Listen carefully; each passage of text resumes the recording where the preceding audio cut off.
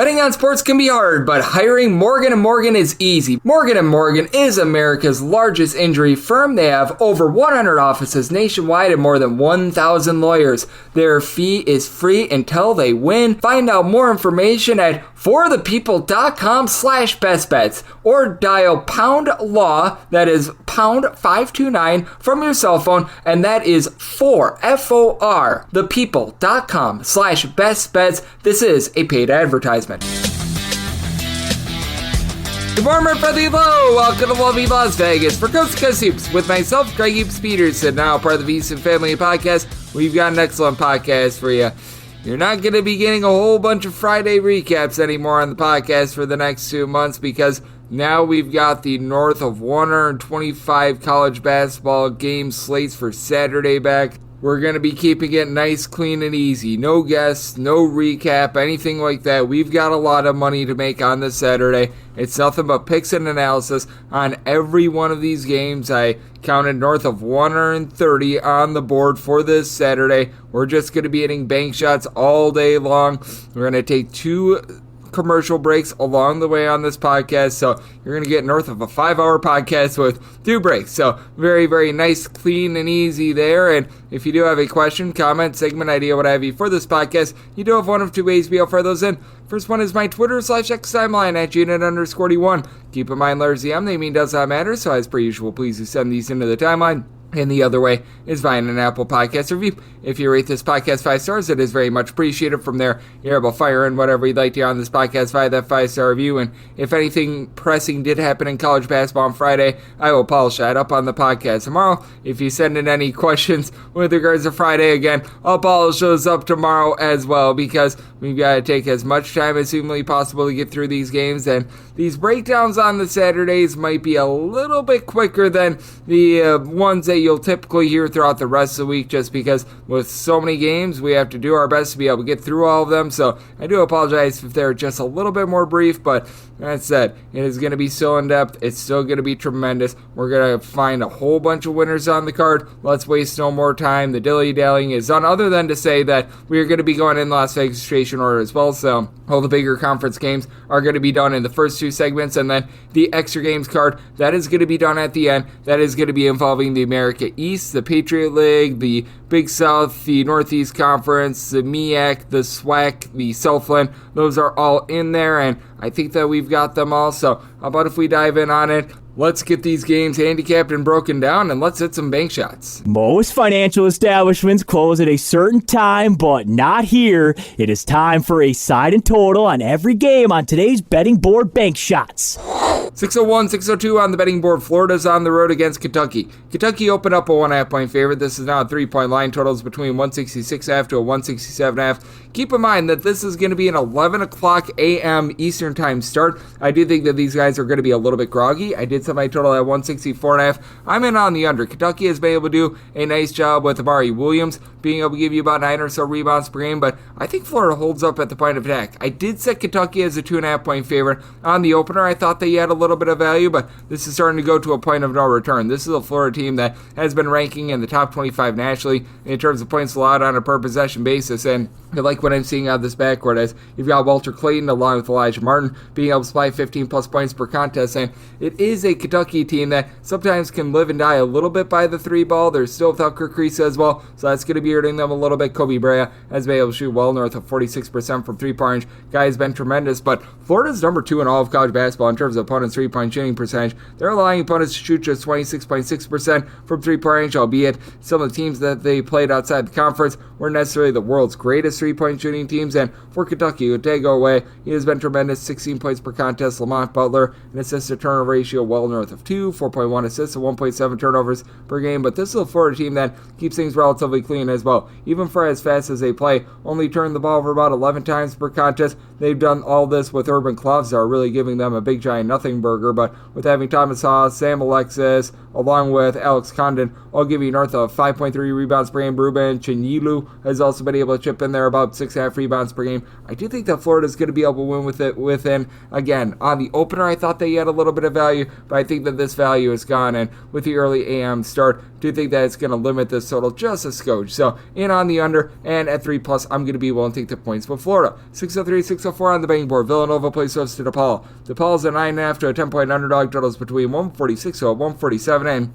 with the ball, I did set them as an underdog of 11.5 points. I'm going to be willing to lay the number with this Villanova unit. They have the number one scorer in all of college basketball, and Eric Dixon, who's been able to supply the team with darn near 26 points per contest. He has been absolutely tremendous with that regard. And for DePaul, I just don't assist with them. Against lesser competition, they've done a tremendous job of being able to beat up on them and being able to get their way with regards to their offenses. They're shooting 38.5% from three-point range. That's a top 40 mark in all of college basketball. And her top two scorers, Jacob Meyer, along with Isaiah Rivera, they've been able to combine for about 25.5 points per contest. Both are shooting at least 42% from three-point range. And while Connor Enright has been able to do a great job of being able to dole out 7.2 assists per contest, top 15 mark in all of college basketball. The 3.4 turnovers per game, a little bit unsightly. Overall, this is a team that's turned the ball over about 13 times per game, and Villanova's ascended with regards to rebounding. They're now a top 40 team with regards to rebound percentage, and Yakpo Yaki, Wuga Poplar have been able to combine for about 13.5 rebounds per game, while Jamari Breakus now shooting 49% from three-point range with 11 points per contest.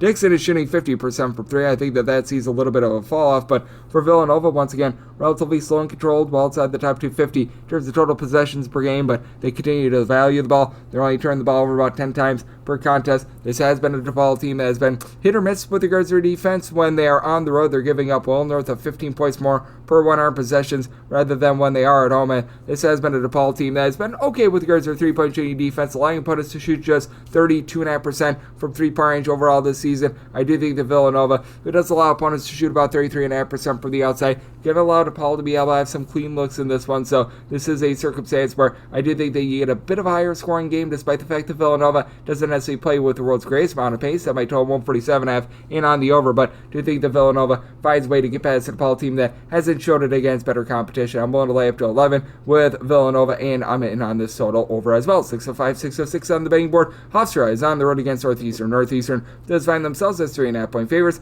132.5 to 133 is your total, and for Northeastern, I did set them as a favorite of 4.5 points, so here at the 3.5, I'm going to be willing to lay it. Northeastern has ascended to being a top 100 team in terms of points allowed on a per possession basis, a far cry from what we've seen in past years, and this is a Hofstra team that has really slowed themselves down well outside the top 275 in terms of total possessions per game. This has always been a Hofstra team that has been a little bit more live and die via the perimeter, and for Hofstra, they are allowing opponents to shoot right around about 36.5% from three-point range. That is 299th in all of college basketball. Always has been a little bit of a tough team on the glass with regards to not being able to pull in rebounds. They've been a little bit better this year with having Michael Graham come in. He's been able to give the team 7 rebounds per game. Began his career over at Elon and also Loyola Marymount. You've had Cruz Davis, Gene Ambarusian combined for about 28.5 points per contest, but roster 12 turnovers per game with 33.5% three-point shooting. That's quite a bit of a downtick from what we've seen in past years with regards to this offense. So I will say it does feel like that offense is starting to come back to them. 68 plus points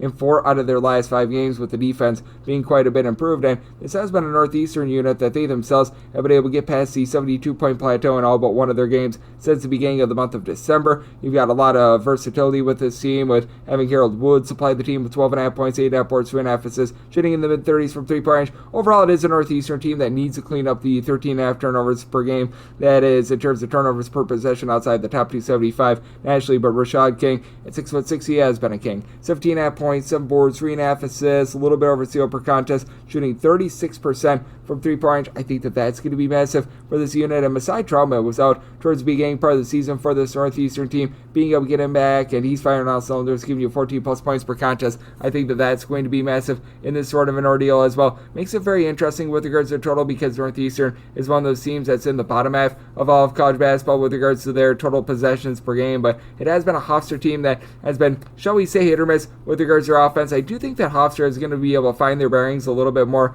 with regards to their offense. I do think that that's going to send, so I did set my total at 134.5. I'm going to be willing to take this total over, but like what I'm seeing out of Northeastern, I'm willing to lay up to 4 with them. 607, 608 on the betting board. It is Toledo. They're on the road against Western Michigan. Western Michigan, it went after a 2.0 underdog. Draw this game 154 to 154.5.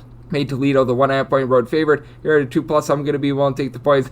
Shock, surprise, Toledo's not necessarily playing the world's greatest amount of defense going into the day on Friday, 322nd in the country in terms of points allowed on a per possession basis. And this is a Western Michigan team has been a top 75 team with regards to rebound right now. They themselves are about 311th in the country in terms of points allowed on a per possession basis, but makes it very interesting with regards to the total because Western Michigan, while outside the top 200 in terms of total possessions per game, Toledo's looking to play at a pretty good pace, but this is not the same Toledo team with regards to their three-point shooting that they have been in past years. Shooting about 33% from three-point range now. You have a 51% three-point shooter in Sam Lewis who's supplying 14 points, 5.5 boards per contest, and you've been able to get good production with 15 points, right around about 3 assists, 4.5 rebounds per game out of Sonny Wilson. So do like what these guys bring to the table. Isaac Adams, who comes on over from Buffalo, has been able to give you 10 points per contest, but outside of Lewis and Wilson, you don't have a lot of guys that shoot above 33% from three-point range on the roster. For Western Michigan, they should be able to control things down low with Owen Lobsinger giving you about 11 points, 7 boards. He's able to pop it from three as well at 6'9", about 31.5%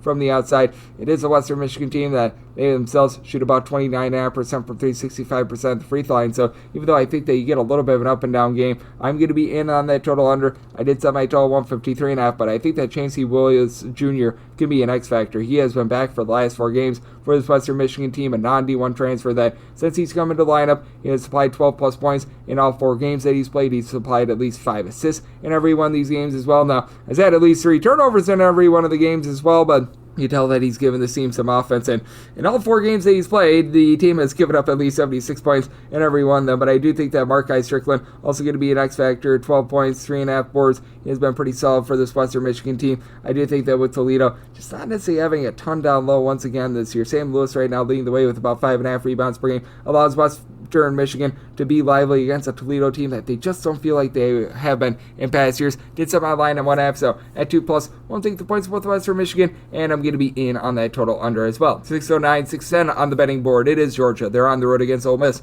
Ole Miss is a favorite of 4 points. Total on this game is 146 to 146.5, and with Ole Miss, I did set them as a 2.5 point favorite, so here at the 4, I'm going to be willing to take those points with Georgia. Georgia has been one of your more dominant defenses in all of college basketball, top 30 mark in terms of points allowed on a per possession basis, while Ole Miss is a top 3 team with regards to fewest turnovers on a per possession basis. Sean Badula, who's come over from Virginia Tech, has been massive for this team, 14.5 points, nearly 4 assists, 2.5 steals per contest, while shooting 40% from 3-point range. It's an Ole Miss team that, as a collective, they shoot about 35.5% from the outside. Now they've got Matthew Morrell starting to fire on all cylinders after he was dealing with a little bit of an injury throughout December. Still only giving you about 11.5 points per contest after last year. That was more like 16 points per game. And Ole Miss, they don't necessarily have a ton of size. Malik Diaz has been able to give you about 5.5 or so rebounds per game. And that's why I think that Georgia is going to remain very lively. Asa Newell has been able to give you 15.5 points, 6.5 boards, one of the more underrated freshmen in all of college basketball. Georgia does need to clean up their turnovers, 13 turnovers per contest. They are well outside the top 250 in terms of ball handling and in terms of turnovers on a per possession basis. That said, this is an Ole Miss team that, while they're relatively solid at being able to generate turnovers, I don't think that they're necessarily going to be able to create a whole bundle of ball pressure in this one. And this has been a Georgia team that has been a top 100 team themselves in terms of turnovers created per game. So I've been able to do a relatively rock solid job there with having a pair of guys in Silas Emery along with Tyron Lawrence combining for about 3.3 steals per contest. You've got Demery shooting 37.5% for 3, 12.5 points per contest. Off the ball, Dakota LeFew, the transfer that comes in from Mount St. Mary's, he's been able to splash in there for about the 12.5 points per contest, shooting 40% from 3-point range as well. So an interesting battle here. I do think that for this Ole Miss team, they do find a way to be able to get the job done. But again, not having a ton down low, you do have someone like a Rado Goffrey for this Georgia team, being able to give you 5 rebounds per game. You've been able to get about 4.5 rebounds per game out of Somoto Surel, who's a 6'11" freshman that's coming in and done a rock solid job. I do think that that's going to keep Georgia lively in this one, and it has been an Ole Miss team that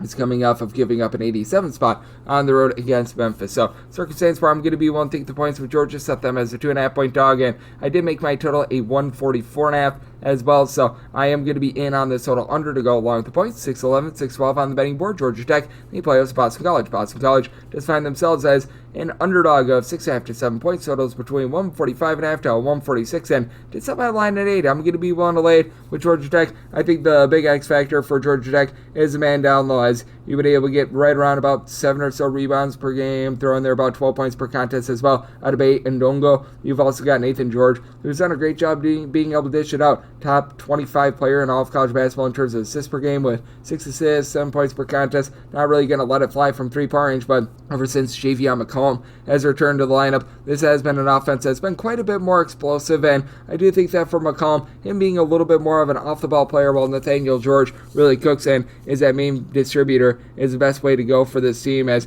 in the last 2 games for McCollum, he's been able to supply the team with 39 points, 8 assists, 4 steals, just 3 turnovers per game, so clearly they've been able to find a little bit more of that magic sauce with them. For this Georgia Tech team, it has been rough for them on defense. They are well outside the top 100 in terms of points allowed on a per possession basis, but for Boston College, things have been all sorts of rough for them. They win that tournament out there in the Cayman Islands. Things look like they are going to be going very much northward, and ever since then, things go down the toilet bowl, including a home loss to Dartmouth, and big reason why Boston College is 275th in all of college basketball in terms of opponents' three-point shooting percentage, and while Georgia Tech does have their deficiencies on defense, Georgia Tech hovering more around about 231st in the country with this regard. And for this Boston College team, it's a very top-heavy team, as you've had Donald Hand had to try to do a little bit of everything. 15 points, 7.5 boards, shoots about 34.9% from three-point range, while Chaz Kelly is your main facilitator. He's a young guy that's an underclassman, about 2.5 assists per contest, while Chad Venning down low is able to give you a block and a half and 12 points per contest.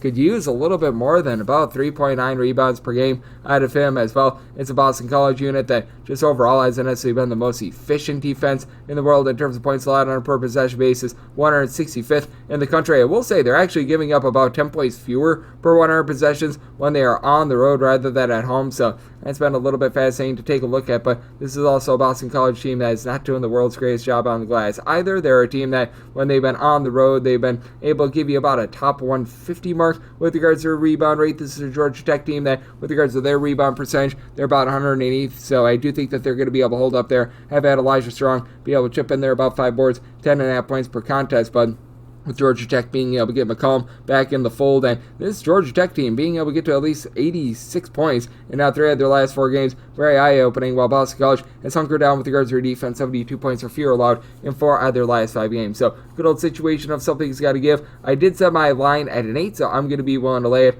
with Georgia Tech, and with regards to this total, set mine at a 142. Do think that things get slowed down a little bit more, so also in on this total under 613, 614 on the betting board. It is North Carolina on the road against Notre Dame. Notre Dame is a 6-point home underdog. Totals between 156 and 157. I set Notre Dame as a 2.5-point underdog. I'm going to be willing to take the points. This is another one of these circumstances where with North Carolina, I would look to fade them more in the first half rather than for the full game, because we have seen it time and time again with North Carolina where they get outscored in the first half, and then in the second half they play much better with regards to their style. I have no idea how. I have no idea why, but we have seen this all season long. If you take out the bye game, so I'm looking only at home games now. This does take out a few games that were pretty rock solid for North Carolina at home, like when they played against Alabama. Obviously, that's a very real opponent, but that said, in just games that are played away from home in a road/neutral setting for this North Carolina team, they are currently being outscored by an average of 8.6 points in the first half. That is one of the worst marks that you're going to find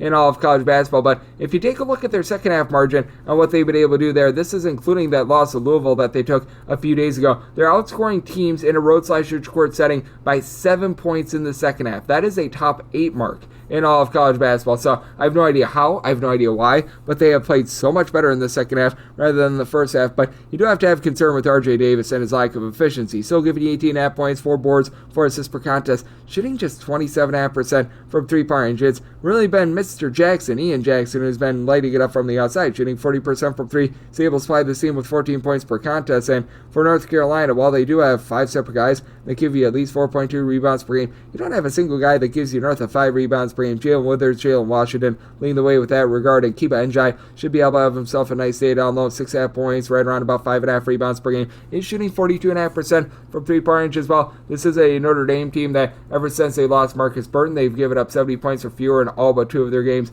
ever since then, albeit coming off of a less than savory effort against Georgia Tech. But This is a Notre Dame team that, with regards to being able to guard the outside, have been pretty rock solid at home. They're allowing opponents to shoot just 29.1% from three-point range, so that's the top 100 mark in all of college basketball. I do think that they're going to be able to do a relatively solid job of being able to hold up on the glass as well. And this is just flat out a North Carolina team that's not going to be creating a whole bunch of ball pressure. 301st in all of college basketball with regards to turnovers forced on a per possession basis. That'll allow the Shrewsburys and Micah and Brandon Shrewsbury to have good, clean, open looks. Now Notre Dame, they themselves about 330th in terms of turnovers forced on a per possession basis, so should have a lot of good, clean possessions, but we have noticed this Notre Dame team slowing down just a skoge without Marcus Burton in the lineup. But now that we've seen this total go downward a little bit with regards to North Carolina games, I do think that these good, clean possessions, even though you might not get as many possessions as you're used to seeing in North Carolina games, going to be just enough for the over. So it did set my total at a 156.5 in on the over, and at 3+, which right now we're getting at 6, going to be willing to take those points with Notre Dame, but as I was alluding to, looking more to fade North Carolina in the first half rather than the full game. 6:15, 6:16 on the betting board. Dayton is on the road against George Washington.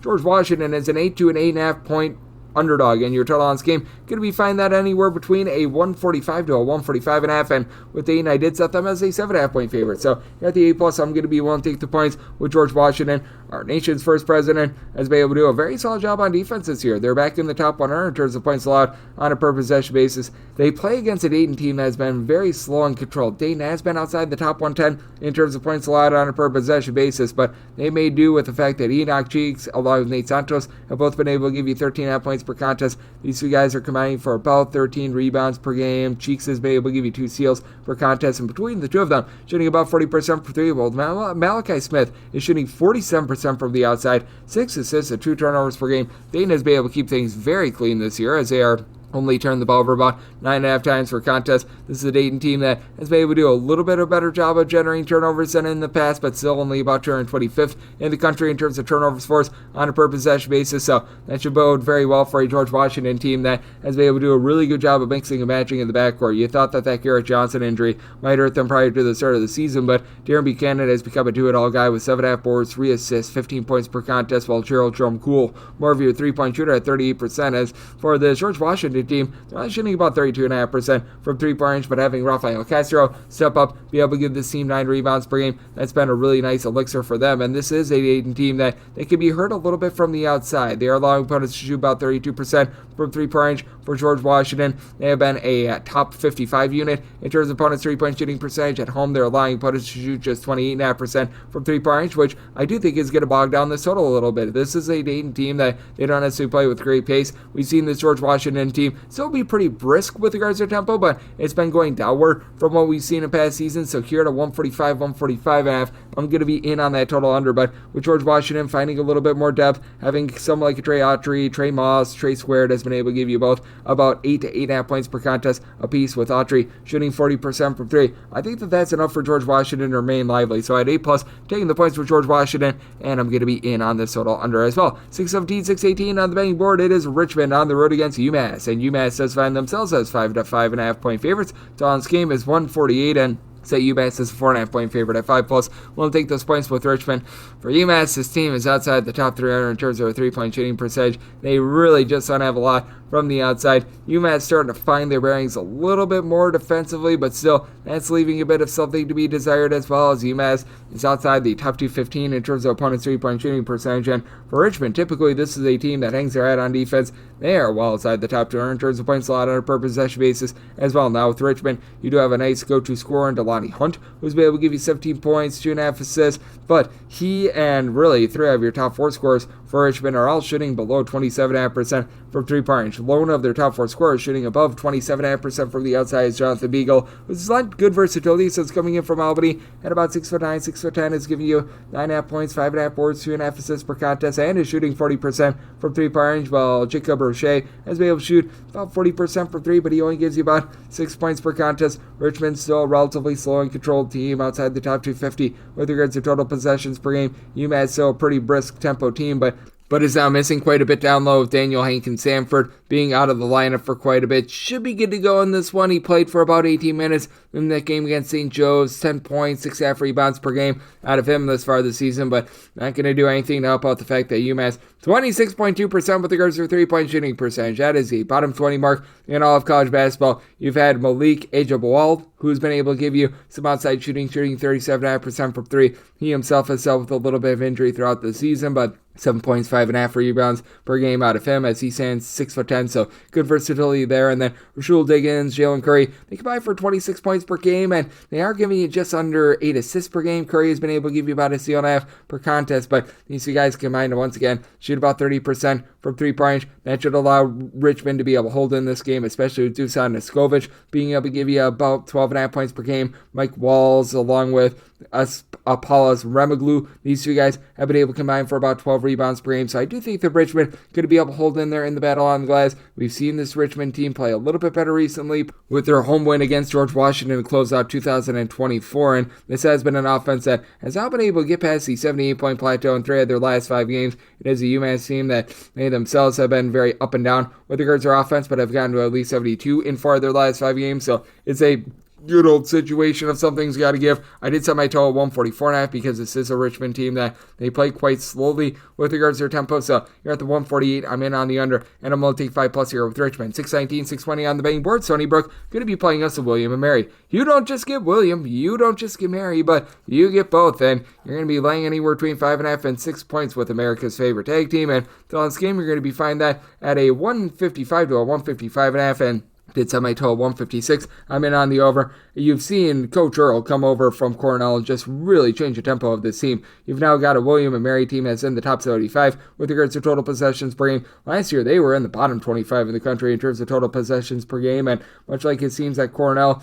Coach Earl's William and Mary bunch, right now the whole is greater than the sum of its parts for them. You've pretty much got like 7 different guys that give you north of 5 points per contest. They've dealt with a little bit of an injury to Caleb Dorsey, but now they've gotten him back in the lineup. He's scored 16 points with 10 boards in the last 2 games, so that'll be able to help them out. As Noah Collier, the big man that began his career at Pittsburgh, has been your main guy, 13.5 points, 5.5 rebounds per game, shooting 37.5% from 3. And for William and Mary, they're as a collective shooting about 36.5% from 3-point range, but they have been pretty dreadful with regards to their defense as well. They are well outside the top 250 in terms of points allowed on a per possession basis for William and Mary, not generating turnovers the way that Cornell team did back in the day, and William and Mary allowing opponents to shoot north of 34% from 3-point range. That's out of the side of the top 200 nationally. Meanwhile, it has been a Stony Brook unit that has had a tough time from the outside for one, and this team is outside the top 225 in terms of both points scored and points allowed on a per possession basis, and at home they're allowing opponents to shoot 38% from 3-point range. That's outside the top 300 nationally. Now Joe Octave has been a nice little do-it-all guy in the backcourt, 14 points, 5 boards per game, while CJ Luster is your main 3-point shooter, shooting 41% for the outside, 13 points per contest. This for a team that is shooting as a collective 30.3% from 3-point range. Luster is the only guy that's averaging north of 2.5 points per contest, that is shooting above 32.8% from 3-point range. The former William and Mary standout, Ben White, has been able to give the team about 9 points, 5 rebounds per contest, but not a ton down low for Stony Brook either. Andre 3000 Snotty has been able to give you about 6.5 rebounds per game, so that's been able to help them out a little bit. And not calling this William and Mary team anything amazing on the glass. They're about 178th in the country with regards to rebound percentage, but Stony Brook has been having a relatively difficult time there as well, 277th in all of college basketball. And with William and Mary and their distinct style, I do think that that's going to take it out of the Stony Brook team just a little bit. I did set my line at 6, so here at the 5.5, it's a max I'm willing to lay with William and Mary, but I'm going to be willing to do so. And with William and Mary, they've gotten their harebrained up-tempo style all season long. Did set my total 156. I'm also in on the over. 621, 622 on the betting board. It's NC State on the road against Wake Forest. Wake Forest is a favorite of 5 points. Totals between 137 to a 138, and I did set my line at a 3.5. I'm going to be willing to take the points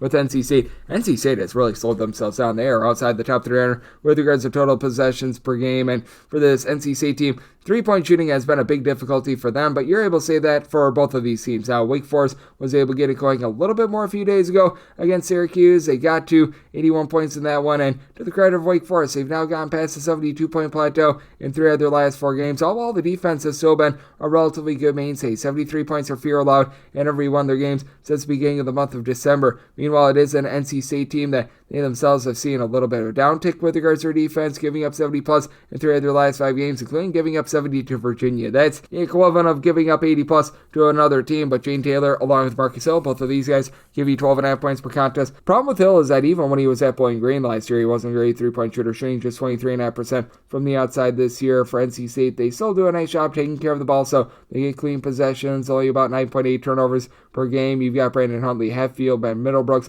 combining for about 10 rebounds per game. I was expecting a little bit more of Dontrell's style than is 9.5 points per game, and this team is going to have a little bit of a rough time on the boards with Wake Forest having Trayvon Spillers come in from Appalachian St. He's been able to give the team 8-plus rebounds per game, but for Wake Forest, even with that, they're about 237th in the country with regards to rebound percentage. NC State right around about 235th, so that's been a relatively big stalemate all season long for Hunter Sallis. He's able to give the team 18 points per contest, but after he shot well north of 35% from three-point range last year, down to about 20% this year, I do think that that's going to rebound a little bit, and Davon Crosby has been able to shoot about 32% per the outside, 6.5 points per game. Need a little bit more out of him. Omaha Blue being out of the lineup for 11-plus games for this Wake Forest team has been hurting them, but still have good versatility with Cameron Hildreth, 3.5 assists, steal per contest, 13 points, 4.5 rebounds. Do like what I'm seeing out of him, but for Wake Forest, it's just been wobbly all season long. Really feels like Kevin Boopy Miller transferring out of the program has just hurt them so much, and even though Wake Forest has gotten on a little bit more of a roll recently, I do think that NC State is still going to be able to do a solid job of being able to hold up in this game, and I do think that we're going to see some three-point shooting positivity out of both of these teams. I did sell my total at a 141.5.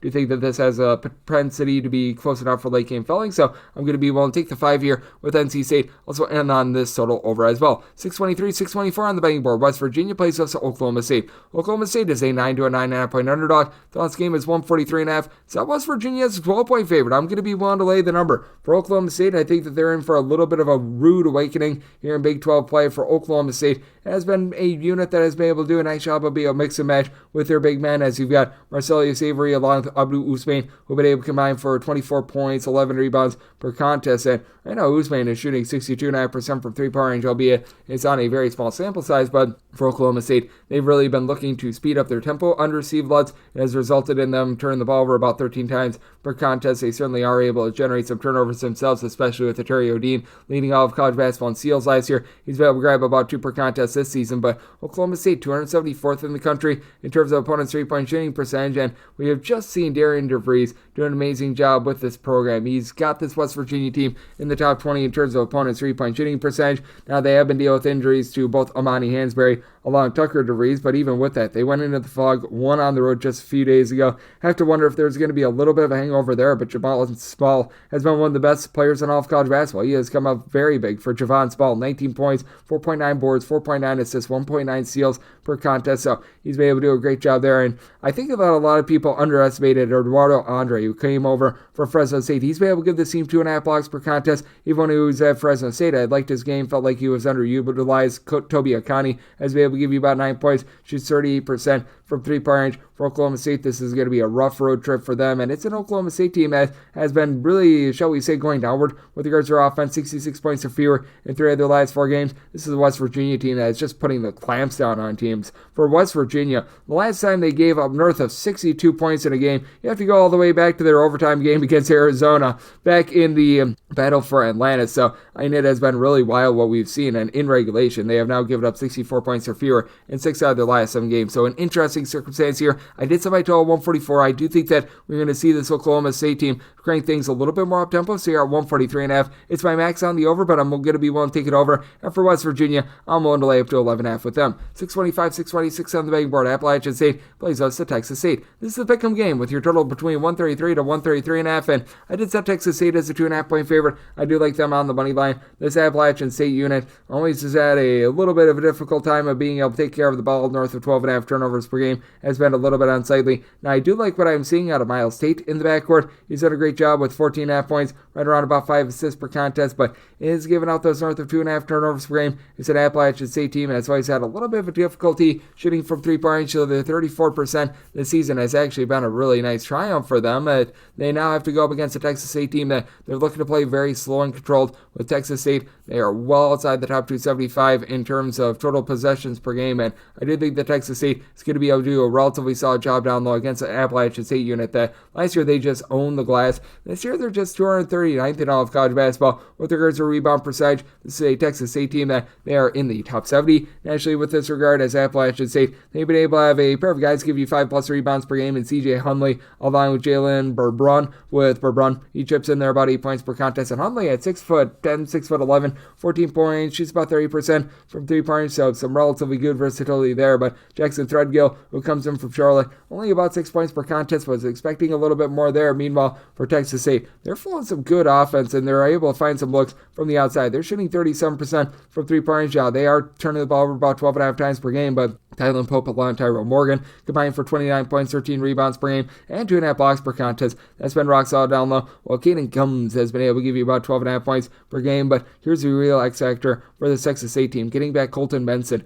Benson last year shot 94% of the free throw line, has yet to miss one thus far this season. Came in from Army a few seasons ago, and right now he's shooting 44% from 3-point range. He's been pretty consistent with regards to his scoring as well. He has been able to supply this team with 8+ points in all 6 of the games that he's been able to play in thus far this season. So I do think that lifts Texas State over the top in this one. Both of these teams rather slow, rather controlled with regards to their tempo. So I do feel like this total is a little bit too high. So I might total 130.5 in on the under, but we'll take Texas State on this pick'em line. Made them a 2.5 point favorite. 627, 628 on the betting board. It is Chattanooga, and they're on the road against the Citadel. And the Citadel does find themselves as a underdog of 11 points. And on this game, you're going to be finding it at a 142.5 to a 143. Don't want to go past the 11, but I'm going to be willing to lay at 11 with Chattanooga. This is just a Citadel team that they can't find their bearings really anywhere outside the top 275 in terms of both points scored and points allowed on a per possession basis. For the Citadel under Duggar Baucom, at the very least when they were bad, they were playing up tempo and they were putting points upon the board. Ed Conroy has his team playing outside the top 250 in terms of total possessions per game, and it's just simply not working out for them. The one thing that the Citadel is working for them is that they're not completely sorry on the glass. They're about 215th in the country with regards to their overall rebound percentage, but they have not done a great job of being able to bottle things up from 3-point range, which is big because Trey Bonham along with Hunter Hoff last year, both of these guys gave you north of 17 points per contest. Both of these guys shot north of 38% from 3-point range, and we just haven't seen the same effectiveness from them thus far this season. They're combined for about 26 points per contest, but these guys, they combined shoot about 34% from 3-point range. They should be freed up a little bit more in this game with the Citadel currently ranking 290th in all of college basketball with regards to opponents' 3-point shooting percentage. It's a Chattanooga team that honestly has been a little bit better with regards to their defense, but they themselves on the road are allowing opponents to shoot 35% from 3-point range. But with the Citadel, you just don't have a lot of outside shooting. You've got Brody Fox, who's been a nice go-to scorer. He's given the team 16.5 points per contest, lone guy on the roster that gives you north of 9.5 points per game. But the team as a whole shoots 30% from 3, 58% of the free throw line. They turn the ball over 14 times per contest.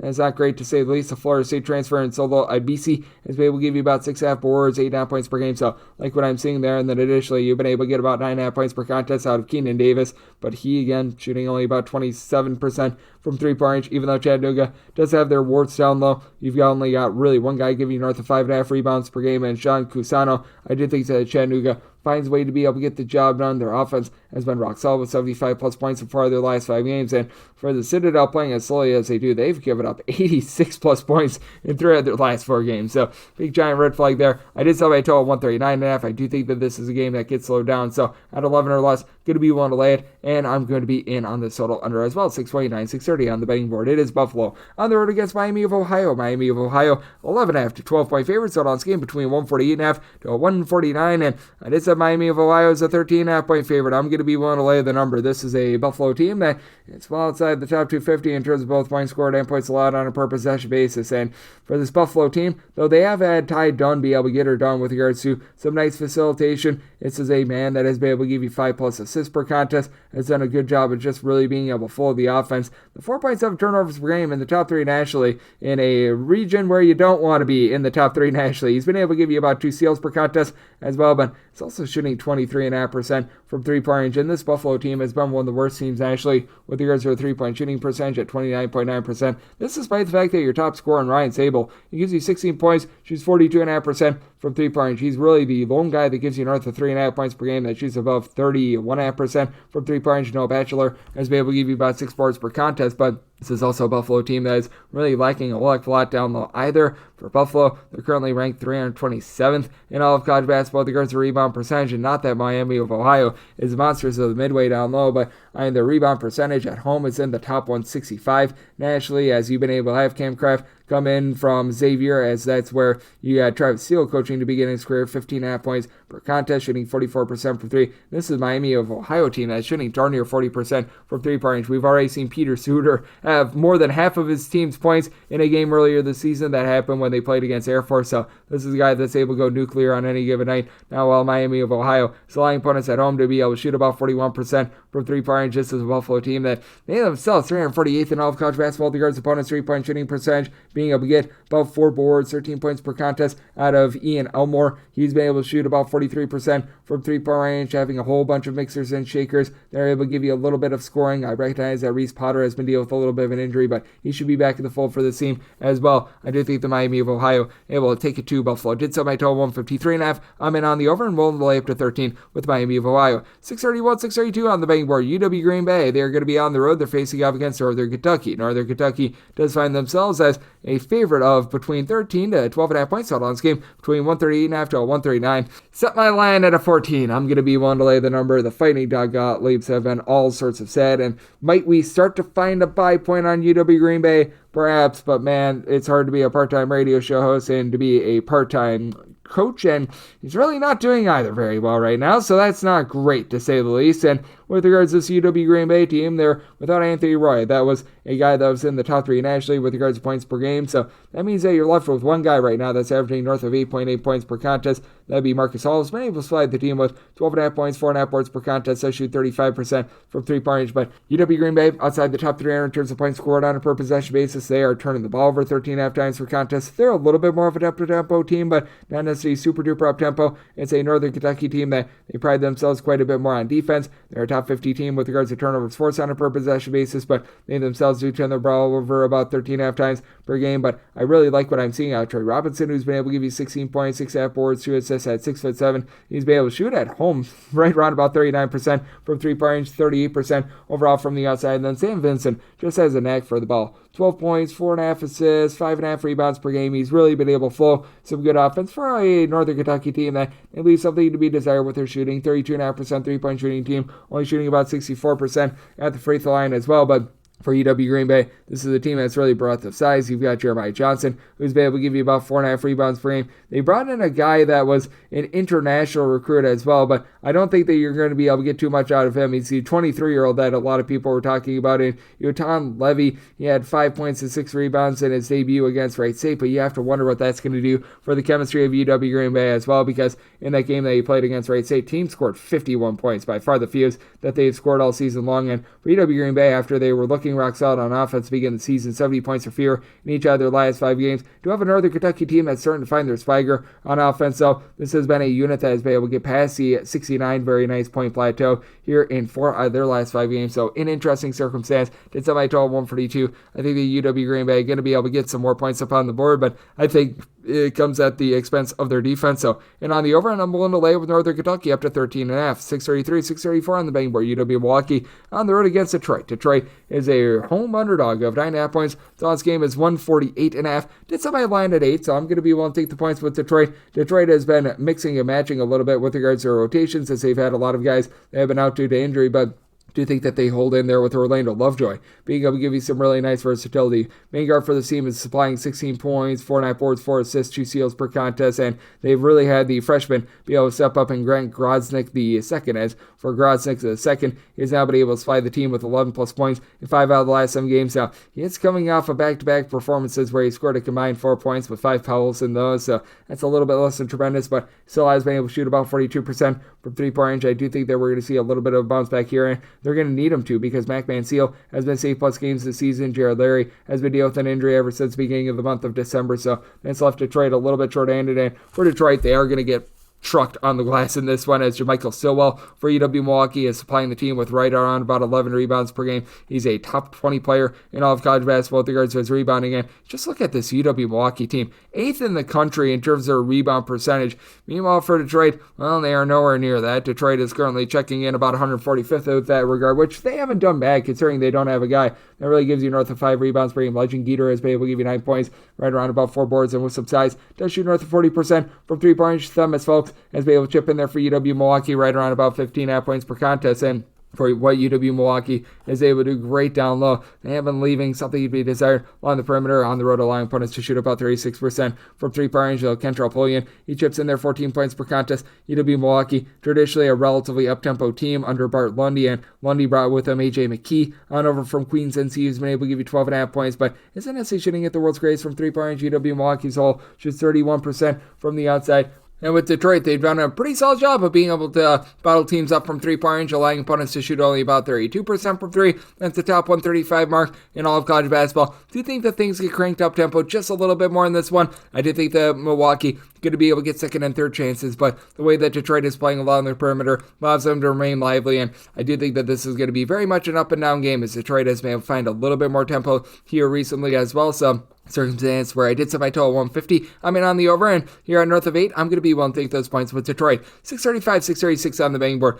Tennessee plays us to Arkansas, and Tennessee finds themselves as a double-figure favorite in this one. You're going to be laying anywhere between 11.5 and seeing as high as a 12 out there as well. Total on this game is between 143 to a 144, and it's very simple for me. 11 or less, I'm willing to lay with Tennessee. 12 or more, I'm going to be willing to take those points with Arkansas. As I'm recording this, most places have this right around about an 11.5, so if we can get to a 12 plus, that would be my value point on Arkansas. Personally, I would rather take 12 plus and take the points rather than laying 11, but if all I can get is like a 10.5 to an 11, I would be willing to lay it with Tennessee. Tennessee is a top 5 team in all of college basketball in terms of points allowed on a per possession basis, have been rock solid on defense, and this offense has really been able to ascend as well. Back in the top 15 with regards to points scored per possession with the Chaz Lanier, give you 15 plus points per contest, shooting north of 40% from three, but the guy that's really making this engine run has been Zakai Ziegler. Ziegler has been able to give you north of 6 assists per contest. He does turn the ball over a little bit more than what you'd like, but all in all, I've been liking what I've been seeing there. And for Arkansas, they've been much better when they've been at home rather than when they've been on the road, but keep in mind that a lot of their games in a road and neutral court environment, they happened while they were dealing with injuries. Trevon Brazile was a little bit banged up along Jose to begin the season. Both of these guys are combining for about only 13.5 points per contest. Very misleading there, as these guys have been able to come on strong down the stretch. You've got Big Z, who's able to give you multiple blocks per contest. He's thrown in there 9 points per contest, and a guy that from three-point range is shooting 45.5% for three. Didn't see him a lot in that Oakland game a couple days ago, but we've seen a lot of Abdou Thiero. 18 points, 6 boards. Really like what I'm seeing there. And this has been an Arkansas team that, to their credit, they've been able to do a relatively solid job of being able to hold up at the point of attack all season long. It's an Arkansas team that, with regards to rebound percentage, are a top 50 team with that regard. They've done a really nice job of being able to bottle teams up from three-point range as well for this Arkansas unit. They're allowing opponents to shoot from three-point range in that neighborhood about 29%. So liking what I'm seeing there, but that does take quite a bit of a drop-off when they're on the road, and then you have to match up with guys with versatility like Igor Milicic has been able to give you 10.5 points, shoots only about 22.5% per three, but at 6'10", he's able to space the floor, find some good looks for someone like a Jordan Gainey who's been able to shoot 38% from three-point range.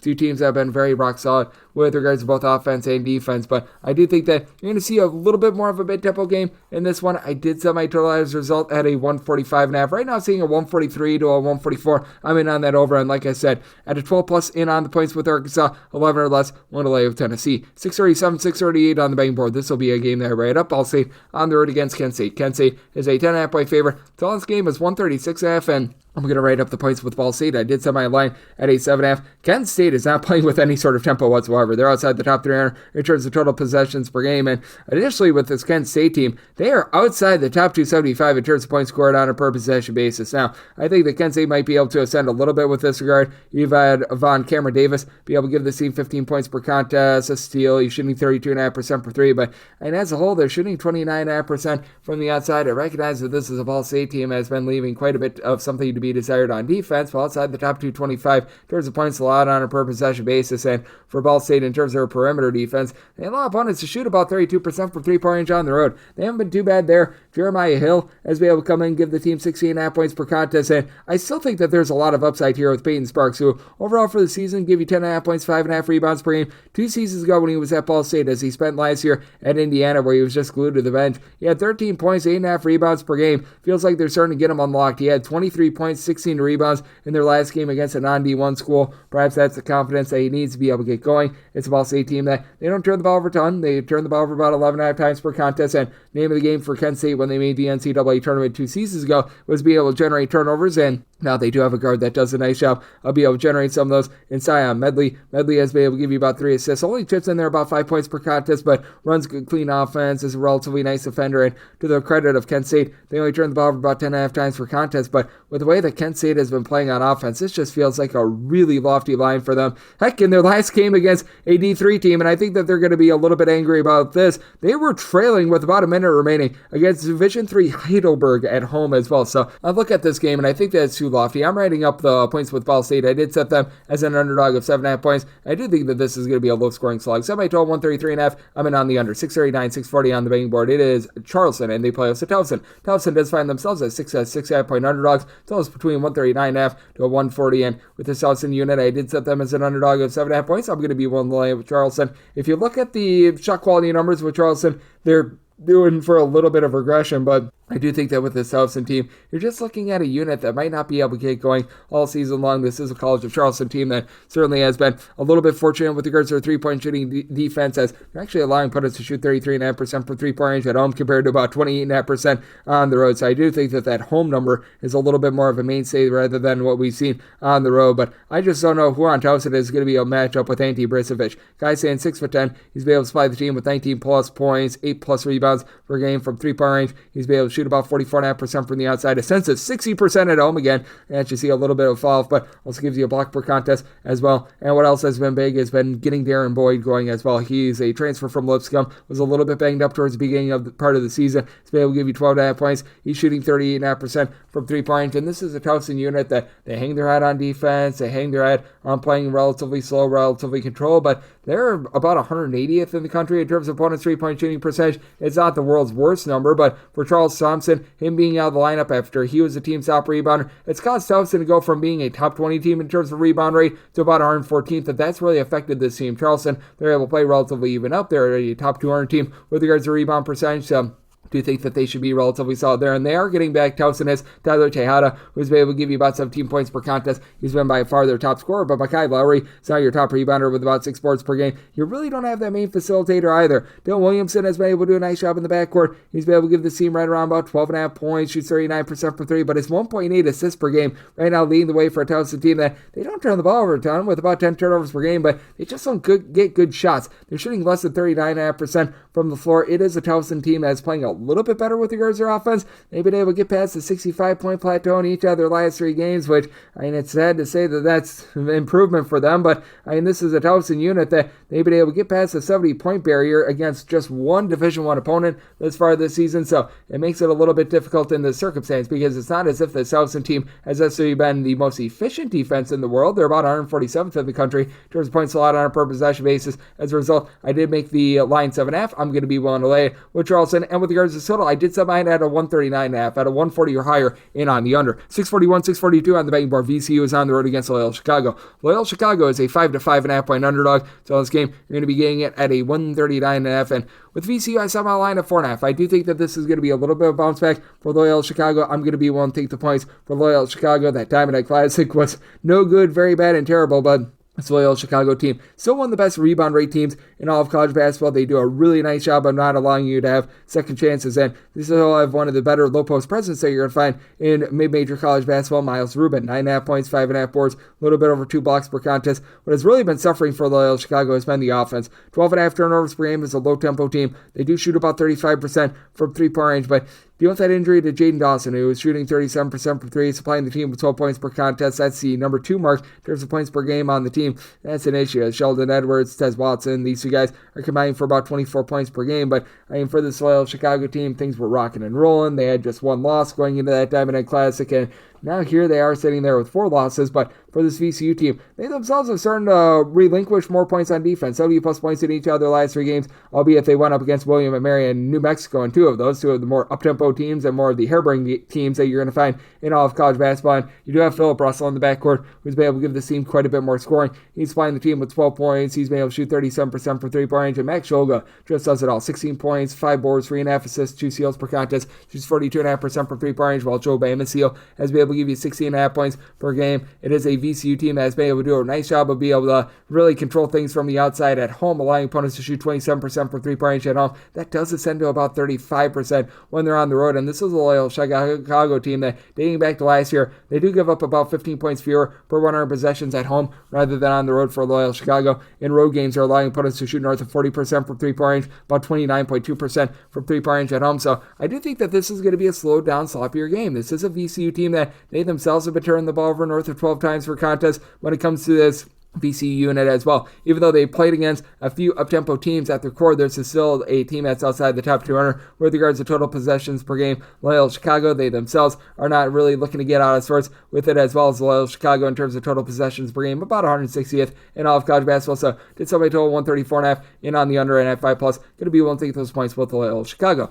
643, 644 on the betting board. Duquesne is going to be on the road against Davidson. Davidson does find themselves as favorites of 5 points. And tonight's game, you're going to be getting it at anywhere between a 133.5 to a 134. And I did somebody total 135.5. I'm in on the over. Now, this is a Duquesne team that, once again, is outside the top 250. In terms of total possessions per game, Duquesne has been a bottom 150 team in terms of points scored on a per possession basis. Does feel like they're starting to find a little bit more offense. So this is despite the fact that Jake DiMichele has been dealing with an injury. You have Deshaun Corbett, Alontre Dinkins, who have been able to combine for about 20.5 points per contest. Corbett is able to chip in their 6 boards. He has been able to shoot about 33% from three-point range. And as a whole, Duquesne is shooting 34.5% from three-point range. And this has been a Davidson team that has really given it up from three-point range. For Davidson, they're allowing opponents to shoot from three-point range, a bottom 100 mark in all of college basketball at 35.6%. So that's a little bit of an issue. This is a Duquesne team that, to their credit, they've been able to do a relatively solid job of locking down low. But when they've been on the road, they're allowing opponents to shoot 38% for three-point range. That is a bottom 75 mark that you're going to find in the country. And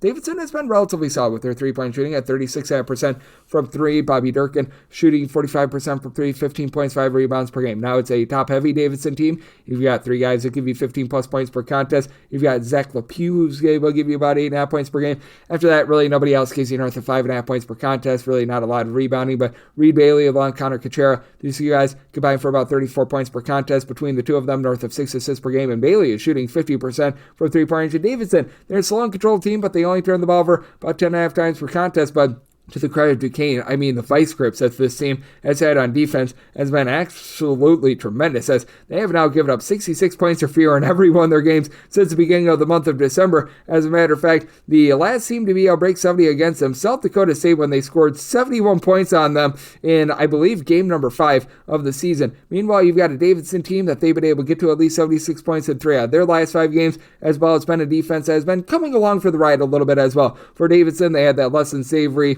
event out there at the Battle for Atlantis, but really past that, they have given up 72 points or fewer since the beginning of part of the month of December. So I mean, it makes it very interesting with regards to total. But I do think that Davidson going to light ablaze a Duquesne team that doesn't necessarily do the world's greatest job of being able to guard the three-point arc. And though Duquesne is starting to build some upward momentum, I do think that this is a bad matchup for them. I did set my line at 7.5. I'm going to be willing to lay with Davidson, and I'm in on the over. I set my total at a 135.5. 645, 646 on the betting board. Florida National, they're playing against Western Kentucky. Western Kentucky, a 6.5 to a 7-point road favorite. Total on this game is between 154 to a 154.5. Did set my line at 7.5. I'm going to be willing to lay up to 7 points with Western Kentucky. Western Kentucky under Hank Paloma is playing at one of the most up-tempo paces in all of college basketball. Top 10 team with regards to total possessions per game. Florida National still playing relatively fast, but to the credit of Florida National, the defense has looked much better this year. Top 85 team in the country in terms of points allowed on a per possession basis. Top 75 team in terms of opponent's three-point shooting percentage, but they themselves only shoot about 30.5% from three-point range. Jaden Brewer has had to be that do-it-all guy, 5.5 boards, 3 assists, 14.5 points per game, but you're starting to get a little bit more down low. Jonathan Ibar was dealing with a little bit of an injury, but he's back. He and Vinay Slosham have been able to combine for about 9.5 rebounds per game. With Slosham, he's been able to give you 2 blocks per game, so these guys have been able to step up in a big way, but what else are you going to get along the perimeter? As Deshaun Giddens, he's been getting you about 9.5 points per game, but for Western Kentucky, this team has been able to do a really good job of being a whole is greater than the sum of its parts team with regards to rebounding. Tyrone Marshall, Babakar Faye have been able to combine for about 14.5 or so rebounds per game, and for Florida National, they're better on the boards than they were last year. Last year, they were like a bottom 10 team in all of college basketball with regards to rebound percentage, but I mean, it's still a team that's about 223rd in the country with regards to rebounding percentage. This has been a Western Kentucky team that has been they themselves themselves right around about 238th in the country, but for Western Kentucky, they do a solid job being able to generate some turnovers. They're shooting 35.5% from three-point range as a collective, which each out of their top four scorers shooting at least 36% from three-point range. Don McHenry leading the way, 18 points, 2 assists, shoots 36% from three-point range. You've got Christian Lander who's been able to shoot about 37% from the outside. Julius Redford has also been able to supply this team with about 11 points per contest as well. And for everything that this team has been able to do well on the defensive side of things for Florida National, the offense has taken a little bit of a dive. And Western Kentucky is a top 50 team in all of college basketball in terms of opponents' three-point shooting percentage,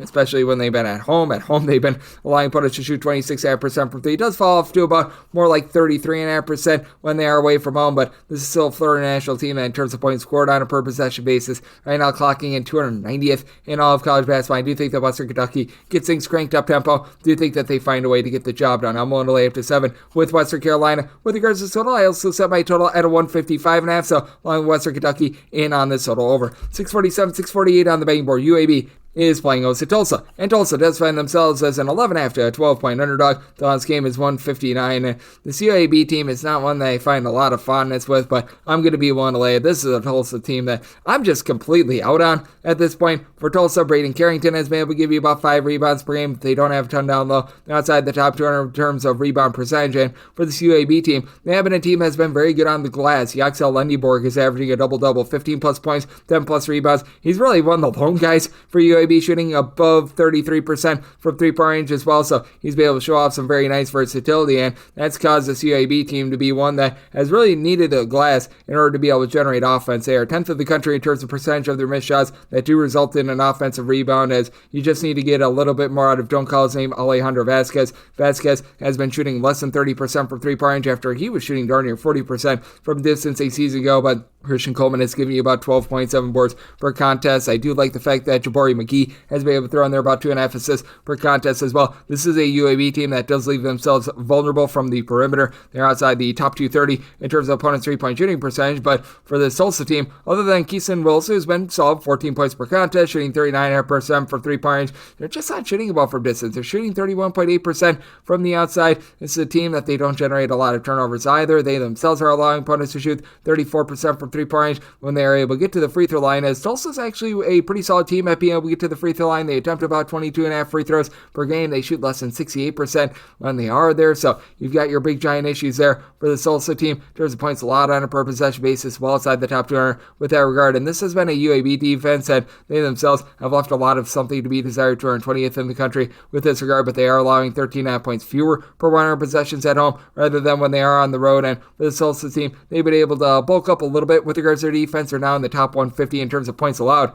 on a per possession basis. I was talking about outside the top 200 more in terms of three-point shooting defense, but with this Tulsa team, I do think that they're going to have a tough time just with the overall size of this UAB team, not having a lot down low. I do think that that's going to be a little bit of a downfall, and you do have a UAB team that is certainly looking to push tempo, and Tulsa, they themselves are going to be willing to oblige. Tulsa, in terms of total possessions per game, 54th in all of college basketball. UAB more around 76th, but for UAB, playing at about 4 possessions per game more when they're at home rather than on the road. Big reason why I did set my total at 157.5. I do think that the 159 just goes a little bit too far with these teams' lack of three-point shooting, so I'm going to be in on this total under, so my total 157.5, and want to lay up to 13 with UAB. 649, 650 on the betting board. North Dakota State is going to be playing us to Omaha. Omaha does find themselves as 12 to 12.5 point underdogs. So this game is a 148, and I'm going to be willing to lay it with North Dakota State. I did set them as a 16-point favorite. North Dakota State, a top 10 team in all of college basketball, is shooting north of 40% from three-point range as a collective. Nebraska, Omaha, they're allowing opponents to shoot 35.8% from three-point range. That is 279th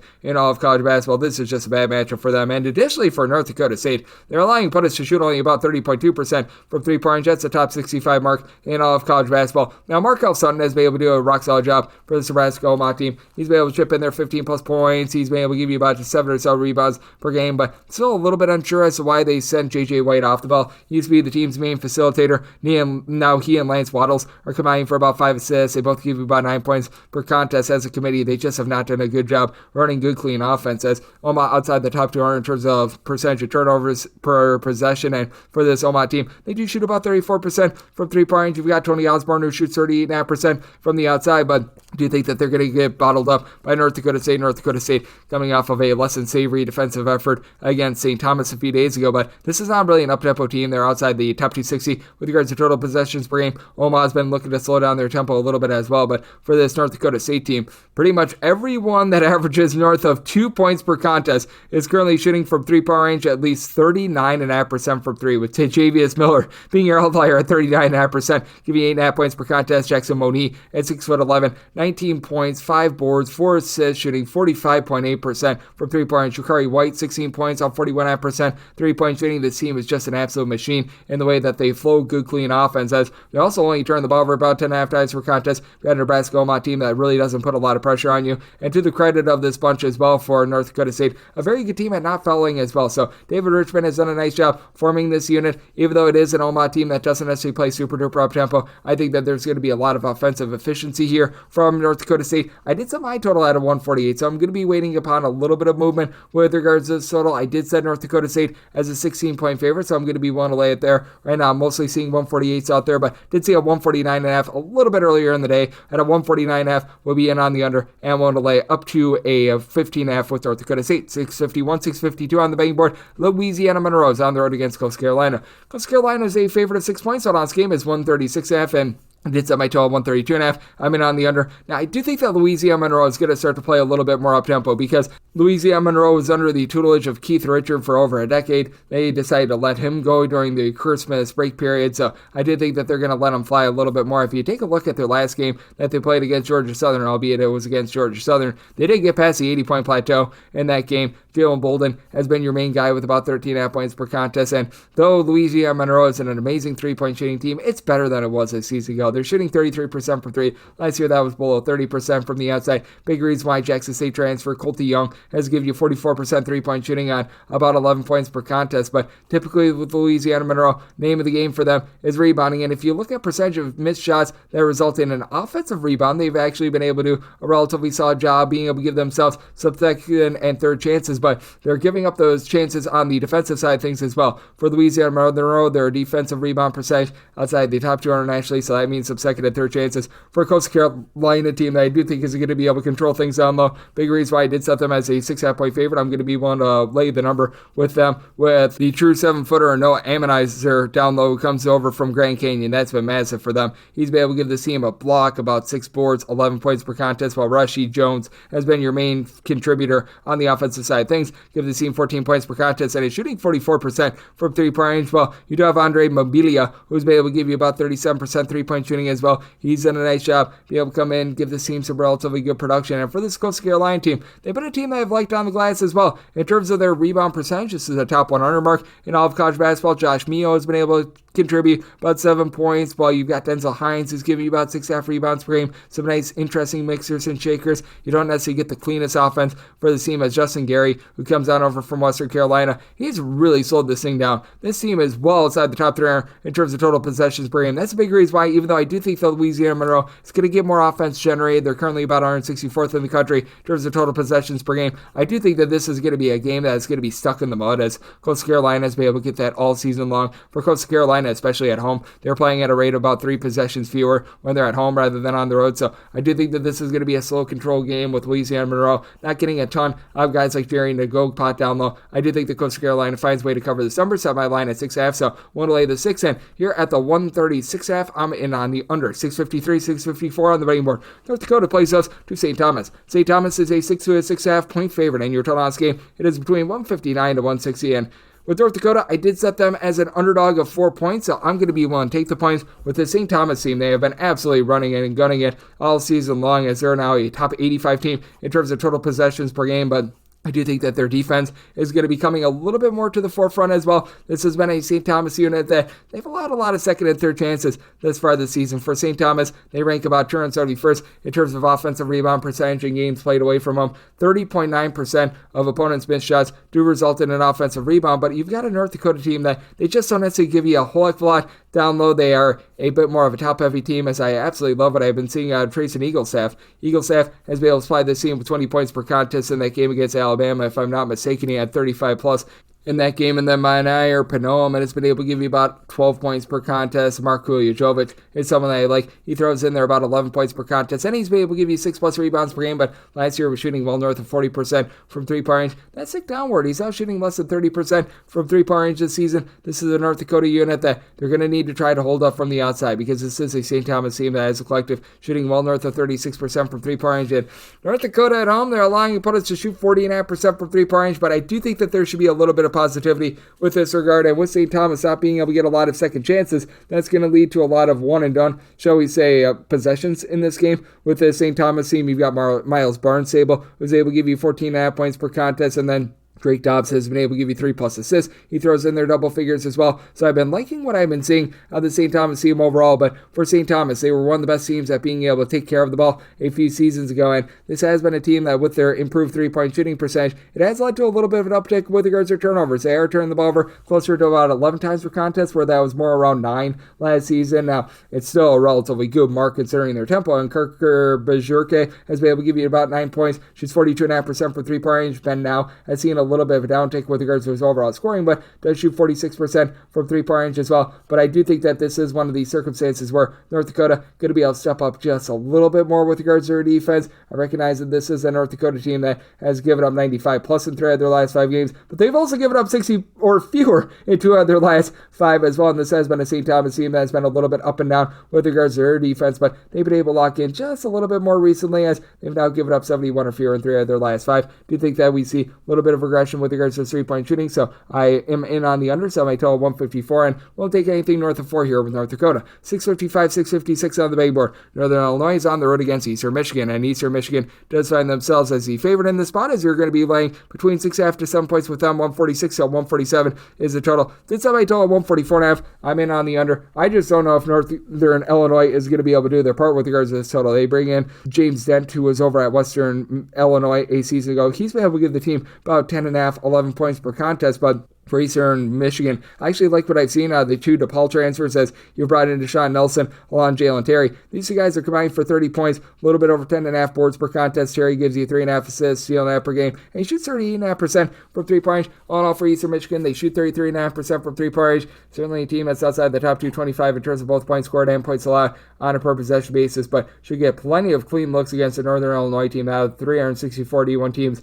Ranks 361st in opponents' three-point shooting percentage. In road games, they are allowing opponents to shoot 42.8% from three-point range. That is very much less than tremendous. Now, this Eastern Michigan team, they do have their awards. They're 357th in the country, and at home they're allowing opponents to shoot 51.4% from 3. Now, I know that they stink with their three-point shooting percentage, but if they leave the gym empty for the rest of the season, opponents won't shoot 51.4% from three-point range. For Northern Illinois, Quentin Jones has been able to supply the team with about 17 points per contest, but he only shoots in that neighborhood about 31% from 3. In Northern Illinois as a whole, they're only shooting about 31.5% from the outside. They've been dealing with an injury to one of their top guys in Ethan Butler, who's been able to give you about 10.5 points, 4 boards per contest. Should be good to go in this one. Played against the East-West Phantoms a few days ago, so that'll help them out. And then you do have 6 boards per contest out of Terry Copeland, but I mean, that's a guy that's been dealing with an injury all season long. He's going to be out of the fold for the foreseeable future too. Joe Munden has been able to give you about 4 boards per contest, but I do think that Eastern Michigan, though, they do have their deficiencies down low. They should be able to win the battle on the glass, as I do like what I've been seeing out of Jalen Billingsley. Has been able to give you about 11.5 points, right around about 5 boards per contest, and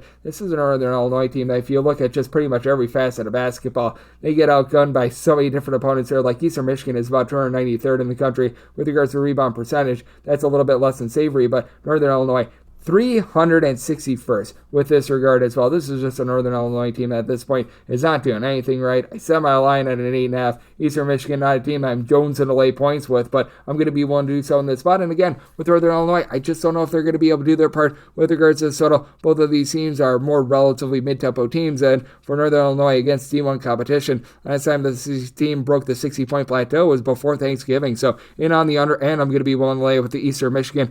697, 698 on the betting board. Nebraska plays us UCLA. UCLA is in a pick'em game / a 1.5 point underdog. So it's game between 133.5 to a 134, and I did say UCLA as a 2-point favorite. I'm going to be willing to take them right on the money line / as a pick'em. This UCLA team has just been a machine with regards to their defense, a top 5 team in the country in terms of points allowed on a per possession basis, and a top 5 team in terms of turnovers forced on a per possession basis. Now, a lot of teams that they generate a bunch of turnovers, they don't get back on defense and play well in terms of being able to guard the 3-point line. This UCLA team has been able to do so. They're a top 45 team in terms of opponents' 3-point shooting percentage as well. And this is a Nebraska team that they themselves are a team that has been ranking in the top 75 in terms of turnovers per possession. They're 68th in the country in terms of opponents' 3-point shooting percentage as well. So both of these teams do a good job of generating turnovers. Both of these teams do a good job of being able to guard the arc, which is a big reason why I'm in on this total under. I did set my total at a 132. Now Tyler Bilodeau, I think, has a chance to be able to take over this game. He had 6'9" for this UCLA team, 14 points, 5 boards. He's been able to shoot 41.5% from 3-point. And on the flip side, Bryce Williams for this Nebraska team has been incredible. 19 points per game, and I like the fact that Connor Essegian is giving you 12.5 points per game, but what are you going to be able to get out of this guy night in, night out? In his last 4 games, he has scored 15, 2, 7, and 20 points. He has been up, down, all around, shooting 44.5% from 3 overall for the season, 46.5% from distance when he's at home, and this is a Nebraska team that shoots a whole heck of a lot better from 3-point range when they are at home rather than when they are on the road. On the road, this is a Nebraska team that is shooting well below 32% from 3-point range. That's like a bottom 75 mark in all of college basketball. Meanwhile, at home, they're more of a league average 3-point shooting team. Meanwhile, for UCLA, this is a team that could be a little bit tedious on the road. They do give up well north of 20 points more per 100 possessions on the road rather than when they are at home, but this is also a UCLA team that they shoot 38.5% from 3-point range when they're on the road, so that's a bit of an issue for Nebraska, guys. You've been able to get some good production down the Birke Butincel, who's been able to give you about 6.5 rebounds per game, and you've also been able to get about 12 points, 4 boards per contest out of Juwan Gary. Has good versatility, but I do think that with Nebraska still really lacking in that main facilitator. Raleigh Worcer has only been able to give you about 3 assists per contest at UCLA, generates the turnovers needed to be able to find a way to get the job done in this circumstance. Now, it is a UCLA team that has been able to give you a little bit more scoring recently. This is a team that has been able to exceed the 73-point plateau in 3 out of their last 5 games in Nebraska. They look good in the Diamond Eye Classic, but I mean, that defense was really cooking as well. 68 points for fear allowed in each of their last 5 games. Do think that you're in for a slog. Semi-total 132, in on the under, and I'm in on UCLA outright on the money line despite the travel spot. 659, 660 on the betting board. It is Mississippi State. They play us to South Carolina. South Carolina find themselves as a double-figure underdog in this spot. You're going to be catching with them anywhere between 10.5 to 11 points. So on game between 142.5 to a 143, and 11 is the absolute max I'm willing to lay with Mississippi State, but I'm going to be willing to lay up to 11, set them as an 11.5 point favorite. This is a Mississippi State team that isn't quite the same team on defense as they have been in past years, but this is a top 35 team in terms of points scored on a per possession basis, and the whole reason why is Josh Hubbard. Hubbard has been able to give you 17 points. He's been slashing in there about 38% from 3-point range, while Claudia Harris also shoots 38% from 3-point range. And to the credit of Mississippi State, this is a top 10 team in all of college basketball in terms of fewest turnovers on a per possession basis. You've had RJ Melendez be able to give you some good versatility. He throws in there a steal, 8 points, 3.5 rebounds per game, and you still have quite a few guys down low like Keshawn Murphy and Charles Matthews doing a nice job on the glass. Those two guys combined for about 15 rebounds per game. And for South Carolina, this has been a surprisingly solid offense recently. They are well outside the top 250 in terms of points scored on a per possession basis, but for South Carolina, they have scored at least 69 points, and I believe all but one out of their last 11 games. Kyle Murray Boyles is a low down low, block and half, steal and half, 9.5 rebounds, 16.5 points per game, and Jamari Thomas has come along for the ride with his 3-point shooting as he and Jacoby Scooby Wright, these two guys are shooting about 38.5% from 3. Wright has been able to give you 2.5 assists, 9 points per contest, and Thomas, he does supply the team with about 12.5 points per game, but out of the 16-team SEC, it does look like South Carolina pretty much etched as that number 16 team right now, which is harsh much because, South Carolina is a top 105 team in terms of opponents' three-point shooting percentage. They're still a top 125 team in terms of points scored on a per-possession basis, but you just got a Mississippi State team that's got a whole bunch of size.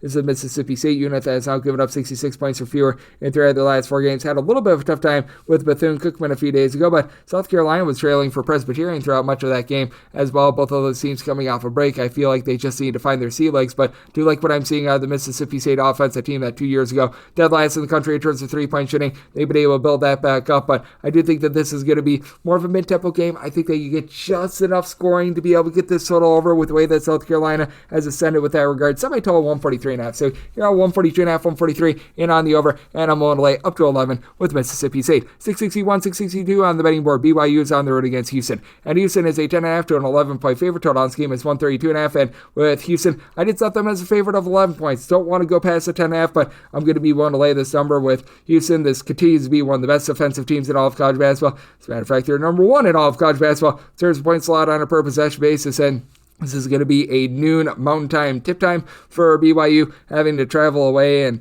is going to be taking a lot out of them, though. Richie Saunders, he has been tremendous for BYU recently. Guy that has been able to come on strong. He played just 1 minute into that game against Wyoming, was dealing with a little bit of an injury, comes back against Arizona State, 30 big ones there, so you have to like to see that for him. He's shooting about 43% from three-point range. This is a BYU team that, as a whole, they shoot 36% from three-point range. We've seen inconsistency out of Igor Demeen, but being able to get him back in that Arizona State game, seeing him be able to give out 7 assists is big, but he also had 5 turnovers in that game as well, so you do have to wonder how close to 100% he's going to be. This has been a BYU team that, by the way, they've been pretty rock solid with regards to their defense, 19th in the country in terms of points allowed on a per possession basis, but they're giving up 24 points more per 100 possessions when they're on the road rather than at home, and it's a Houston team that they give up more than 25 points fewer per 100 possessions at home rather than on the road. You've got LJ Cryer being able to supply 15 points on 42.5% three-point shooting, and I think that this is doing for a downtick, but right now Houston, a top 15 team with their three-point shooting percentage at north of 40.5%, and they just always win the turnover. They generate 5 more turnovers than they commit themselves. Emmanuel Sharp has been able to give you 13.5 points per game, and Milo Suzon, he's not quite Jamal Shed in terms of the scoring or anything like that, but he's filled the shoes relatively well. 5 assists, 9 points per contest, so only about 1.5 turnovers per game, shooting 38.5% from three-point range. Juwan Roberts, Joseph Tugler, these 2 guys have been able to combine for 13 rebounds per game. Now, I do think that the rebounding is actually going to be very big for BYU in this one because they are the number 1 team in all of college basketball with regards to rebound percentage, but now they meet their match with a Houston team that they've been a top 50 team with regards to rebound rate as well. At home specifically, they're a top 20 team with regards to rebound percentage. I do think that the travel is going to be tough for BYU, and I think that Houston finds a way to get the job done by double figures. Set my line at 11. I'm going to be one to lay with Houston, and I did set my total at a 133. I think that the offensive efficiency for both of these teams is going to be just enough in this one. So we'll take that 132.5 over and one to lay with Houston. 663, 664 on the betting board. Another game that'll right up as Butler is on the road against St. John's, and St. John's does find themselves as 11 to 11.5 point favorites. So on this game, it is 147.5. I set my number at a 154. I'm going to be in on the over, and I'm going to be willing to take the points as well with Butler, leaning towards writing up that over before I write up Butler, but one way or the other, I'll be writing up this game. And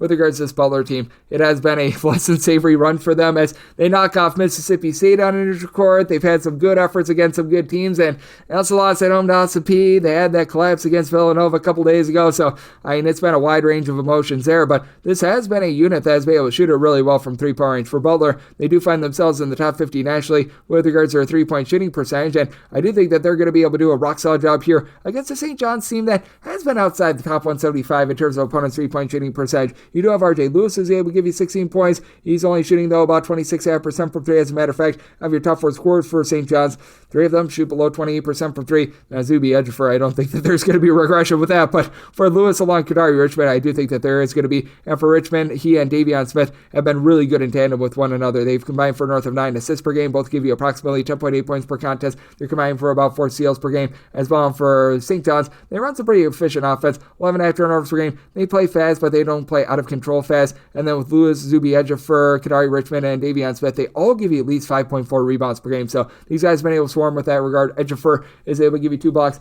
per contest. Butler going to be very much outgunned down low. Andre 3000 screen has been able to give you about 6 rebounds per game. And Patrick McCaffrey at 6'9", good versatility. He's been able to shoot about 40% from three-point range for a Butler team that certainly had their deficiencies on defense while outside the top 100 in terms of points allowed on a per possession basis. So Butler has actually allowed opponents to shoot just 27.5% from three-point range when they've been away from home. I do think that is going to be a number that's going to be going northward. I do think that there's going to be quite a bit of regression with that regard. And I do think that what else is going to be very interesting in this game as well is being able to knife the ball down low and being able to get good looks from two-point range, because I do think that St. John's is going to be utilizing a lot of Ejiofor in this game. They're a top 100 team with regards to their two-point shooting percentage, but that goes up to 58% at home. That's a top 75 mark in all of college basketball. So I do think that you're going to get a nice up and down game, despite the fact that Butler is outside the top 250 in terms of total possessions per game, but they've just been getting flattened on defense for Butler. The last time they held a team to below 70 points, you have to go all the way back to when they played against Eastern Illinois on December 3rd. Meanwhile, this has been a St. John's team that, other than that game against Creighton where it's just a complete and utter slog, they've been able to get things going on offense as well. This is a St. John's team that has been able to approach 80 plus points in now 5 out of the last 7 games. So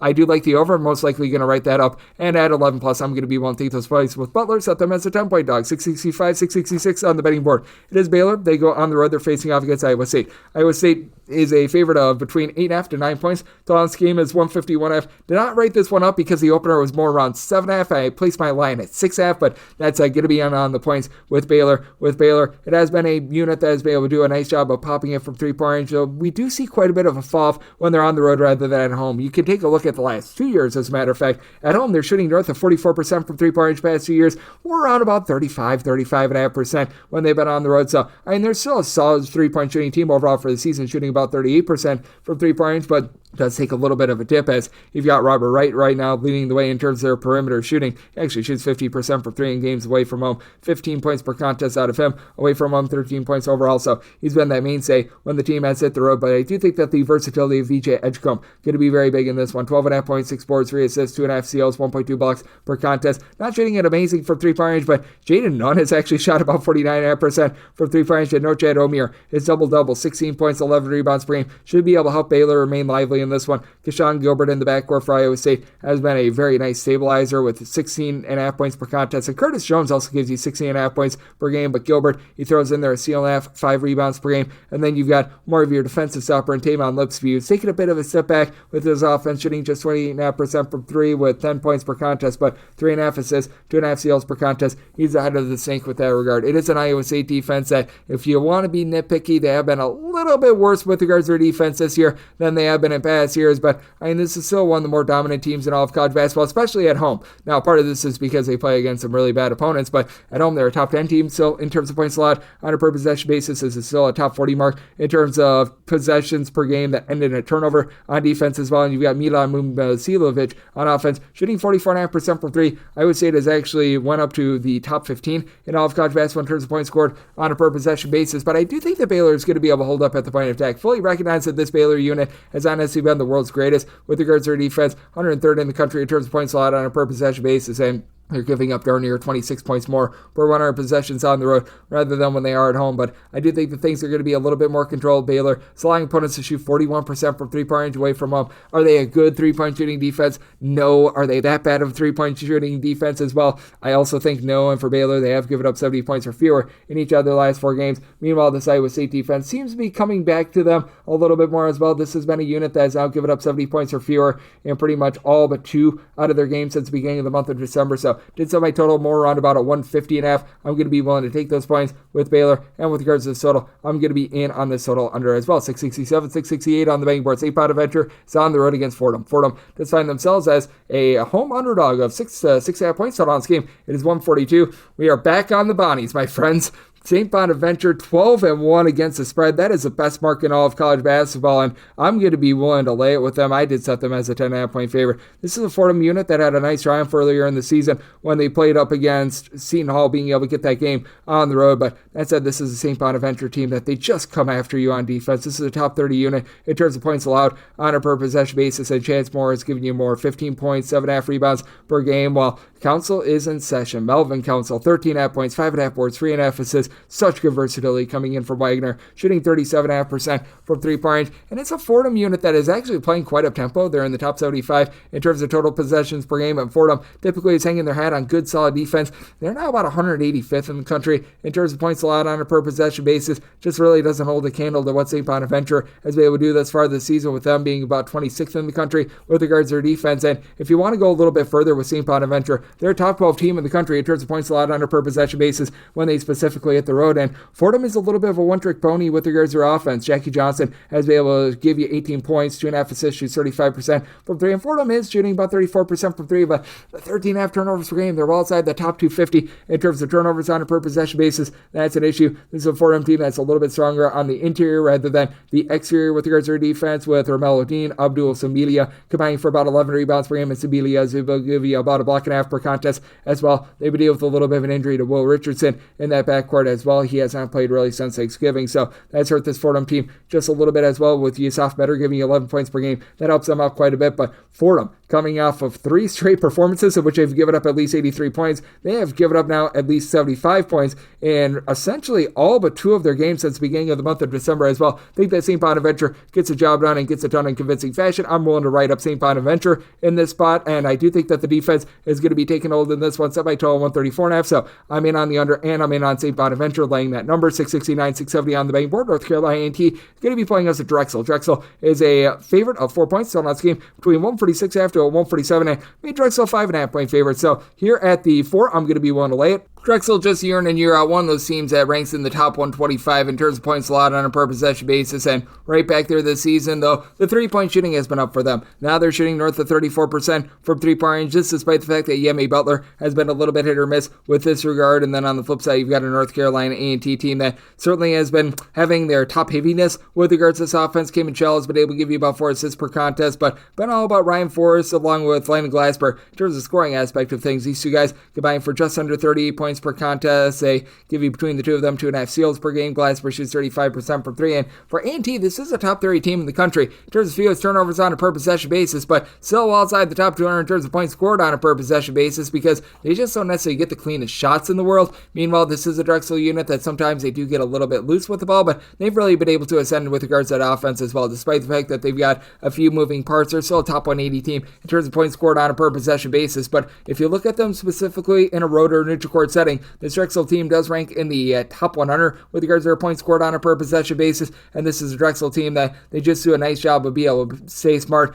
not give teams a lot of cheap opportunities in terms of scoring. Top 35 team with regards to fouls committed on a per possession basis, and on the road this actually ascends into the top 25. Kobe McGee has been able to give you 15 points per contest, and they should be able to run things down low with Cole Hargrave, giving you 8.5 boards, 11 points per contest. Now, I will say on the flip side, you've been able to have some unexpected production from Nikolas Chidakudis, who's been able to come in from the country of Greece. He's been able to give this North Carolina A&T team right that neighborhood about 8.5 or so rebounds per game, but for North Carolina A&T, in terms of their overall rebound percentage, other than him not getting too much, 320th in all of college basketball. This is a Drexel team that is still in the top 15 actually with this regard. If you look at a road/neutral court setting for Drexel, top 10 team with regards to rebound percentage, I do think that Drexel finds a way to get the job done. Even though North Carolina A&T is going to get some clean possessions, I just don't think that they give very good looks in general with regards to this game. So right now, that 146.5, I think it's too lofty of total. I'm going to be in on the under. And with Drexel, I'm going to be willing to lay with them. Did set Drexel as a 5.5 point favorite. As we go on to 671, 672 on the card, George Mason, they're going to be on the road against Rhode Island. This is a game that I wrote up as George Mason right now between a pick 'em to a 1 point favorite. It's also a game between 143 to 143.5. I wrote up Rhode Island. I set them as a 3.5 point favorite. Now, I do recognize that Rhode Island probably going to be doing for a little bit of regression, but that said, this is a Rhode Island unit that has been able to do a good job with their offense all season long, a top 75 team in terms of points scored on a per possession basis, and have been one of your better rebound rate teams out there outside the power of 5 conferences thus far this season. George Mason, to their credit, a top 25 team with regards to points allowed on a per possession basis, but the turnovers are killing them. Outside the top 330 in terms of turnovers on a per possession basis, they're a team that shoots about 34% 44% from 3. Darius Maddox last year shot 40% from 3. That's down to about 29.5% from 3, 13.5 points. Does to his credit shoot 90% at the free throw line. And then you saw some solid rebounding. You've been able to have Jared Billups, when he's been out there, has missed a few games, give you about 6 rebounds, 2 assists per contest. And then you've had Jared Haynes along with Giovanni Amaruju combined for about 12.5 boards per contest. But for Rhode Island, they've got a lot of bigs that do a nice job of being pound the glass. David Futures has been that main man with about 7 boards per contest, but the versatility of David Green, 15.5 points, 6.5 boards, shooting 42.5% from 3-point range is big. Sebastian Thomas was missing for a game or two due to injury, but he's back. He's been able to give the team 19 plus points in 4 out of the last 5 games, and he's shipping in there 6.5 assists, a fewer than 3 turnovers per game, while being able to generate 2.3 steals per contest as well. For the inability of George Mason to be able to hold on to the ball, it's not like Rhode Island generates a bunch of live turnovers, but Thomas has been able to do a good job with those active hands. And then you've got quite a few guys like Jamarcus Lawrence, throw in there the 7-footer that comes in from Western Michigan, and Javonte Brown, who will give you about 10 or so points per contest as well. Really like the balance of this Rhode Island team, and it's a George Mason bunch that certainly has been able to do a rock-solid job on defense. They've given up 68 points or fewer in each of their last 5 games, but this Rhode Island team, one of the more efficient offenses that you're going to find in the country, did semi-total at a 143.5. Right now, seeing a 143 out there, that's my max buy point on the over, but on the overs, I do think that Rhode Island gets the job done. I wrote up Rhode Island on a pick'em line / getting a point, 673, 674 on the betting board. Virginia Tech plays us Miami. This is a pick'em game with your total anywhere between 143.5 to a 144, and with Miami, I did set them as the underdog of 1.5 points. I'm going to be willing to take Virginia Tech in this spot, and I have not been willing to take Virginia Tech in too many spots thus far this season, as for Virginia Tech, this has been all sorts of brutal for them. They are well outside the top 300 in terms of ball security. They just have not been able to find that guy in the backcourt, as they were really relying upon Heizier Miller from Temple to be the main point guard. He's right now involved in that gambling scandal, but for Miami, Jim Larinaga steps down in the first game. Without Jim Larinaga, this team gets dump trucked on the road against the Boston College team that, quite frankly, isn't very good. They lost at home to Mount St. Mary's earlier this year. They also lost at home, I believe, to Charleston Southern. Like, you just go down the list for this Miami team, and it's not great, to say the least. You've had Nigel Pack dealing with a little bit of an injury. We haven't seen him in the last 4 games, so Matthew Cleveland is your main man in the backcourt. 12 points per contest, shoots 42% from 3. Miami, still a top 60 team in terms of points scored on a per possession basis, outside the top 300 in terms of points allowed on a per possession basis. And when that Miami team was able to make the Final Four a few years ago and make the Elite Eight, they were good at generating turnovers. They're not doing such a great job right now, and this has been a Virginia Tech team that has been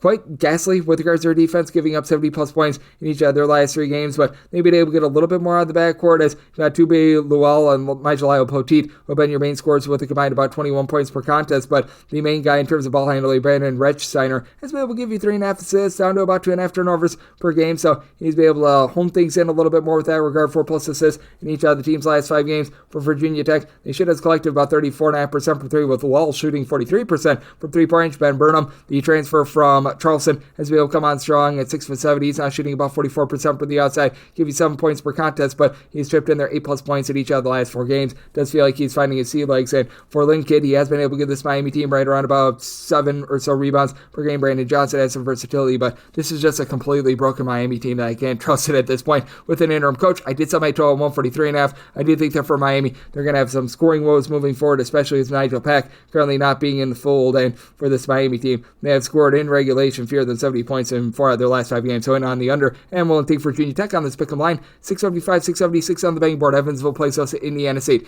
Indiana State is a road favorite, 2 points. 151 to 151.5 is your total. I did set my line at 1. Here at 2, I'm going to be willing to take the points with Evansville. Evansville fully recognizes outside the top 250 in terms of points scored on a per possession basis, but I do think that they're going to hold in this spot against an Indiana State team that just continues to turn the ball over. Indiana State, by the way, has been one of your best teams to the over all season long. I do think that this is going to be a bogged-down game against an Evansville team that is well outside the top 225 in terms of total possessions per game, and it's an Evansville team that just frankly has not been able to find their offense. For Evansville, this is a unit that has scored 68 points or fewer in every single one of their games since the beginning of the month of December, and as a matter of fact, for this Evansville team, I believe that they have been able to bust through the 68-point plateau twice this far this season. season. So that's the savory there. One of those was against UW Green Bay. So not liking what you're seeing there, but Gabe Posado has been able to give you 15.5 points per contest. It's a Evansville unit that is shooting only about 28.5% from three-point range. Has been a unit that has gotten quite a bit out of Tanner Cuff down low. He and Joshua Hughes have been able to combine for about 11.5 rebounds per game. And Savaje Teal on the flip side for Indiana State has been able to shoot north of 40% from three-point range. He's supplying the team with 17 plus points per contest with this Evansville unit. They're going to need to guard the perimeter in this game. And for Evansville, they've been allowing opponents to shoot about 32.5% from three-point range. Nothing amazing, nothing terrible there. This is an Indiana State team that is not necessarily the strongest team on the glass. I feel like I'm putting that very politely. Indiana State, about 150th in the country. With regards to their rebound percentage, they've been a whole greater than some of its parts unit, with Marquis Harding and his 5 rebounds per game being the main man down low. But for Indiana State, where they can hurt you is on the outside, shooting 36% from three-point range. Kamani Doty has been able to shoot 43% from three-point range. He's supplying the team with 9 points per contest, and they were dealing with an injury earlier in the season to Aaron Gray. They've gotten him back. He's been able to give the team about 8 points, 5.5 rebounds per game, but has played very limited minutes since coming back, and it's 2 games back, a combined 19 minutes, so would like to see a little bit more there. Feels like they're in a little bit of transition, while this Evansville team has been able to shape up a little bit more with regards to their defense. This is a team that has a lot of combined 93 points in their last 2 games. Certainly, I don't think that that's going to be too much of a mainstay, but this has been a team that has been able to do a nice job with that regard, giving up fewer than 70 points so far their last 7 games, and I do think that with Indiana State, the turnover woes are going to be catching up to them just a little bit in this one. Fully recognize that this is an Indiana State team that has gotten past the 80-point plateau in each of their last 5 games, but I do think that Evansville slows this game down. That allows them to remain lively. So my line at 1, so here at the 2, taking the points with Evansville, made my total 149, so I'm in on the under as well. 677, 678 on the betting board. This will be another game that I write up. Duke is going to be on the road against SMU, and SMU finds themselves as underdogs of 8 points. So on this game between 148.5 to 149.5.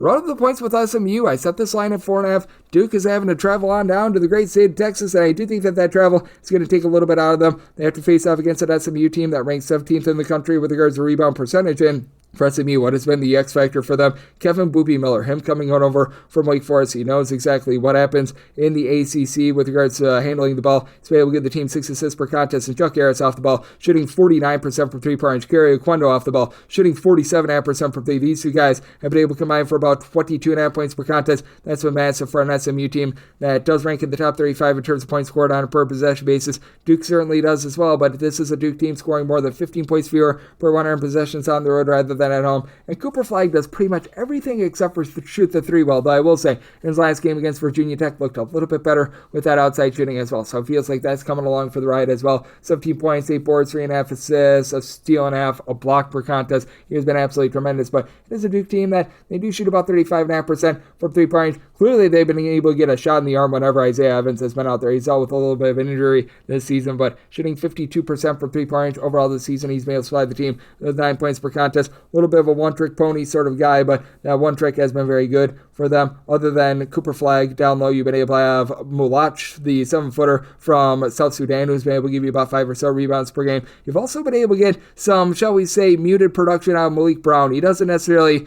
have thunderous numbers or anything like that on the offensive side of things, but he generates 2 steals. He gives you about 5 rebounds per game. It's a big reason why Duke has been one of the top defensive teams in terms of points allowed on a per possession basis in all of college basketball. But for SMU, to their credit, they've been able to shape up a little bit more with regards to their defense. 72 points or fewer allowed in now 4 out of their last 6 games after they were a little bit putrid to begin the season. I do think that SMU going to be able to hold up at the point of attack against this Duke team. I recognize that Con Kneppel has been really good at being able to pop it from 3, but I do think that the travel, something that you do want to be noting in this circumstance as well. I wrote up the points with SMU, and I do think that this is a lower scoring game, set by total at 144.5, so also in on the under. 679, 680 on the betting board, and it's Cincinnati, and we're on to Cincinnati. They play us Arizona. Arizona is an underdog of 3 points on this game between 146.5 to a 147. Did set my line at 3.5. Don't want to be going past the 3, but I'm going to be willing to lay the 3 with Cincinnati.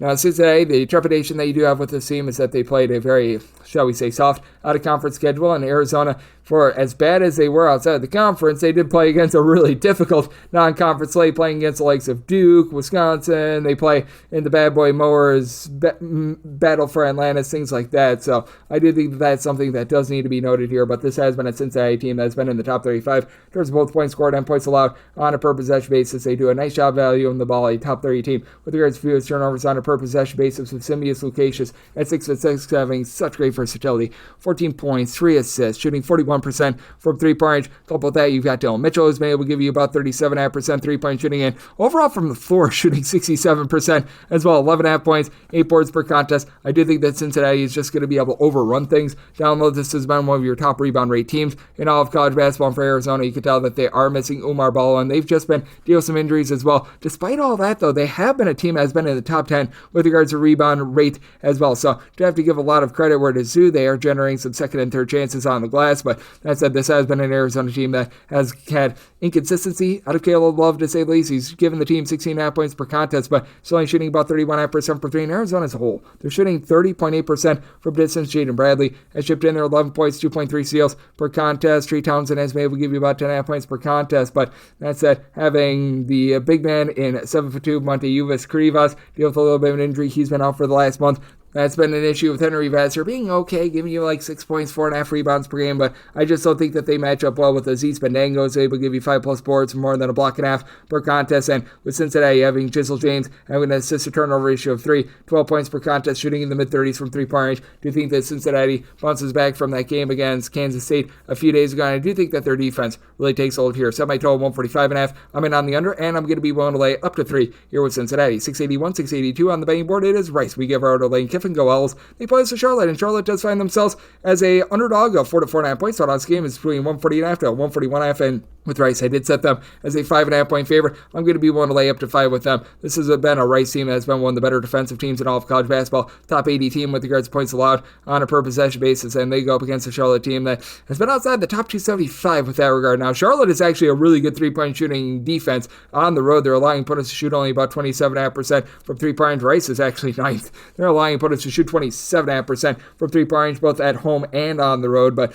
that's it for the Charlotte team. They do get back Giancarlo Rosado. He was very big in that Diamond Egg Classic, hit that 3 that sent the game to overtime against Murray State. He's been able to supply the team with 12+ points per contest, and he's their leader in assists at right around about 6'6", 6'7". He's been able to dole out about 4 assists per contest. Nick Graves has been the main scorer, give you about 17 points per contest. And Deshaun Thomas at 6'3", good versatility, 11.5 points, 2 assists, 4 boards, shoots 34% from three-point. Just has been a Charlotte team that has run some clean offense with about 9.3 turnovers per game, but they only shoot 29% from three-point. To their credit, they do shoot 75% of the free throw line. They've been good with that regard, but I do think that Rice also wins this battle down low with Caden Boom Boom Powell, giving 9.5 points, 7.5 boards per contest, and Trey Bordeaux, he just does it all. Comes in from USC Upstate, north of 4 assists, north of 6 rebounds, 14 points per game. That's a Rice team that they only shoot 31.5% from three-point, but you can tell that this is a Rice team that they really don't rely upon the three ball, and that's really the one thing that Charlotte has been able to do well, is be able to guard the three. As for Rice, in terms of percentage of their shots that come from three-point range, they're one of the lower teams in all of college basketball on that spectrum, as they really rely upon getting to the free throw line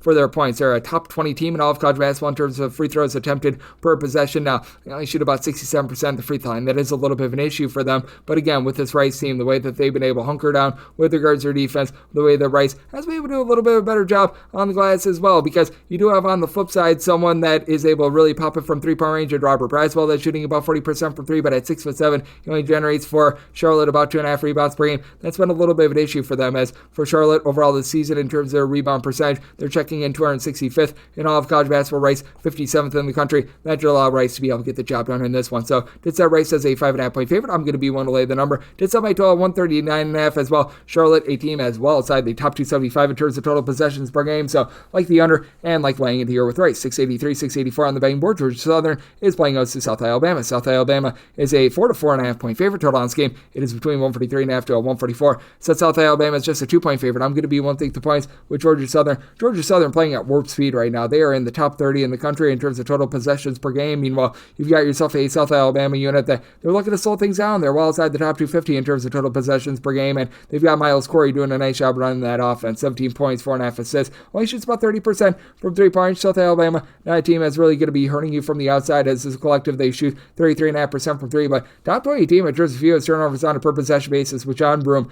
cleaning up down low. He and Barry Dunning have both been able able to give you about 6 boards per contest. You've been able to get about 6 points, 3 assists, 4.5 rebounds per game out of Randy Brady as well. His versatility has been big, and Dante Holloman, the top scorer in terms of points per game for Georgia Southern, has been out the last 4 games, but they've done a nice job of mixing and matching with Bradley Douglas along to Kavian White, being able to combine for 28.5 points per contest. White has been able to shoot 38.5% from three-point range, and for all the good that South Alabama does, they do have a few warts themselves. South Alabama, a top 145 team in terms of points allowed on a per possession basis. South Alabama doing a nice job not turning it over, but they do allow opponents to shoot 35% for three-point range. That's outside the top 240. Nationally, this has been a Georgia Southern team that has been very hit or miss with regards to the glass, as they don't have a single guy in the roster that gives you north of 5 rebounds per game, but they allow opponents to only shoot about 31.5% from three-point range, so they've been doing a nice job of cutting off teams from the perimeter. Tyson Brown has been able to lend a little bit of versatility, 6 points, 5 boards. He is able to give you about a half a steal per contest as well. Has dealt with a little bit of an injury, but he's been able to get back out there on the floor, was reacclimating in the game against Louisiana Monroe. And it's a Georgia Southern team that has been able to get past the 85-point barrier in now 3 out of their last 5 games. Meanwhile, they also have been held up fewer than 65 points in 2 of those games as well. So a lot of variance there. This has been a South Alabama unit that, to their credit, they've been able to do a really good job with their defense, holding each of their last 4 opponents to fewer than 65 points. And for South Alabama, they're going to be looking to slow this thing down a little bit more. Georgia Southern is going to be looking to speed it up. I do think that you get something in the middle. As a result, I did set my total at a 144. Right now, seeing a 143.5, I would be willing to take the 143.5 over and not a half a point more, but do think that Georgia Southern holds in there with their perimeter play. I'm going to be willing to take the points. 685, 686 on the betting board. It is Samford on the road against West Carolina. West Carolina is a underdog of 11 to 12 points, and your total on this game, it is 160.5 to 161, and with Sam Amford, I set them as a 17.5 point favorite. I'm going to be willing to lay the number for Samford. I would have written this game up, but I just frankly ran out of time because I did north of 10 write-ups, and when you have to record a north of 130 game podcast, that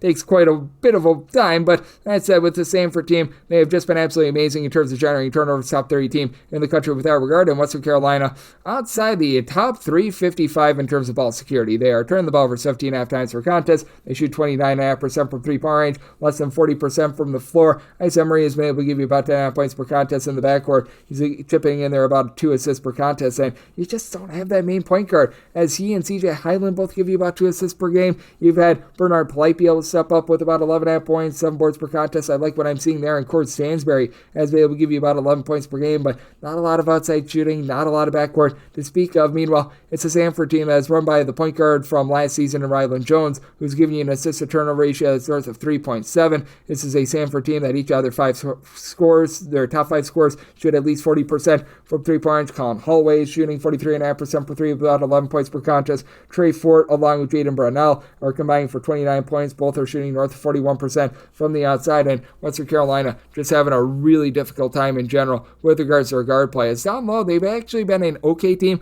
with regards to their rebound percentage, and for Western Carolina, this isn't the most sorry team on defense in terms of opponents' three-point shooting percentage. They're checking in more in that neighborhood of about 238th in the country, allowing opponents on the road to shoot 34.2% from three-point range. At home actually hikes up to right around about 36% from 3, but for this Western Carolina team, they're coming off of giving up 78-plus points in 3 of the last 4 games. This is a Samford team that's just been rolling up the points. They had that 64-point clunker against Arizona, but really past that, they've been able to get past the 77-point barrier in all but 2 of their games thus far this season. I think that they just take it out on a Western Carolina team that is a top 30 team in terms of total possessions per game. They're playing fast, but they're not playing efficiently. So I did set my total at 157.5. Just don't think that Western Carolina does their part with his total. I'm in on the under end. I'm going to lay up to 17 with Samford. 687, 688 on the betting board. It is Oakland playing also Robert Morris. Robert Morris, an underdog of 4.5 to 6 points here. Total on this game, it is 136. And with Oakland, I did set them as a favorite of 6.5 points. I'd be willing to lay up to 6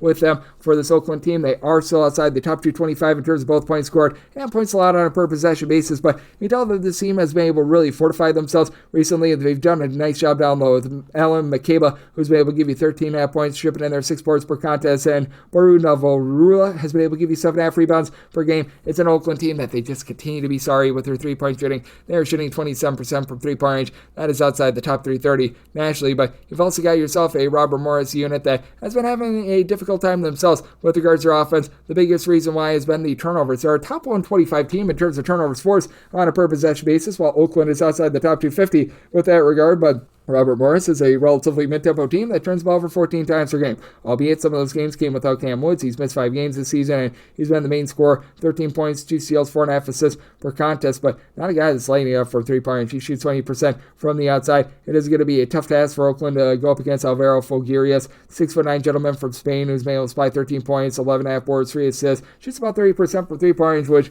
for Robert Morris Andrews is pretty good because as bad as Oakland is from 3-point range, Robert Morris matches that. They're shooting about 28.5% from 3-point range. He's been able to get about 11.5 points per game out of Josh Fo, so he's been able to do a nice job there, but I do think that for this Oakland team, they remain lively in this one. DQ Cole is still able to give you double figures. For Oakland, they've been able to cut down on the turnovers, only about 11 per contest, and it's been hit or miss for Malcolm Christie, so he's shooting about 31.5% from 3-point range, but that does go up to about 37.5% when they're at home. I do think that Oakland, a team has really slowed down their tempo outside the top 300 in terms of total possessions per game. They get this game slowed down to a little bit of a crawl, so I'm willing to lay up to 6 with Oakland with regards to total. Set my total at 134.5, so also in on the under. 689, 690 on the betting board. It is Cleveland St playing against IU Indy. IU Indy opened up as a 12-point dog. Now they're between a 9.5 to a 10.5 point underdog, and your total on this game, you're going to be finding it anywhere between a 141.5 to a 142. This was a game that I forgot to write up, and good thing I didn't, because I would have written this up at 12, and this would have moved on you guys a ton, but I do like IU Indy in this spot. I did set them as an underdog of 7 points with IU Indy, a less than savory effort on New Year's Day, but overall, you've got a lot of D2 guys that have come up to the Division I level and have been able to do a nice job, like Paul Zelinskis, who's been able to give you 18.5 points per contest. Nice combo player right around about 6'5", 6'6", that shoots 43.5% from 3-point range, and IU Indy has been able to flow some clean offense. They're a relatively low-tempo team, but they're only turning the ball over about 11.5 times per contest. They shoot north of 36% from 3-point range, albeit IU Indy not necessarily lighting the world on fire with regards to rebounding. In terms of their rebound percentage, this is a unit that is well outside the top 200 with that regard, but you do have Sean Craig, who's been able to give you about 8.5 rebounds per game, so liking what I'm seeing there. And then on the flip side, you've got a Cleveland St team that it's not like they're doing a great job with regards to rebound percentage either. In terms of percentage of missed shots that resulted in an offensive rebound for opponents, they are well outside the top 250 with that regard. Now, they themselves are able to give you quite a few second and third chances as well. Tevin Smith has been the main man for the team, being able to supply 14 points per contest, but Cleveland State is right now shooting 33% from 3-point range, relatively average with that regard, but they do turn the ball over 12.5 times per contest while being about 250th with regards to their total possessions per game, so a slow team that turns the ball over a little bit too much. They've been able to get much more recently out of Abri Madiba, who was the point guard over at Coastal Carolina a few seasons ago, was a little bit slow to be distributing the ball, but 7+ assists, and now each of the last 4 games was just 1 turnover in every one of them, and this is an IU Indianapolis team that, while they do have a relatively rock-solid backcourt, this is a team that defensively with regards to that backcourt, still leaving a little bit of something to be desired in terms of opponents' 3-point shooting percentage. They're all outside the top 250 with that regard. It is a Cleveland State team, though, that they don't necessarily give you a lot outside of Dylan Arnett on the interior. Has been able to give you about 8 rebounds per game. I do think that IU Indianapolis can hold in there against a Cleveland State team that has been good with regards to their defense. For this Cleveland State team, they've now given up fewer than 67 points in all but 1 of their last 5 games. Meanwhile, for IU Indy, they've been a little bit held down with regards to their offense, failing to get past the 70-point plateau in 3 of their last 5 games. Currently riding a 6-game losing streak, but have been quite close in quite a few of these games, and I think that trend is going to continue. I did set my line at 7. Going to be willing to take the points with IU Indy. Also did set my total at a 139, so here in this circumstance, I'm right now seeing about a 141.5 out there. I'm in on the under. 691, 682 on the betting board. Delaware plays also Monmouth. Monmouth, a 6.5 point underdog. Thought this game between 152.5 to a 153. I made Delaware an 8.5 point favorite, so I'm going to be willing to lay it with this Delaware unit. They have been able to round into form in terms of taking care of the ball a little bit more. There was a point this year where they were outside the top 300 in terms of ball security, and it's still a little bit of an issue for them, but they go up against a Monmouth team that isn't necessarily the world's greatest at being able to generate turnovers, and for the Delaware team, it is a bit of a top-heavy team, but that top-heaviness results in 5 different guys that are able to give you at least 10.5 points per contest. Niles Lane, along with Eric Tomoko, have good versatility. These 2 guys have been able to combine for 26 points per contest. Both of these guys all in there north of 3.5 rebounds per game, and Kevon Riley has been able to shoot about 37% from 3-point range, along with Tomoko as well, but with Niles Lane, John Camden, they combine to shoot 44.5% from the outside. Camden has been able to give you about 5 rebounds per game. Now, one place where this Delaware team does go wrong is that in terms of percentage of their missed shots that result in an offensive rebound, one of the bottom teams in all of college basketball, and they're one of the worst teams in the country with regards to their defensive rebound percentage, but it's not as if this Monmouth team has been anything special with regards to hitting the glass as well. Jared Valencia is right now leading the way with about 5.5 rebounds per game, and you've got he and Jack Collins both to give you about 9 points, 5.5 rebounds per per game, but for this Monmouth unit, they have a little bit of a tough time being able to generate those second and third chances. They themselves give up a few of those as well. And Doc Mortar, who I thought was going to be able to take some strides forward coming over from Cleveland State along with South Florida, a pretty highly touted prospect back in the day at 7'1". About 3 rebounds per game, has given you less than a block per contest, has been relatively unplayable this year as Abdi Bashir has had to do it all for this backcourt. 22 points per contest, shoots 43% for 3. He's been amazing. And Madison Dewar shoots 44% for the outside, 10 points per contest. But I'll tell you, these two guys, you just don't get a lot offensively out of this Monmouth team. I think that they're better than the 3-11 record would indicate, as they've gotten 3 wins over the last month and a half or so they've been able to rack up some big ones. But that said, this is also a Monmouth team that has been having their issues with regards to their defense as well. 74 plus points allowed in now 3 out of their last 5 games. I do think that Delaware, who is a top 75 team in terms of total possessions per game, has gotten past 75 points in pretty much all but 2 of their games ever since Thanksgiving. I think that they're going to be able to get things cranked up tempo a little bit more in this one. So did set my line at 8.5. I'm going to be willing to lay the number. Also made my total 154.5. I like this total over. 693, 694 on the betting board. Northern Arizona plays us at Weber State. Weber State an underdog of 2 to 3 points in your total on this game. It is 144, and with Northern Arizona made them a 5-point favorite. I'm going to be willing to lay the number with Northern Arizona. A little bit of a collapse a few days ago in their last game, but I do think that they're going to be able to bounce back because they've got such good versatility with a 6'7" do-it-all player in Carson Tout. He's able to give you 12 rebounds, 15 points, and 3.5 assists per game at 6'8". Not a guy that's going to go out there and pop it from 3. And the 31.8% free throw shooting is less than savory to say the least, but Trent McLaughlin makes up for that. He is a top 5 player in all of college basketball in terms of scoring 22.5 points, 4 assists, shooting 35% from 3-point range. Throws in there about 2 steals per contest as well. This is a Northern Arizona unit that they are turning the ball over only about 10 times per contest. Now, that free throw shooting at 64%, that does give you a little bit of pause in a nip and tuck game, as Weber State has been far better than that. They're shooting about 69.5 to 70% at the free throw line, with Miguel Tomley being a nice ancillary scorer with 11.5 points per contest, and Blaze Threat has really had to take over that sort of Dylan Mitchell role from his season ago after he was their top scorer and did a little bit of everything for them. 4 assists, 2.5 steals, 50 points per game, but only shoots about 27.5% from 3-point range. It's a Weber State team that overall is outside the top 250 in terms of points allowed on a per possession basis, and they do leave themselves very open to giving up a lot of wide open looks from 3-point range or outside the top 275. With that regard, this has been a Weber State team that's been a little bit hit or miss on the glass as well as for Weber State. Right now, their rebound percentage right around about 272nd in all of college basketball. For Northern Arizona, they should be able to win that battle. They're in the top 95. With that regard, not a Northern Arizona team that's going to be generating too many turnovers, but Weber State, they themselves are not necessarily a team that does a great job with that regard either. And for this Weber State team, they've been able to beat up on quite a few non-D1 teams to be able to help out their numbers, which that does warp them if you look at just the raw games and not just separating out the Division I opponents. But for Northern Arizona, to their credit, they've been able to get to at least 75 points in 4 of their last 5 games as well. So interesting circumstance here. Did semi-total at 141. Weber State well outside the top 225 in terms of total possessions per game. Northern Arizona looking to slow things down as well. So I'm going to be in on this total under, and I'm going to lay with Northern Arizona. 695, 696 on the betting board. Old Dominion is going to be playing us to Southern Miss. And Southern Miss is a 2 to 2.5 point underdog. Total on this game between 142.5 to 143, and set Southern Miss as a 2.5 point favorite. I like them outright on the money line.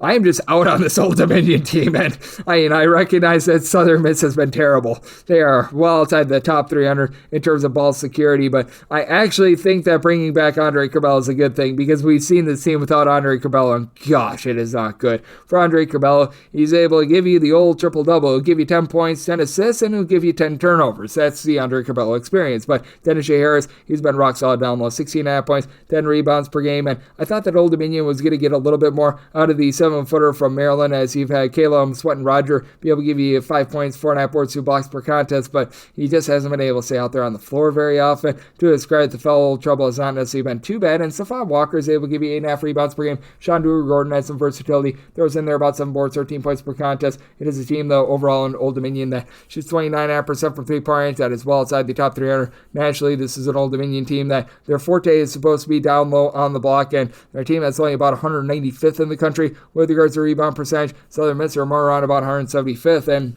for the Southern Miss team. You've had Neftali Alvarez give out about 3.5 assists per contest for Old Dominion. They need to find a way to generate turnovers to really take advantage of the weaknesses of Southern Miss, and they're a bottom 75 team in terms of turnovers forced on a per possession basis. To the credit of Old Dominion, they actually have been able to get past the 70-point plateau, and now all but one of their games since the beginning of the month of December. But that said, with this Old Dominion team as well, they've really been giving it up on defense outside the top 275 in terms of points allowed on a per possession basis. And for Southern Miss, for as bad as things have been, they've given up 70 points or fewer in 3 of their last 4 games. So very interesting circumstance here. I did set my total 138.5. I do think the Southern Miss is going to be able to play a little bit more defense. So I do recognize with Andre Cabello out there on the floor, this team has been playing a little bit faster, but I'm going to be in on the under, and I do like Southern Miss outright on the money line. 697, 698 on the betting board. It is New Mexico State playing us Louisiana Tech.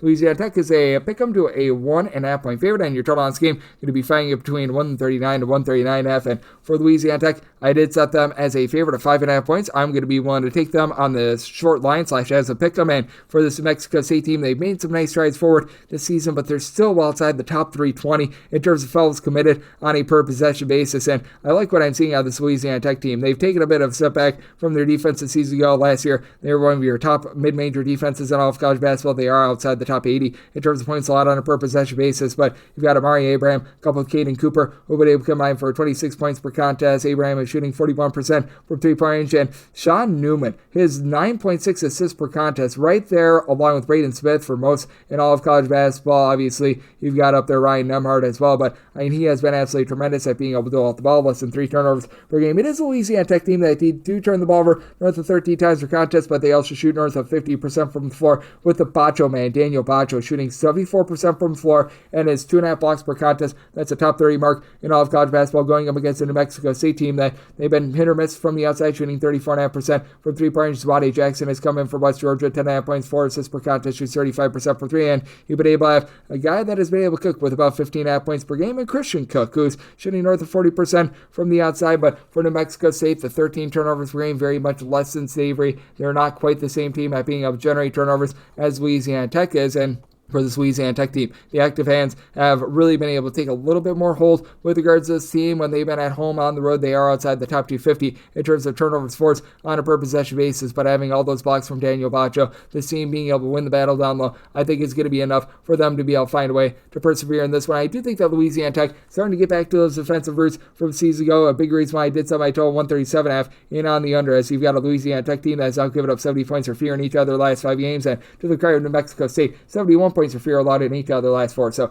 in on the under and in on Louisiana Tech in this spot as we go to 699, 700 on the betting board. It is Tennessee Tech, and they're going to be playing us some Morehead State. Morehead State does find themselves as an underdog of a pick'em / finding this at a -1 as well. Total on this game is anywhere between 142.5 to a 143. I wrote this one up. I did set Tennessee Tech as an 8-point favorite. I was forced to write this up at the last minute because I was planning on everything being done, and then I saw this one. I'm like, what the heck is going on here? Because with Morehead State, yes, they do outgun them on the glass. They're a top 125 team with regards to rebound rate. Deontay Miles, a true 7-footer, is able to give you 6+ rebounds per game. But that said, this is a Morehead State team that is outside the top 275 in terms of points allowed on a per possession basis. And Tennessee Tech at home this year has been a top 100 team in terms of points scored on a per possession basis. You've got a team that only turns the ball over about 11 times per contest. R.J. Johnson has been able to give you 14 points per contest. He chips in there right around about 4.5 to 5 rebounds per game. And then Daniel Agbaniwe has been able to give you right in that neighborhood about 5.5 rebounds per game as well. So they're going to be a little bit bludgeoned with that regard. And to the credit of Morehead State, they do have a few, shall we say, reinforcements that are coming into the lineup as well, as they've been without quite a few guys like Stephen Clay throughout much of the season. He's come back. He's been able to give this team right around about 7.5 points per contest. Jerron Moore,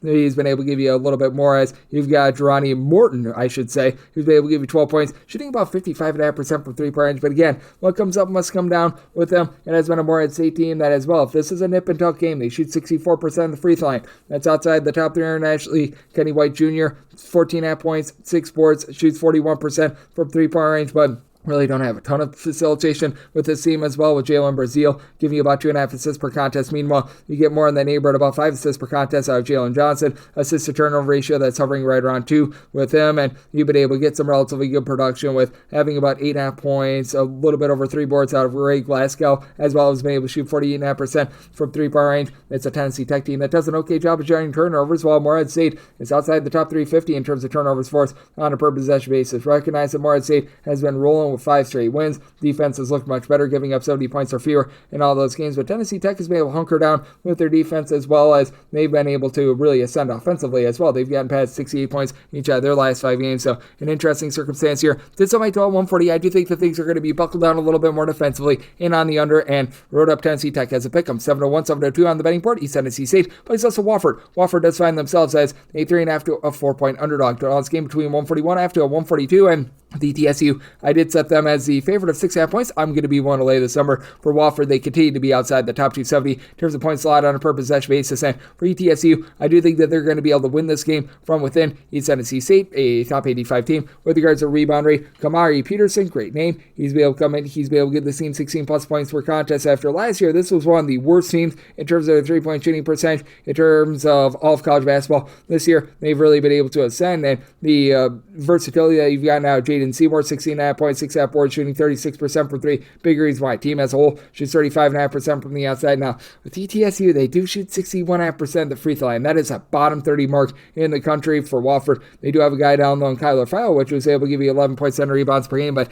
with this Wofford team as well, I mentioned the bad free throw shooting for ETSU. They shoot 63.8% at the free throw line. That is a bottom 40 mark in all of college basketball as well. You've been able to get about 45.5% 3-point shooting and 8.5 points out of Justin Bailey. That's been solid, but team overall shoots 31.5% from 3. Chase Comer was supposed to be a really good sharpshooter for the team, transferred out of the program just before the start of the season, so Corey Tripp has had to do a bit of everything in the backcourt. 13.5 points, 3.5 boards, 3.5 assists per contest for ETSU. This has been a team that's been a little bit lax with regards to their 3-point shooting defense, but still overall doing a relatively solid job on that side of things. 70 points or fewer allowed in 3 of their last 4 games. For Wofford, they've been able to do a better job on defense, giving up 71 or fewer in each of their last 3 games, but I do think that Wofford going to meet your match here. I really like the way that ETSU has a bunch of size. John Buggs, the bookie man, has been able to give you 10 points. He's able to shoot darn near 40% from 3-point. And again, with this Wofford team, they just continue to struggle, especially on the road with regards to their defense. On the road, Wofford is giving up nearly 21.5 points more per 100 possessions rather than when they are at home. ETSU, top 150 team with regards to that defensive efficiency. So, did somebody total 146.5?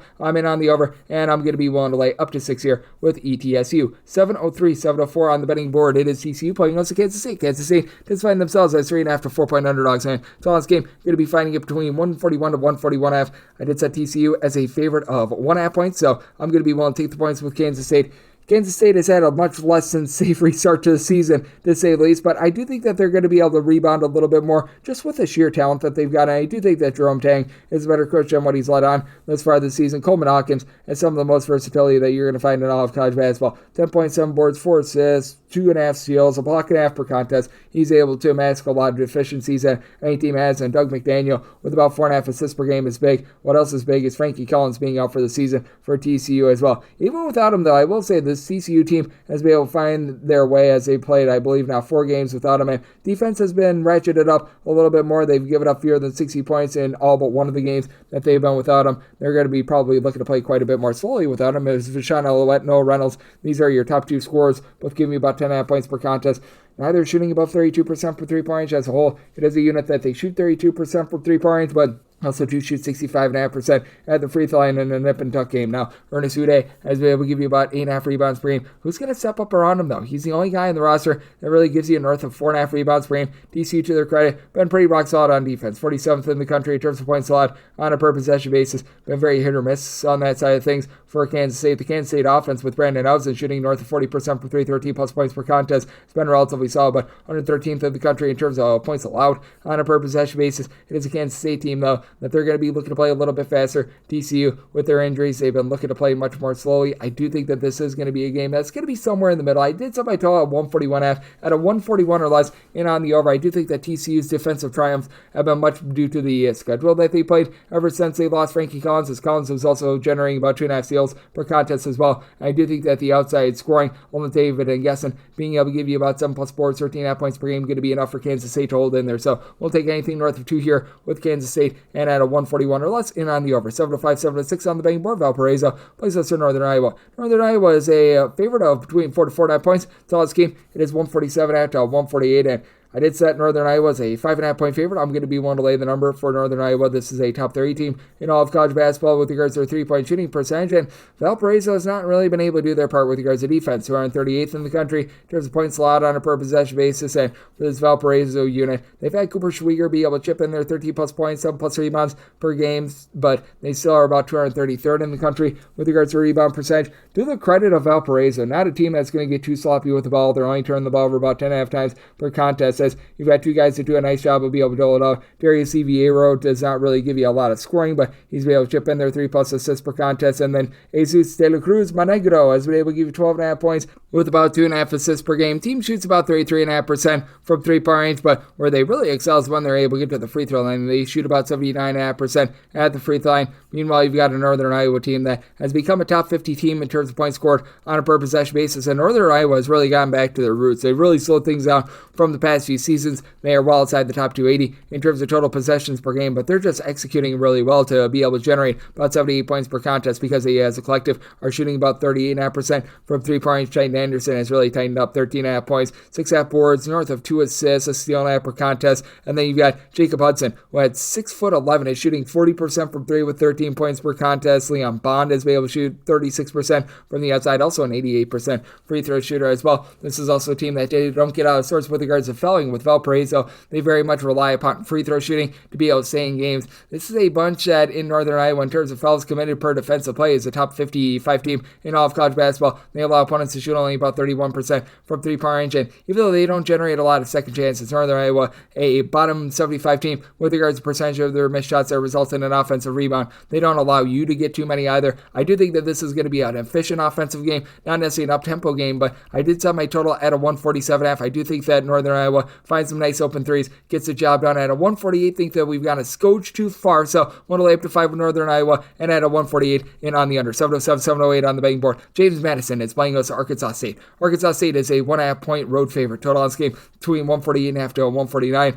For Arkansas State, I did set them as the underdog of a point. I am going to be willing to take James Madison outright on the money line for James Madison. It's been an up and down season for them, but I'd like the hire of Preston Spradling in the offseason. I do think that he's going to instill a little bit more defense in this James Madison team. Right now, they're checking in outside the top 125 with regards to points allowed on a per possession basis. And to the credit of Arkansas State, they've really become a much more well-rounded team this year. Still, though, outside the top 150 with regards to rebound percentage. You've got a guy in Rasheed Marshall who has come over from Ole Miss. He's been able to give the team in that neighborhood about 7 or so rebounds per game. And for Arkansas State, they just have not necessarily shot it well from 3-point range this season, shooting about 32.5% from 3-point range, expected a little bit more there. Taryn Todd has been able to deliver that 36% 3-point shooter with about 15.5 points per contest. And then Joseph Pignon, he has come over from the SEC. He's been able to supply the team with 9.5 points, just 85% on the charity stripe, 42% from 3-point range. And to the credit of Arkansas State, a team that was pretty putrid with regards to their defense last season, they are allowing opponents to shoot less than 30% from 3-point range. But I do think that James Madison going to be able to find a way in this one, as it's pretty much a blend of the team that you had a season ago, James Madison, and then a blend of Preston Spradlin's slow and controlled style from Morehead State. He's brought with him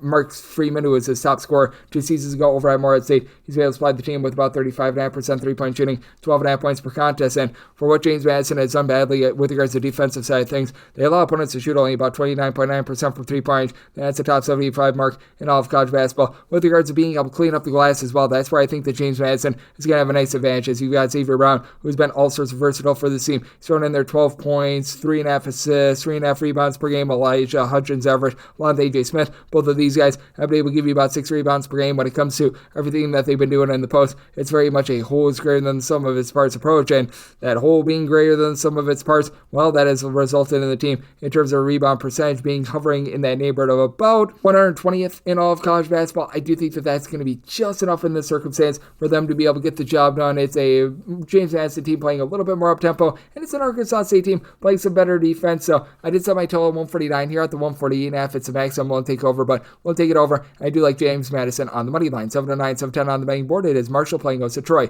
The men of Troy are a 1.5 to 2 point favorite. Your total on this game going to be finding it anywhere between a 143.5 to a 144. And With the men of Troy, I did set them as a 2.5-point favorite. I'm going to be willing to lay the number for Marshall. This team has been well outside the top 200 in terms of points scored on a per possession basis, and the big reason why they shoot about 30% from three-point range. They are outside the top 250 with regards to their three-point shooting percentage. You have been able to have some nice contributors. Obiana Ochele Killian has been able to give you about 6.5 rebounds per game, and then Nate Martin, he is always giving you about 10 points, 8 rebounds per game, so he's been able to do a nice job with that regard. That said, on the flip side, you've got a Troy team that has been one of the better teams in all of college basketball over the last 2 seasons in terms of generating turnovers. Now, they've really slowed down their tempo. They're about 250th in terms of total possessions per game and turnovers per possession. Troy is well outside the top 325 with that regard, as Troy, as a matter of fact, with their entire offense, in terms of points scored per possession, they are about 183rd in the country, and they see a drop-off of about 21.5 points fewer per 100 possessions when they're on the road rather than when they are at home. But this has been a Troy team that has a lot of guys that they play a ton of good minutes. They do a nice job generating turnovers in terms of turnovers forced on a per possession basis.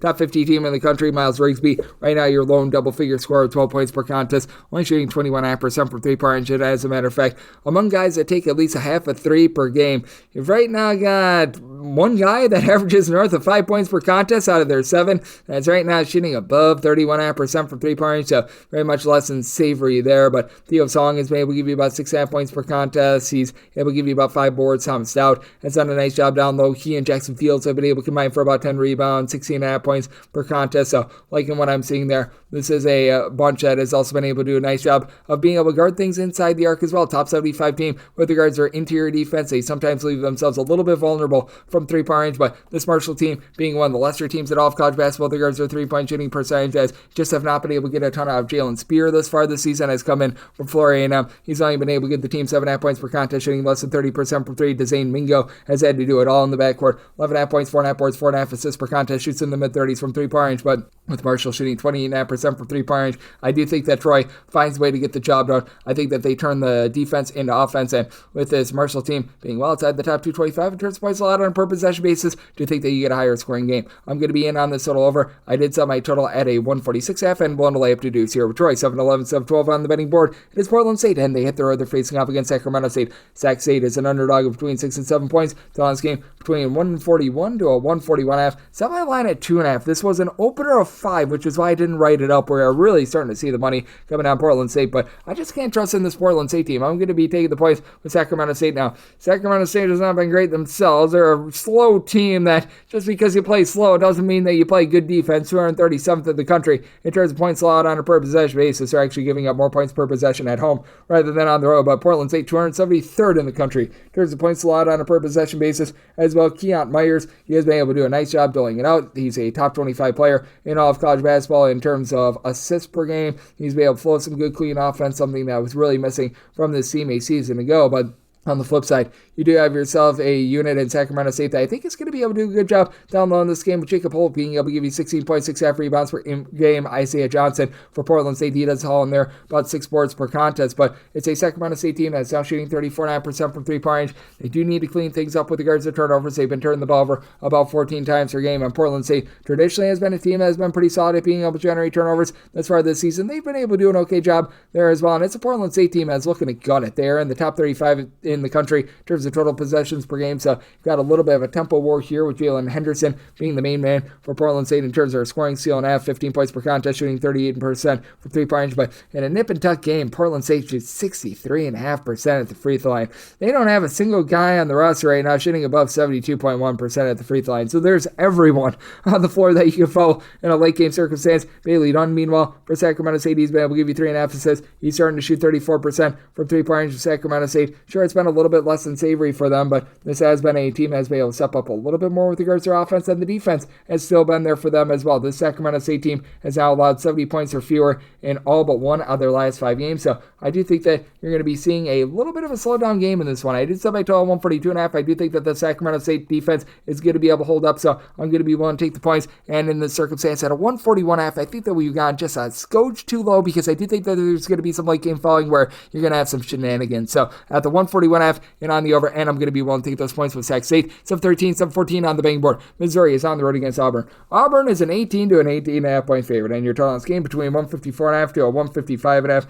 The same team that knocked off Kansas a few weeks ago is an 18.5 point underdog. Just a little bit of a point of no return here on Auburn. I love this Auburn team. I think that they're the top team in all of college basketball. G&I Broom has certainly been cleaning up. He's giving you 20 plus points. He's giving you 12 plus rebounds per contest. He's able to pop it from 3-point range. You've got a backcourt for Auburn that has been so efficient, a top 5 team in the country. In terms of points scored on a per possession basis, Auburn is outside the top 35, though, in terms of points allowed on a per possession basis. If we're looking at nitpick, even though you've got Taj Pettiford, Denver Jones, Chad Baker-Mazara, all these guys give you between about 11 to 13 points per contest. They've been great in the backcourt. And Dylan Cardwell has been able to give you quite a bit down low as well. I do think that Missouri has a chance to hold in there. I'm going to be willing to take the points. Missouri has not been a good rebounding team ever since Dennis Gates took over. First 3 years on campus, they were well outside the top 275 with regards to rebound percentage. Not to say that it's been amazing this year, but they're up to about 130th with Mark Mitchell giving you a ton of versatility. 14 points, 5 boards, a block, a steal per contest, and then DeMar Bates continues to shoot 36.5% from 3 points. They've dealt with the injury to Caleb Grill, but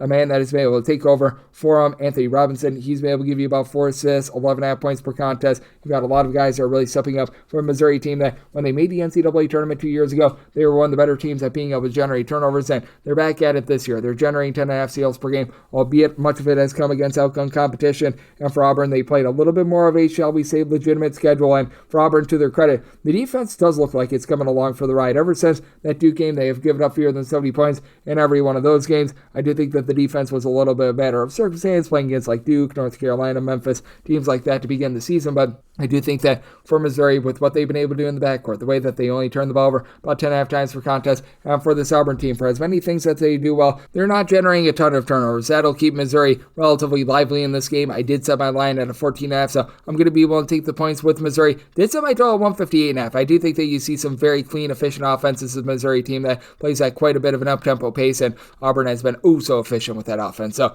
I'm in on the over, and I'm going to be willing to take the points with Missouri. 7-15, 7-16 on the betting board. Northern Colorado is playing us at Idaho State, and Idaho State does find themselves as a underdog of 7 to 7.5 points. Total on this game between 146 to a 147, and I set my total at 143.5. I'm in on the under.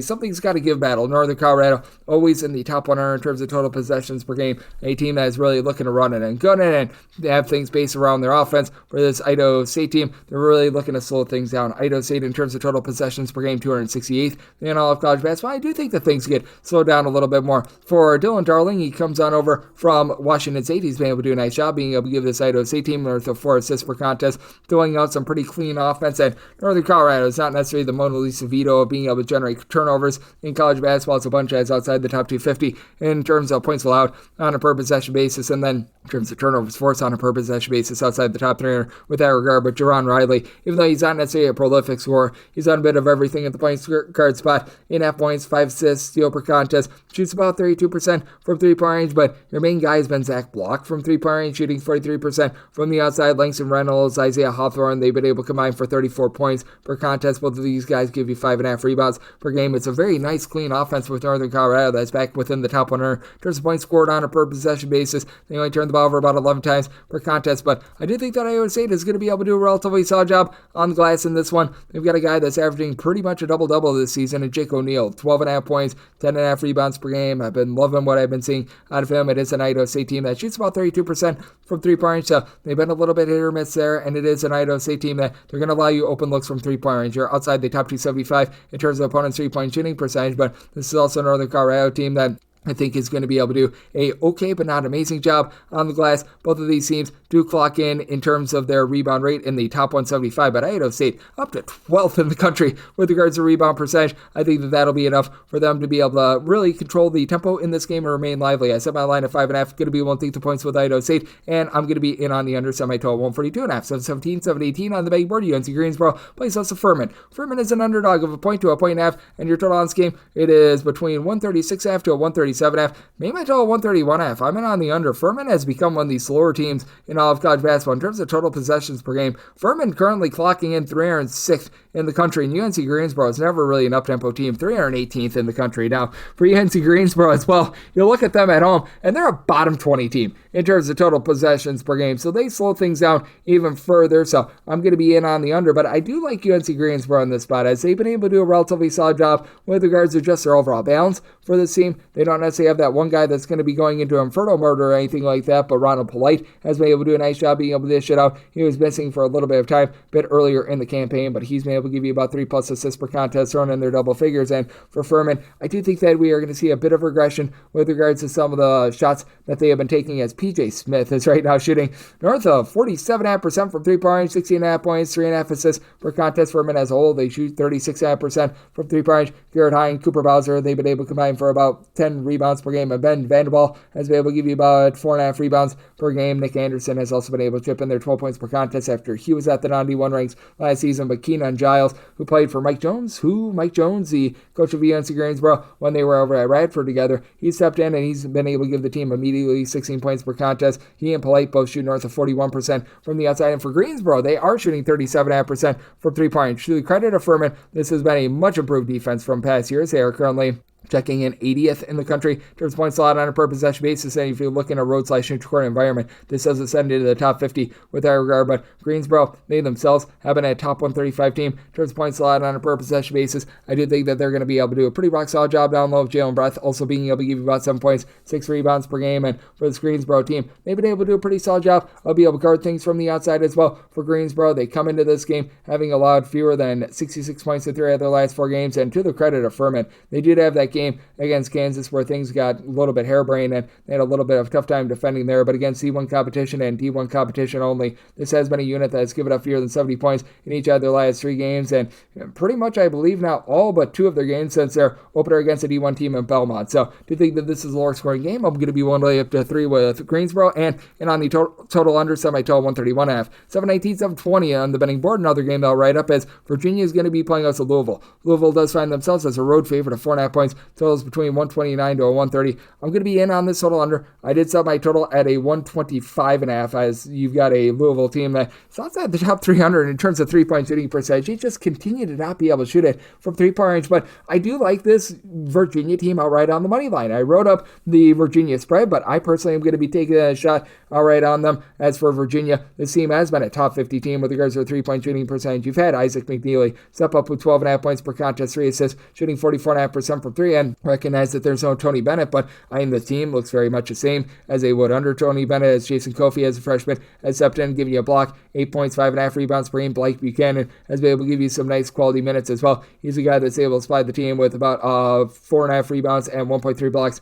per contest as well, so I've been really liking what I've been seeing out of him. And then Elijah Saunders, one more could be said out of him coming in from San Diego State. He's really found his bearings recently, 15 plus points in each of the last 4 games, and on the flip side for Louisville, just a lot of inconsistency with this team outside the top 125 in terms of ball security. You've had Rain Smith be able to shoot 37.5% from three-point range, and Chucky Upburn gives you 5.5 assists per contest, but you don't have a lot down low with this team either, with Keyshawn Pryor currently being out of the mix. You've got Javon Hadley giving you about 10 points, 8 rebounds per game, and then you've been able to get in that neighborhood about 5.5 boards, 6.5 points per game. James Scott as well at 6'11", but Louisville doesn't necessarily have a ton in the post. They're a team that very much relies upon their three-point shooting, and I do think that with Virginia being able to find all that they have been able to get on the post, and with this Louisville team, they've been a little bit vulnerable on the defensive side of things as well. They are right now well outside the top 100 in terms of points allowed on a per possession basis. It is a Virginia team that, sure, they leave a little bit of something to be desired with regards to their rebounding, but in terms of their rebound rate at home, it's in the top 175 with that regard as well. And with this Louisville team, just really not finding their bearings with regards to their offense, having the turnover woes that they've had, and Louisville has been one of those teams that has been just very much on heat check all season long. For Virginia, they are dead last in the country in terms of total possessions per game. They scored 17.5 points more per 100 possessions at home rather than on the road. I do think that Virginia finds a way to get the job done, and what I think is going to be a low-scoring slog. They just always get their style, Virginia does. They really put you in the mud. Did set my line at 1.5. I like Virginia here outright on the money line, and with this total, I'm in on the under. 721, 722 on the betting board. Another game that I wrote at San Diego State is on the road against Boise State. Boise State right now find themselves as a very slim favorite in this game. You're going to be getting them between a 4 to a 4.5, and your total on this game is between 137 to 137.5, and this is a circumstance where I think we've gone just a scotch too far. I set my line at 3.5 with San Diego State, so here at a 4+, I'm going to be willing to take those points with San Diego State. I do think that they're going to be able to hold in this game because they've been able to do a good job with Magoon giving you 3 blocks per contest. He has been an absolute menace down low, and part of the reason why I wrote up the under in this game, set my line at a 133.5 in terms of the total. Boise State, I think, should see a little bit of positivity with their 3-point shooting, but I mean, this team has been rough from 3-point range all season long. They are shooting just barely above 30% from distance. You've had Tyson Aguilar pick it up a little bit more recently, 18.6 boards per contest, and Alvaro Cardenas has been a nice facilitator with about 6.5 assists per contest, but he's only shooting 28.5% from 3-point range after he was shooting much better than that when he was over at San Jose State a season ago. Flip side for San Diego State, you've had Nicholas Boyd along with Miles Bird really being able to headline the backcourt for this team. These two guys both 13+ points per contest, both shooting 38.5% from 3-point range or better, and for San Diego State as a collective, they are shooting 36.5% from 3-point range, but still, once again, one of the slow and controlled teams, and you know that Boise State is not going to be getting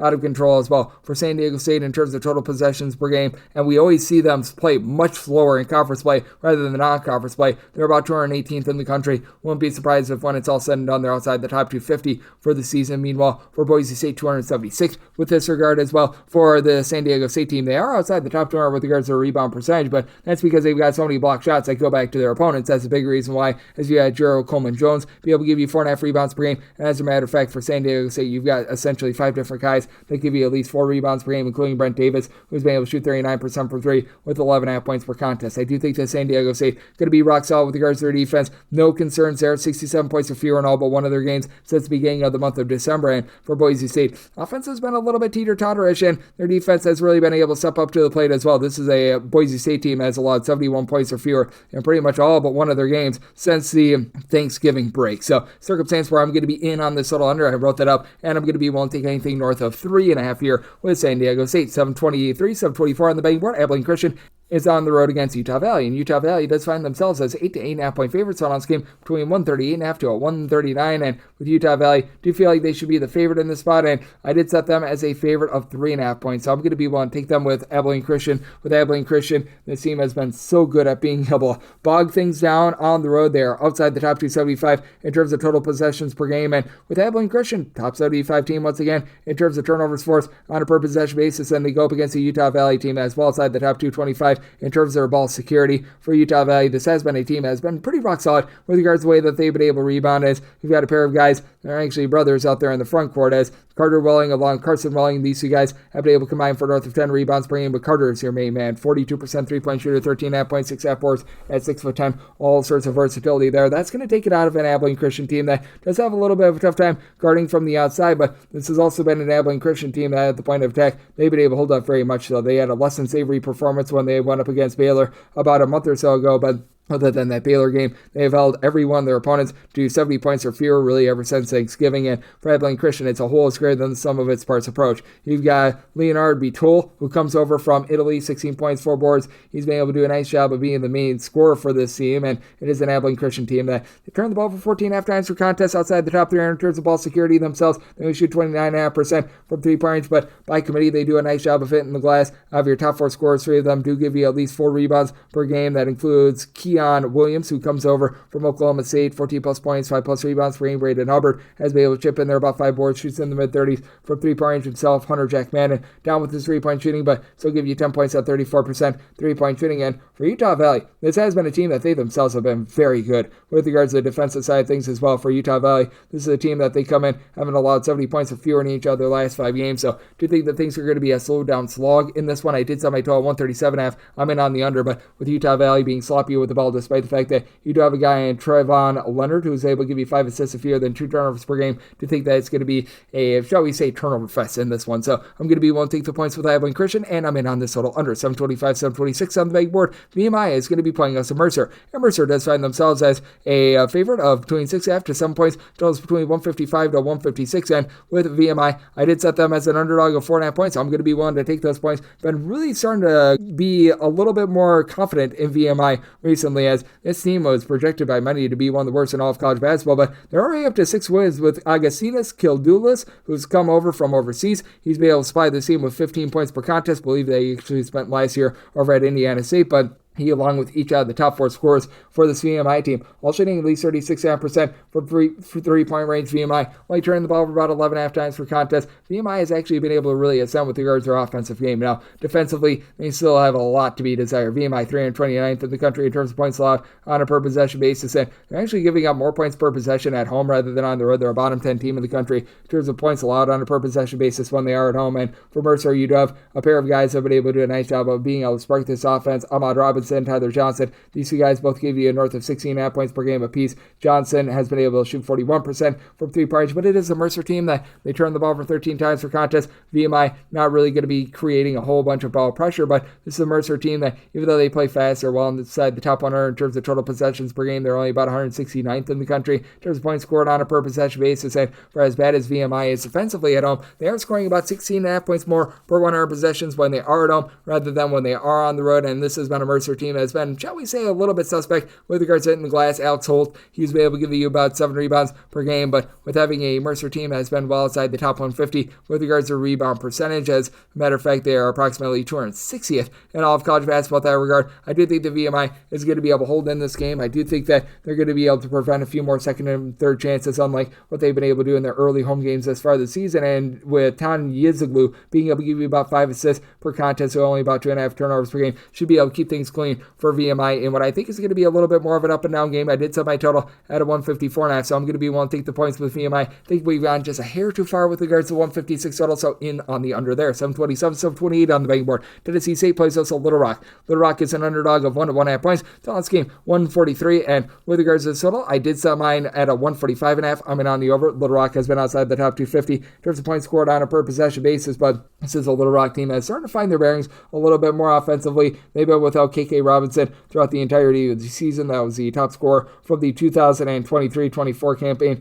No idea when/if he's going to be coming back, so that's been a little bit of an issue for them, but they should get plenty of good looks as Tennessee State outside the top 310 in terms of fouls committed on a per possession basis. So Little Rock is going to be able to go to the free throw line frequently. I do think that allows Little Rock to be able to really do a good job of holding in this game. I did set my line at a 1.5. Right now I'm seeing a lot of ones. That'd be the absolute max. I'm willing to lay with Tennessee State. Reason why I'm in on Tennessee State is that you do have a Little Rock team that, while they get those trips to the free throw line, they shoot just 67% of the charity stripe. They do turn the ball over 15 times per contest. Tennessee State also turns the ball over about 15 times per game, and Little Rock a little bit better at being able to generate turnovers. They're generating just 9 steals per game. Each of your top 3 scorers in Milwaukee Wilkerson, Jonathan Lawson, along with Isaiah Lewis, have all been able to generate at least 1.5 steals per contest. Lewis, 10 points, 4 boards, 3 assists per contest. Wilkerson has actually shot 38% for 3 with 15 points per contest, and Lawson, 4 assists, 15 points per contest. That said, you've got Brandon Weston on the flip side for Tennessee State, who's been able to supply this team with 17.5 points per game. It is a Tennessee State team that has been relatively okay with regards to being able to find some offense inside. Carlos Williams, who comes over from Tulsa, about 10.5 points, 4 boards per contest. It has been a Tennessee State team that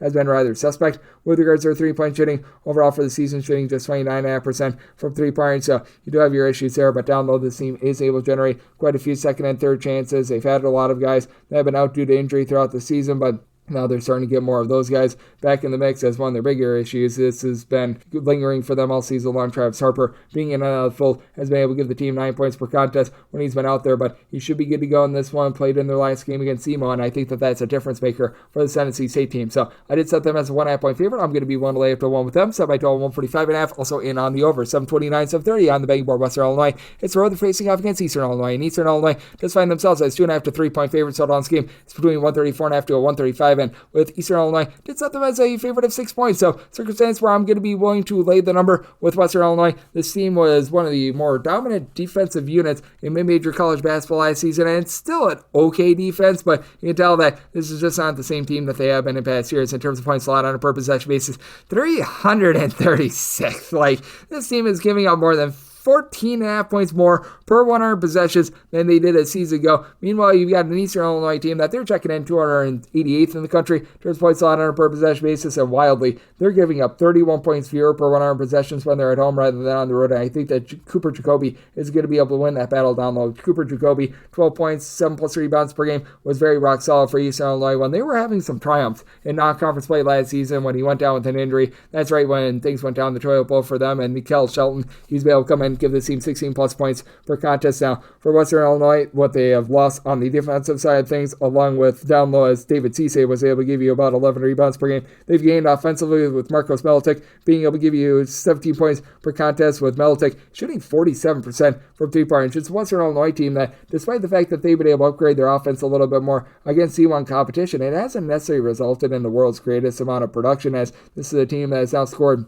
against D1 teams and D1 teams only 71 points or fewer in all but 3 of their games thus far this season, so a little bit of an issue there. Sean Smith has been able to give you about 4.5 assists per contest, and then Ryan Myers, he's been in and out of the lineup a little bit, but should be good to go in this one. He's able to give you about 15 points per contest. Western Illinois as a whole, they're shooting 35% from 3-point range. Eastern Illinois outside the top 250 in terms of both points scored and points allowed on a per possession basis, but still a top 125 team in terms of turnovers generated on a per possession basis, and this is a Western Illinois team that they've been still only about 218th in the country in terms of points scored on a per possession basis. I do think that Eastern Illinois going to be able to persevere, find a way to get the job done against the Western Illinois team. That's just a departure from themselves from a season ago. Set my line at 6. I'm going to be willing to lay the number in. I did set my total at a 134. I do think that Western Illinois starts to find a little bit more on defense, so I'm going to be in on the under both of these teams, relatively low tempo, and want to lay it with Eastern Illinois. 731, 732 on the betting board. UT Martin plays us at Southeast Missouri State. SEMO finds themselves as an underdog of 2 to 2.5 points to the last game between 142 to a 143, and with Southeast Missouri State,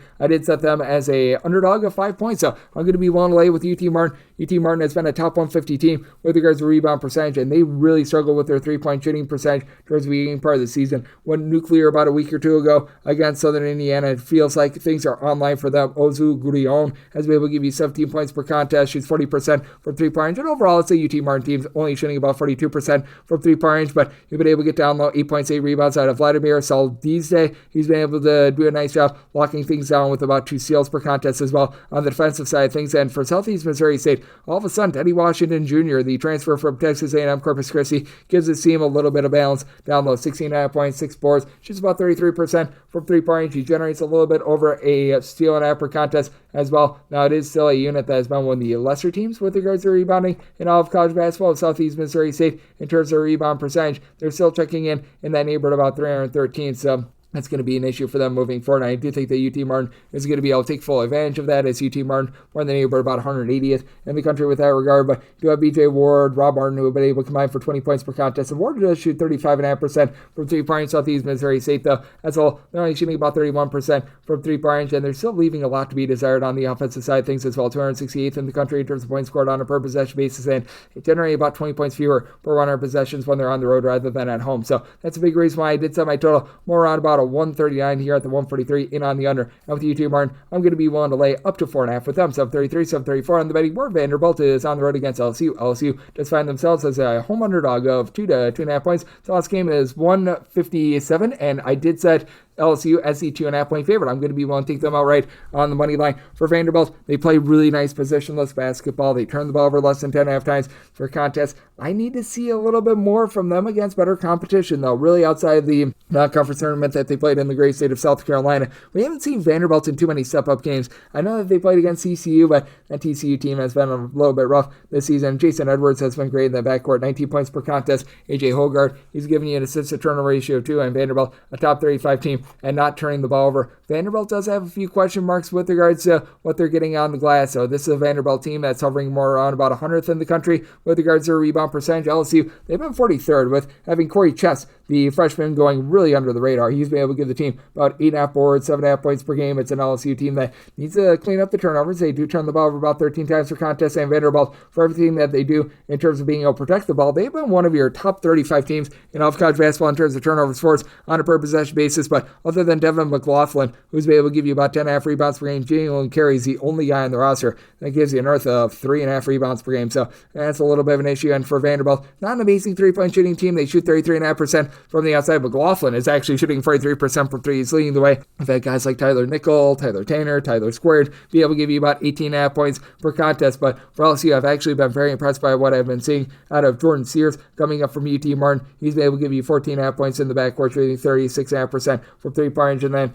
Cam Carter, the transfer from Kansas State, shooting north of 40% for three, 80% at the free throw line. I think that he's going to do just enough for LSU to be able to get the job done in the spot. LSU is a top 30 team in terms of total possessions per game, but again, I do think that the turnovers going to be a little bit costly here. And both of these teams, for as good as they've been offensively, they've been able to do a rock-solid job defensively. LSU, 9th in the country in terms of points allowed on a per possession basis. So, and on the underside, I total 152.5, and I'm willing to take LSU on the money line. 735, 736 on the betting board. You've got Lindenwood on the road against SIU Edwardsville, and Edwardsville does find themselves as 6.5 to 7-point favorites, and it's all this game between 137.5 to 138, and with Lindenwood, I did set them as a underdog in the spot of 8.5 points, so I'm going to be willing to lay it with Edwardsville. Edwardsville has been dealing with a little bit of, shall we say, inconsistency with regards backcourt this season because they did lose a few pieces in the offseason. DeMarco Minor was very major for them, but Rayshawn Taylor has been the main guy that has been able to keep things afloat for them. 17.5 points, 4.5 boards, 4.5 assists per contest, has actually averaged 13.5 points or more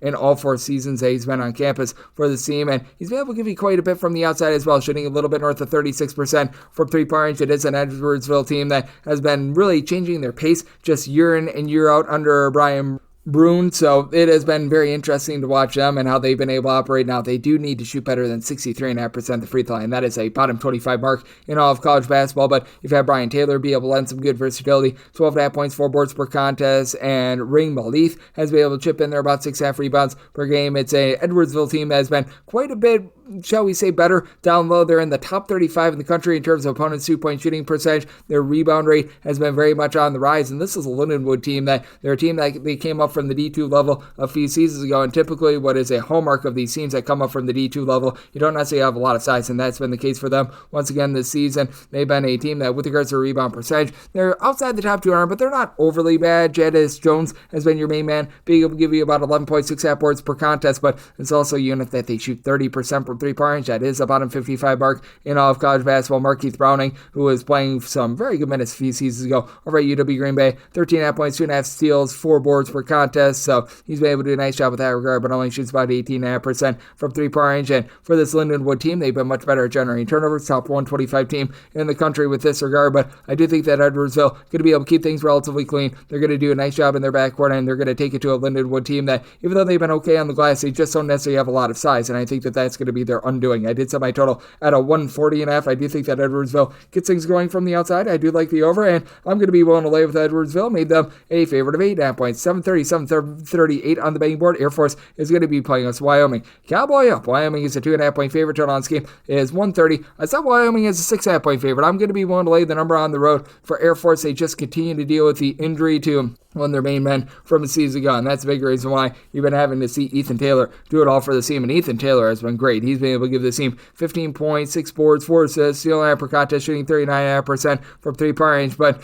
we just have not seen a lot out of Bo Becker. Bo Becker just returned to the floor a few games ago, but he was only back out there for like 7 or so minutes in that game against UNLV. He had 5 points in like 8 minutes, so we'll see if we get a little bit more out of him, but it does feel like they're starting to get him back a little bit more, so I gave them a tad bit of an upgrade, but again, he might only play like 10 or so minutes in this game. Wesley Chalkowski is a true 7-footer that's able to give you 10 points per contest and is able to pop it from 3, but at 7 feet tall, he's giving you 2 rebounds per game. That's been a little bit of an issue. Jeffrey Mills has been able to give you some versatility, 3 boards, 3 assists, 7.5 points per contest, so that's been relatively rock solid, but this is also an Air Force team that, even though they're a little bit better on the glass this year, 360th in the country with their 61.6% free throw shooting. Absolutely awful there. They're a low-tempo team that they turn the ball over 13 times per contest, and Wyoming, even though this Air Force team has been a little bit better on the glass, they still have the advantage here. They're a top 45 team with regards regards to rebound percentage, having Jordan Nesbitt, the transfer from Hampton, give you 9.5 points, 7.5 boards per contest. And then Obi Ejim has been Mr. Do-It-All, 18.5 points, 3.5 boards, 3.5 assists, shooting 46% from three-point range. Just for a Wyoming team that they shoot 35.5% from three-point range, albeit this is a team that when they're away from elevation, they do see a little bit of an downtick there, and they're 13.5 turnovers per game, a little bit costly, but this is also an Air Force team that in terms of turnovers, shall we say, force on a per possession basis, they're well outside the top 225 with that regard as well. So I do think that you're going to be able to get some good, clean possessions out of this Wyoming team, a Wyoming team that in terms of points scored on a per possession basis has left a little bit of something to be desired at 187th or so, but this Air Force team, they continue to be outside the top 225 with this regard as well. Do you think that you get a low-scoring slog in this game? So I told at a 130.5. So here at the 129.5, 130, think that we've gotten just a skoge too low. I think that this could be close enough for a late game fouling team down 6 with a minute remaining. You get those fouls, and I do think that Wyoming should be able to get the job done by that margin. So Wyoming is a 6.5 point favorite. Want to lay the number and in on the over. 739, 740 on the betting board. Oregon State is playing goes to San Diego. San Diego is a underdog of 14.5 points. So on this game is 141 to 141.5. Semi line at 18.5. I'm going to be willing to lay it. Oregon State open up the year 10-0 against the spread. They have failed to cover each other the last 4 games, but this feels like the spot where they're able to bounce back. This is a San Diego team that's outside the top 340 in terms of their three-point shooting percentage. For San Diego, they have not been the world's worst team on the glass, but still 259th with that regard. Steven Jamerson has been able to give you about 7 to 8 rebounds per game. Same with Stefan Triot. So these guys have been rock solid, but you still have Michael Rota, who's been able to give you 17 plus points, 6 plus rebounds per game. Do recognize that Oregon State hasn't necessarily been quite the same team defensively when they've been on the road rather than at home, but they're still a top 35 team overall in terms of points allowed on a per possession basis, with Rota being able to give you 2.3 steals per contest as well. For this Oregon State team, they've done a good job both on the interior and the exterior, and they don't allow you to get a lot of second chances as well. This has been an Oregon State team that has been a top 125 team with regards to their rebound percentage, as they've been able to get some good production out of DeMarco Minor in just so many different facets. 9.5 points, 5.5 assists, 2 steals. He's been able to shoot in the mid-30s from three-point range. Nate King should see a little bit of a downtick with this regard, but he's currently shooting 48.5% from three-point range. And for San Diego, you just don't have a lot of answers in the backcourt. They really didn't hit the transfer portal here in the offseason. They went after a lot of these C2 guys like Cody Kluot, who's been dealing with injury all throughout the season. KJ Bradley has been nice for the team. He's been able to give you about 15.5 points per contest, but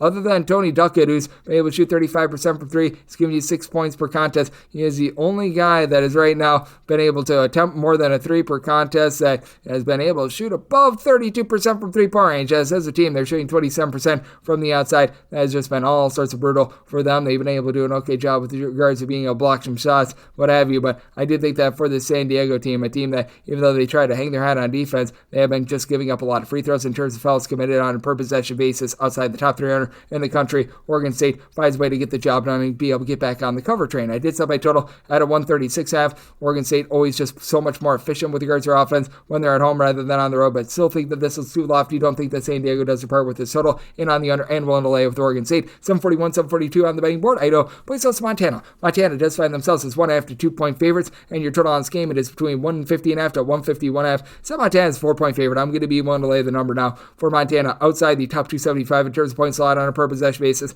Idaho outside the top 275 in terms of points allowed on a per possession basis. This has been a Montana unit that has always been quite a bit better when they've been at home rather than on the road. But this year, with regards to their offensive efficiency, they have actually only been scoring about a point less per 100 possessions when they've been on the road rather than at home. As a matter of fact, in terms of points scored on a per possession basis on the road, this has been a top 125 team. Meanwhile, you've got an Idaho unit that they're looking to a little bit more positionless basketball this season. Isaiah Brickner, who comes on over from Marist, has not necessarily been able to give you a whole ton. He's only been able to give about 6 or so points per contest, that he would have a little bit more of a hand in the facilitation that he has, as Colton Mitchell has actually been the guy, 11 points per contest. Former junior college transfer has been able to give you about 41.5% from three-point range. And Idaho as a whole, they do shoot 37% from 3. Tyler Mears, he stands about 6'7", shoots 42% from the outside, 11.5 points per contest. So been loving what I've been seeing there from him, but it's also an Idaho team that's outside the top 240 in terms of opponent's three-point shooting percentage as well. They've been able to do an okay job playing relatively even up on the glass, but the team just really doesn't force a lot of turnovers. While they themselves, Idaho, they're outside the top 275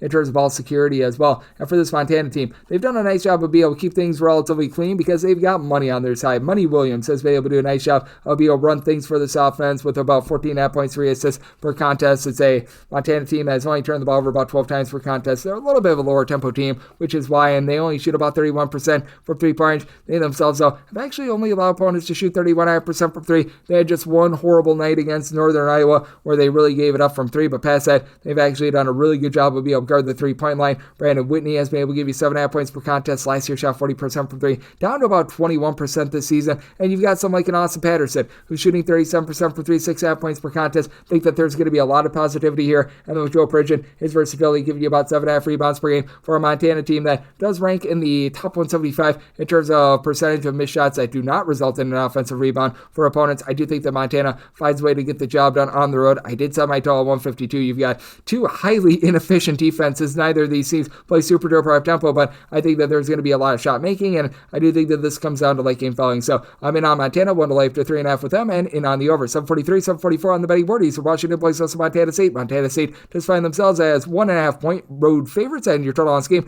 it is between 149 to 149.5, and with Montana State, I did set them as an underdog of 1.5 points. I'm going to be willing to take Eastern Washington right on the money line. Now, if this Eastern Washington team, they have been dreadful with regards to their defense. Eastern Washington currently 351st in the country in terms of points allowed on a per possession basis, and somehow, some way, they're actually giving up more points per 100 possessions when they're at home rather than on the road. But Montana State is checking in at right around about 200th in the country in terms of points allowed on a per possession basis. And for Montana State, they do give up about 20 points more per 100 possessions when they're on the road rather than when they are at home. It's Montana State team that's also getting just absolutely destroyed on the glass. Here in 26th in the country with regards to rebound percentage for the Eastern Washington team. It's not like they've done anything amazing on the glass themselves, but they're more around about 314th in the country. And at home, they do have a positive rebound percentage, so that does bode very well for them. And Eastern Washington, part of the reason why their numbers have been so bad this season is that they have to deal with quite a few injuries in the backcourt. Their main two guys that were returning from the season ago, both of these guys dealt with injuries, and they've gotten them back in. Nick McCain along with Mason Williams, both of these guys averaging a combined about 28.5 points per contest. With McClain, he's been able to shoot about 34.5% for 3. Williams,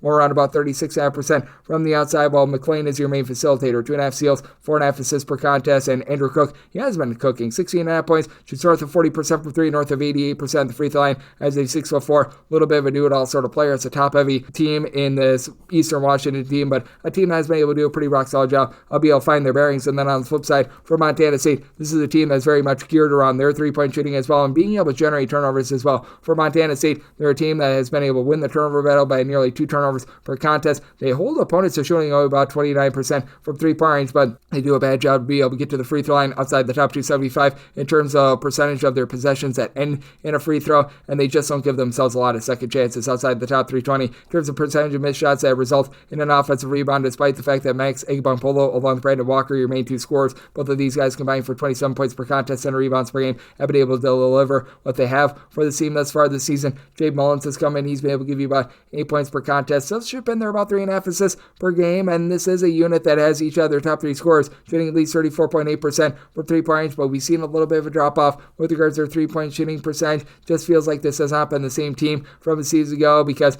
they lost really a do-it-all guy in Robert Ford, and that has really been impacting this team while pretty much everyone else returns from the season ago. I do think that this is going to be a little bit more of an up-and-down game, even though Montana State does a good job of being able to guard the 3-point line. Eastern Washington always gets their tempo in these games. I do think that Eastern Washington finds a way to be able to get the job done. I did set my total at 155.5. I like the over, and Eastern Washington outright on the money line. 745, 746 on the betting board. Kennesaw State, we give our to Lane Kiffin go Owls. They are going to be playing us to Jacksonville St, and Jacksonville State does find themselves as a 1-point underdog. Total on this game, it is 155.5 with Jacksonville State. I did set them as a 3-point road favorite. I'm going to be willing to take them in this ordeal. It is a Kennesaw State team that once again is absolutely running it and gunning it, and it's going to be a tempo war because you've got a Kennesaw State team that does rank in the top 75 with regards to total possessions per game. Jacksonville State, for as good as their offense has been, they are well outside the top 325 in terms of total possessions per game, but they just have one of the more efficient scores they're going to be finding in all of college basketball, and they do a good job of being able to pair it up with really good rebounding as well. For Kennesaw State, you've had Simeon Cotto be able to give you about 17 points per contest, and the team has been able to do a better job of being able to take care of the ball, not turn the ball over as much as they did a season ago, but I still have my question marks with regards to the defense, as for Kennesaw State, they are still well outside the top 200 in terms of points allowed on a per possession basis. The turnovers are starting to become a little bit of an issue as well. We saw that on display when they had north of 20 turnovers against Santa Clara. Adrian Woolley in the backcourt has been able to give you 17 points, shooting 42.5% from 3-point range, but in terms of turnovers per possession, possession. This team is outside the top 225 in terms of ball security with Ricardo Wright coming off the bench. He's been a nice go-to scorer, gave you about 8 points per contest, but he's only shooting about 23% from three-point range. For Kennesaw State, they've worked on their rebounding. They've become a top 125 team in terms of percentage of missed shots that result in an offensive rebound, but Jacksonville State, they're a top 75 team in terms of rebound rate with Jerron Pierre, top 10 in the country with regards to scoring 23.2 points per contest in a system that's this slow. I mean, that's almost like 25 plus points in any other system. He's shooting 43.5% from three, and Jayo Atika, who was a really good sharpshooter many years ago over at Marist, he's been giving the team 11.2 points off the bench, and he's shooting 49% from three-point range, while Michael Hoji has been also versatile for this team, 10.5 points, about 8.5 rebounds per game, not really giving you a lot from three-point range, but Marcellus Brigham has been able to give you about 4.5 boards per contest. Mason Nicholson,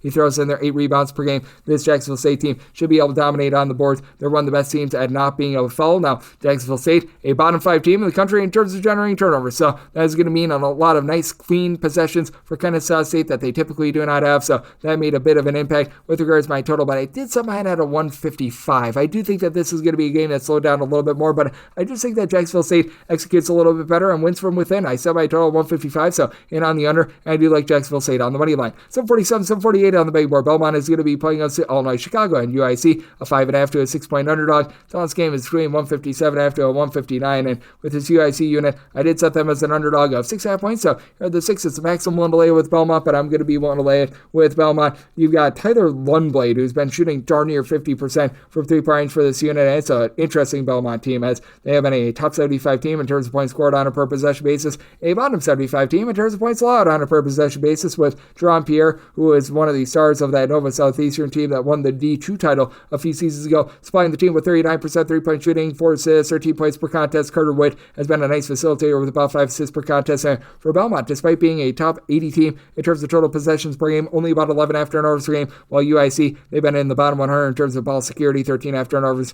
per game, but you've been able to get quite a bit out of the backcourt with Jordan Mason, Javon Jackson being able to combine for 23 points per contest. Mason is shooting 40% from three, and Ahmad Henderson is giving you good facilitation as he and Jackson are combining for about 7 assists. They do turn the ball over about 5 times per contest, but Sasa Sini and his 9.5 rebounds per game should be able to win the battle down low. Las Modestas Concretas, who has come over, he's been able to give the team about 6.5 rebounds per game. This has been a unit that's had a little bit of, shall we say, strife with regards to being able to guard the three-point line, as UIC right now well outside the top 275 in terms of points allowed on a per possession basis, but really both of these teams have their issues there. Question is, which of these teams is going to be able to give you a little bit more down low? And this has been a UIC unit that does rank in the top 75 with regards to their rebound percentage. Belmont more around about 217th, so I do think that that's going to be a little bit of an issue for Belmont, but again, with the way that UIC just gives up so many open looks from three-point, I do think that we see a little bit of regression with this UIC three-point shooting outfit, as you've got out of your top 6 scores, 4 of them shooting north of 40% from three-point.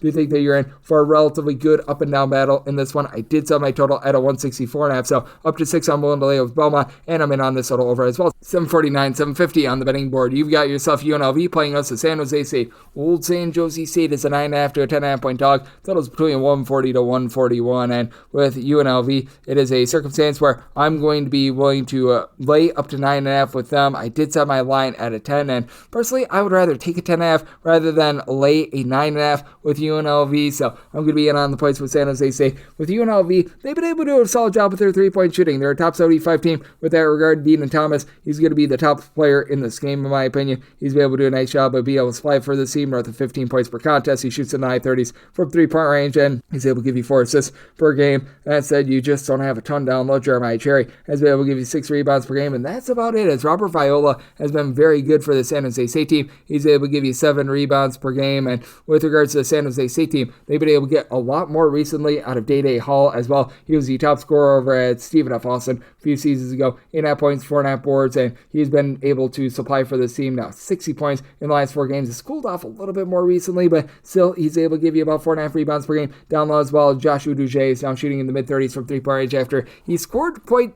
consistently for Utah State last season, but he was a less than 30% three-point shooter. Will McClendon has been able to throw in there about 12, 13 points per contest as well. This is a San Jose State team that when they were really firing on all cylinders 2 seasons ago, this was one of the best rebound rate teams in all of college basketball. Now they are hovering more around 300th in the country, but they've been much better with regards to rebound percentage on the road rather than at home. And UNLV just 244th in the country. I do think that Sardine Nananana is going to need to step up a little bit more. He's only been able to give the team about 3.5 rebounds per game, but Donovan Yap give you a bit more facilitation with 3 assists per game for a San Jose State team that is well outside the top 225 with regards to total possessions per game. I do think that that's going to be enough for them to hold in there. And for the San Jose State team, they've actually done a nice job of being able to excel their offense, as they've been able to get past the 70-point plateau in all but one of their games since the beginning of the month of December. To the credit of UNLV, this team has been able to buckle down quite a bit with regards to their defense. They've only allowed 1 out of their last 6 opponents to be able to exceed the 68-point plateau. So it is a good old situation of something's got to give. It is a circumstance where here at a 10.5, I'm going to be able to take the points with San Jose State. I did make my total a 140 as well, so I'm going to be able to take the 10.5 in this ordeal and add a 140.5 or higher in on the under. 751, 752 on the betting board. Tulane plays close to UTSA. Meet the Roadrunners are a 5.5 to a 6-point underdog. Draw on this game is 155 to 155.5. Semi line of 4. I'm going to be able to take the points with UTSA. UTSA, I think, is a well-coached team under Austin Clonchet, has a lot of really good weapons. You haven't necessarily been able to have Damari Monsanto be completely unleashed for this team as he comes in from Wake Forest and just dealt with injuries over the last few seasons, but when he's been out there, he's been able to give you 11 points per contest, shoots 41.5% per 3. And UTSA, in a tight game, they shoot 82.5% of the free throw line. That's a top 10 mark in all of college basketball. Has been a UTSA team, has been having their ups and downs with regards to rebounding, but you do have Raquan Horton along with Genavia Smith, who have been able to combine for about 14 rebounds per game, and this is a Tulane team that just has never really been a great team on the glass. Roman Brumbaugh has been able to run some good offense, 5 assists, double-figure amount of points per contest, shoots in the mid-30s from 3-point range, but with Tulane, they're only checking in about 211th in the country with regards to rebound percentage. UTSA is about 289th in the country, so that's been a little bit of an issue, and the Austin Clonch style usually leads to quite a few turnovers, and this has been a UTSA team that's been able to rank in the top 75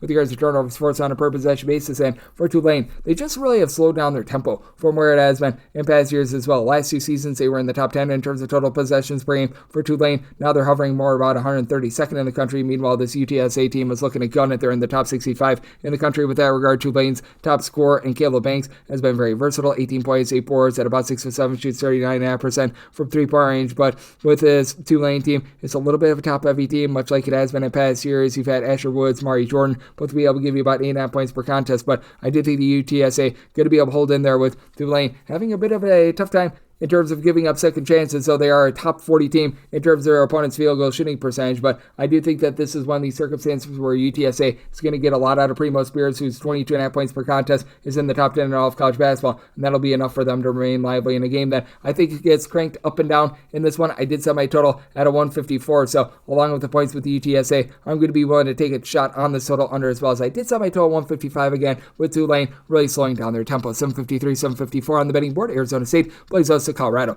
Colorado is an underdog of 5.5 to 6 points. Total between 142.5 to 143.5 with Arizona State. I did set them as a favorite of 7.5 points. I'm going to be willing to lay the number. Colorado always has some very big home and road splits because Boulder has such a good home court edge and a home court environment for them. You have to go up to elevation. It's very hard to get to, but Arizona State, with the curtain of distraction and what have you, that's a good home court edge as well. And the freshmen have really been able to step up for the team. Jaden Keonance has been able to give you about 8 boards, 3.2 blocks per contest, top 10 player in the country with regards to block. And Yusan Sanan, he has been able to supply the team with about 13.5 points per contest, shooting 48.5% from 3-point range. It's not an Arizona State team that is necessarily looking to run it and gun it, but their offense is very much back with regards to their 3-point shooting 37% from 3-point range for Arizona State. In terms of total possessions per game, right around about 90th in the country. So I think they play fast, but they are not playing out of control fast. And Colorado more around about 150th in the country with that regard. But Olsen Mason, BJ Freeman, these two transfers have both been able to give you about 11.5 points per contest. It's an Arizona State unit that is going to need to match up with the overall versatility of Colorado. So you've got two guys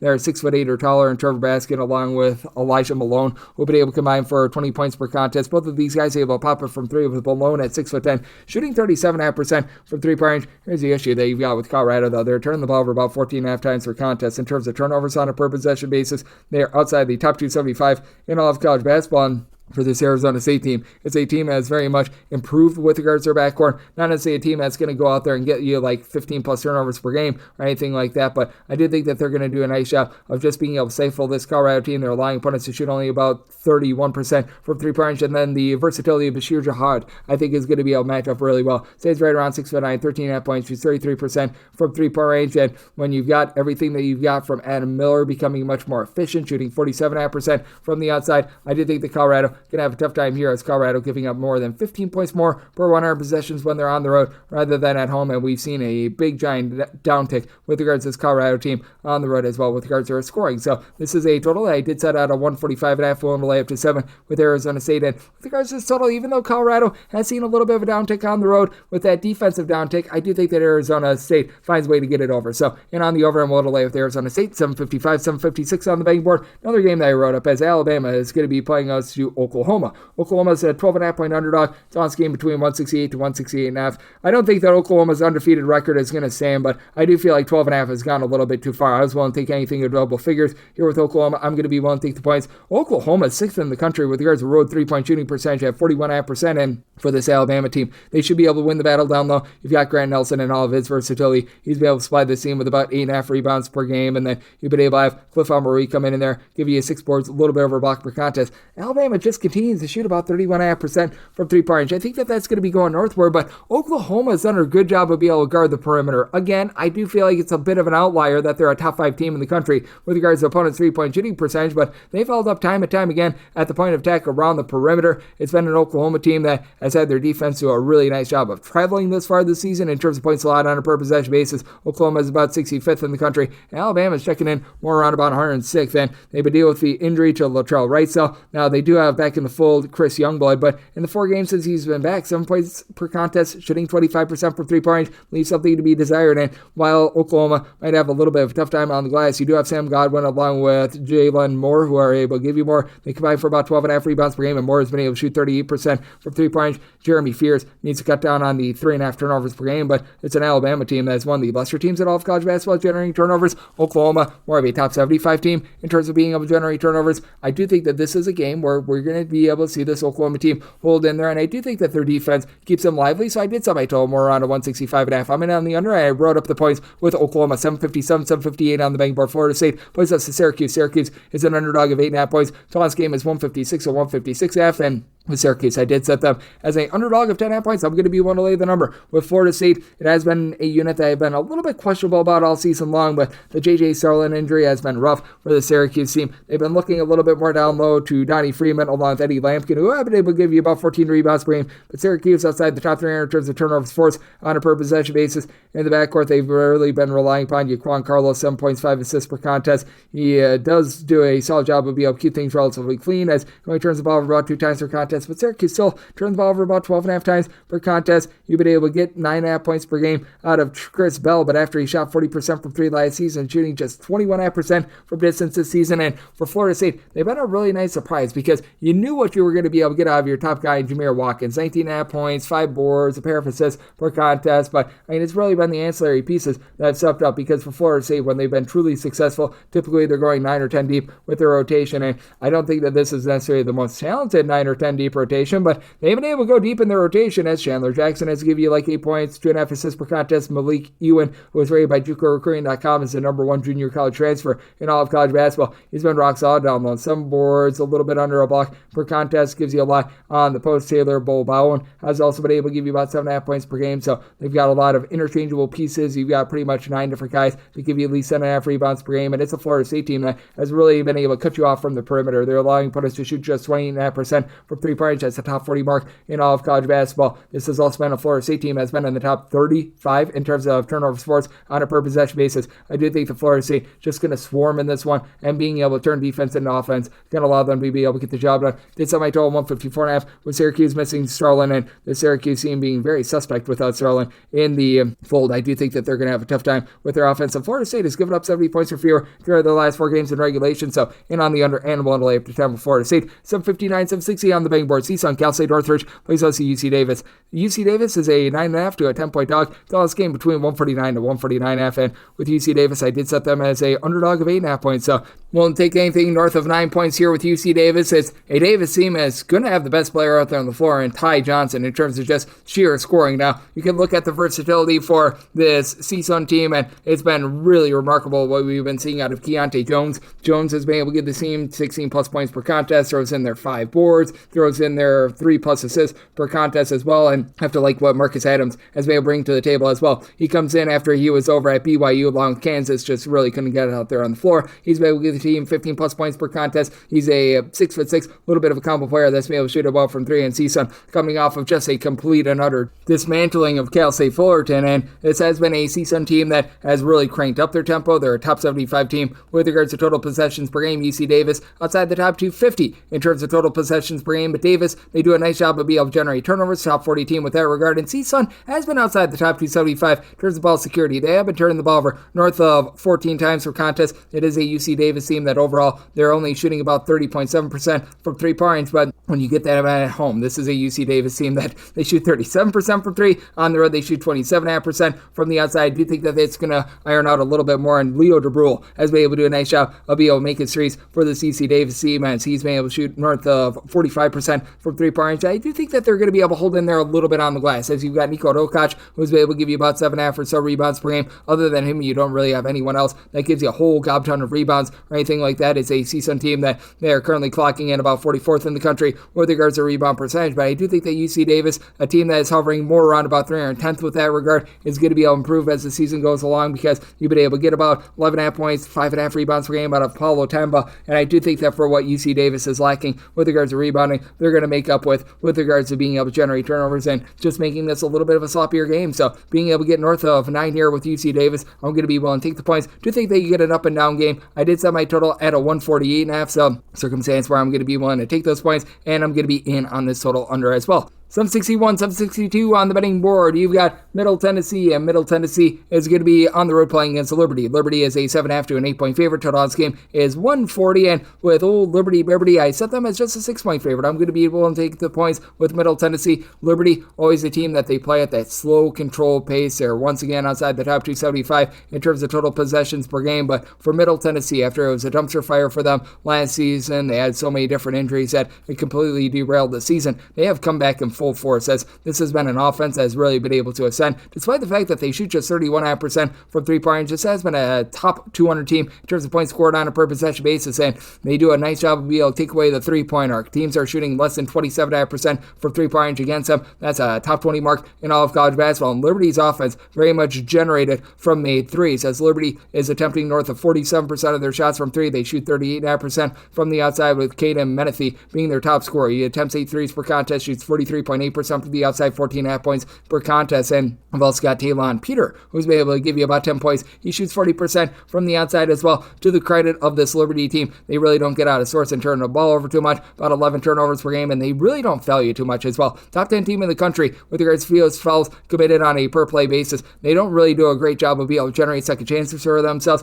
Now, they don't allow you to get a lot of second chances as well. Their defensive rebound percentage is a top 75 mark in all of college basketball. Their offensive rebound percentage outside the top 275 in all of college basketball. So very interesting circumstance there, but I do think that Justin Porter is going to be able to help Middle Tennessee remain lively in this one. Top scorer with about 15 points, steal and half per contest, and as a matter of fact, for this Middle Tennessee team, each of your top 5 scorers give you at least a steal per contest. That includes a big man, Isam Mustafa, who should be able to win the battle down low. 12 points, he's able to give you about a steal and half per contest, throws in there 8.3 rebounds per game. Torrey Olsen has been able to give you about 5.5 rebounds per game. Jalen Counter has been a little bit in and out of the lineup, should be good to go in this one. And then Trey Green has a little bit of an ancillary scorer, has been able to shoot about 40% from three-point. I think that that'll be enough for this Middle Tennessee team to be a hold in there, and I do think that this is going to be a game that's going to be very much slowed down. Liberty, once again, a very slow, controlled team that relies upon three-point shooting to be able to get that offense. With that being bottled up, I do think that you got yourself a little bit of a slog of a game. So, set by total 132 and on the under, and I'm going to be willing to take the points with Middle Tennessee. 763, 764 on the betting board. It is Pittsburgh, and they're going to be playing us at Stanford, and Stanford does find themselves as an 8.5 8.5 to a 9-point dog. Total on this game between 150.5 to a 151. This line opened up at a 10. Now that we are down to an 8.5 to a 9, I'm going to be one lay with Pittsburgh. I did set them as a 10.5-point favorite for Sanford. Having to travel from west to east is a little bit difficult. Now they've already got a game under their belt on the East Coast as they lost that game by double figures to Clemson a few days ago. But for the Sanford team, even though they do a nice job of being able to keep things relatively clean with their offense, they only turned the ball over about 11 times for contest, and Maximine Raynaud, he's one of the more versatile players in the country. At 7'1", 21 points, 12 boards, shooting 34.5% from three-point range with a block and a steal per contest. I do think that having to go up against this Pittsburgh team is going to be very difficult because they've got a 7-footer with versatility of their own, Guillermo Diaz-Graham, 7.6 boards. Well, he shoots about 23.5% from three, but he's able to pop it from three. Zach Austin has been able to give you about a block and a half per contest as well. And for as bad as this ACC has been, Pittsburgh has been a relatively nice surprise. They're a top 90 team with regards to their overall rebound percentage. They do a relatively solid job down low as well for Pittsburgh. You've got a really good backcourt with Jalen Lowe along with Ishmael Leggett. These two guys have been able to combine for north of 33 points per contest with Leggett from three-point range. He's been able to do a really nice job of being able to shoot it at about a 33% clip. Meanwhile, Lowe is more around about 27%. So that's been a little bit up and down this Pittsburgh team as a whole. They shoot 36% from the outside, top 75 team with regards to points scored on a per possession basis, and they just keep their possessions clean as well. This is a top 50 team in terms of taking care of the ball. Only about 9.8 turnovers per game. They do a nice job finding clean shots, and they only allow you to shoot 29.8% from three-point range. That's a top 75 mark in all of college basketball, and Sanford very much does live and die by the three as they shoot about 33% from three-point range as a collective. Isaiah Sellers has been able to give you 14 points per contest, and Jalen Blake's 5 assists, 2 steals, shoots about 32% from three with 15 points per contest. But outside their main three guys, nobody else gives you north of 7.5 points per contest. A little bit of a top-heavy Sanford team that's well outside the top 175 in terms of total possessions per game. And Sanford's defense has really been acting up recently, giving up north of 75 points throughout their last 5 games. It's a Pittsburgh team that they've been able to hold up at the point of attack for much of the season. They did give up quite a bit against Cal and Sam Houston State, but I do think the things are going to be a little bit more dialed in here. I do like Pittsburgh laying the summer. Did semi total at a 146.5, so you're north of 150 in on the under and in on Pittsburgh. 765, 766 on the betting board. Ohio's on the road against Central Michigan. Central Michigan, a 4 to 4.5 point underdog, and your total on this game, it is 147.5 with Central Michigan made them a 2.5 point underdog. I'm going to be willing to take the points for this Ohio unit. You've got a lot of good, efficient players on the offensive side of things, and it's a team that they really don't turn the ball over. And as a matter of fact, with this Ohio team, I do think that they're one of the better coach teams out there in the mid-major ranks. Jeff Bowles, always love what he's able to do as he's got the AJ's AJ Brown, AJ Clayton, who have been such big pieces for this team. For Clayton, he's able to shoot 36.5% from three, 16.5 points, 6.5 boards per contest, and Brown, he shoots in that neighborhood about 38% from three with about 12 points per game. And Jackson Pavelski, good facilitator, comes in from Wofford and spent last year on the bench over at Iowa State, 6 assists. So he's able to give you about 12 points per contest, but it is an Ohio team that has been leaving quite a bit of something to be desired on defense, mainly the fact that they are allowing opponents to shoot 41.5% from three. That is dead stinking last in all of college basketball. And last season, with regards to the Central Michigan team, they were one of the worst three-point shooting teams in all of college basketball. And it's not to say that they've been amazing thus far this season, but Central Michigan has been much better with that regard. Anthony Pritchard, one of the more underrated point guards in all of college basketball. He's been able to do a nice job supplying the team with about 34.5% three-point shooting, 2.5 steals, 4.3 assists, 12.5 points per game. And Jacoby Heedy, who comes over from Bethune-Cookman, he generates a steal, gives you about 13 points per contest. Central Michigan needs to clean their act up with regards to turnovers. They've been turning the ball over about 14.5 or so times per contest, but they do go up against an Ohio team that they themselves, while they do an okay job of being able to generate turnovers, not necessarily amazing there. And it's an Ohio team that can be had on the glass. They're outside the top 250 with regards to rebound percentage. Heck, we've already seen Central Michigan win the rebound battle against Marquette earlier in the season. This is a Central Michigan team that does rank in the top 75 with regards to rebound rate. Uganas Jervasivis, hopefully I said that correctly, 12.5 points, 6 boards. He's been able to do a nice job with his versatility at north of 6'8", shoots about 35% from three-point with the improvement that Central Michigan has shown on the three-point shooting side of things, and the fact that they themselves allow opponents to shoot less than 30% from three-point that allow them to hold in there on their home floor. I did set my total at 146.5. Central Michigan playing a little bit more off tempo, but they're still in the top 200 in terms of points allowed on a per possession basis. And I do think that with this Ohio bunch, we're going to see a little bit of positivity with their three-point shooting defense as well. So in on the under and willing to take anything north of 3 here of Central Michigan. 767, 768 on the betting board. Pacific plays us a pepper 9 Waves of Pepperdine are 1.5 to 2-point favorites. Total on this game is 148 to 148.5. And with Pacific, I did set them as a underdog in this spot of 2 points. I'm going to be willing to lay up to a 1.5 with Pepperdine. With Pepperdine, they've got a new coach, and as a matter of fact, Pacific has a new coach as well. But I like Ed Schilling a little bit more, even though Dave Smart was a relatively solid coach when he was over there in the country of Canada. With Schilling, he's done a nice job being able to bring in some good guard play, including their main facilitator, who was actually on Pacific last year, and Mo Odom. So a nice revenge game for Odom. 13 points, 7 assists per contest, shooting 40% from three-point. And it's a Pepperdine team as a whole. They shoot 33.5% from the outside. They've been able to do a relatively solid job on the glass as well. Stefan Torvik has been the main reason why at 6'8", he's able to give you 19 points, 5.5 boards, 2.5 assists per contest. I've liked what I've seen there. And then Babakar Koulibaly down low is able to give you 2 blocks per game. I just think that Pacific is going to have a tough time with that. And for Pacific, what has been very concerning for them has been the turnovers. While you do bring in Lamar Washington from Texas Tech along with Elijah Fisher, and these guys have been good in the backcourt. Washington, 11 points, about 6.5 assists per contest. He turns the ball over north of 3 times per contest. The 12.1 turnovers game for a Pacific team that isn't super duper up tempo. That's a little bit of an issue. Now, Pacific has been a top 225 team with regards to rebound rate. Pepperdine leaves a little bit of something to be desired there, but this is also a Pacific team that is shooting 28.3% from 3-point range. You've had Elijah Fisher be able to supply you with 16.5 points per contest. Shoots about 32.5% from 3-point range, but he's one of just 2 guys that has attempted at least a 3 per game that is averaging north of, I would say, 1 point per contest. That is shooting above 32.5% from 3. So, I mean, that's a bit of an issue. Elias Ralph comes over from the country of Canada. He's been able to give this team a little bit of a block, 17 points per game. That's been very nice, but outside of your main 4 scores, you don't have a single guy that gives you north of 5.5 points per game. A little bit of a top-heavy team. I do think that Pacific, just having a little bit more versatility, them being able to do a rock-solid job down low, allows them to be able to get the job done in this ordeal. I did set Pepperdine as a 2-point favorite, so I'm going to be willing to lay up to a 1.5 with them. And we've seen Pepperdine really crank up their tempo. They've been able to have some nice scoring exposés, but that said, I just don't think the Pacific does their part with this total, especially with the turnover. So in on the under, and I'm going to be willing to lay with Pepperdine. 769, 770 on the betting board. It is Georgia State. They play us to Louisiana, and Louisiana is a underdog of a point. Total on this game, it is 144, and for Louisiana, I set them as an underdog of 7 points. I'm going to be willing to lay the number. Perhaps they're thinking that there's going to be an interim coaching bump, as Bob Marlin, who had been with the program for over a decade, he was relieved of his duties, and the interim coaching regime certainly has their hands full in this one. As for Georgia State, they have been outside the top 200 in terms of both points scored and points allowed on a per possession basis, but they've got a lot of versatility, and I do think that they're going to be able to do a nice job on the glass, as you've got Nicholas McMillan, who's been able to supply this team with north of 10 rebounds per game. And for Louisiana, they just have not been able to get anything going whatsoever. They shoot less than 33% from 3-point range. They've only got one guy averaging double figures, Mustafa El Motakil. He comes in from Morocco. He's been able to give you 12 points,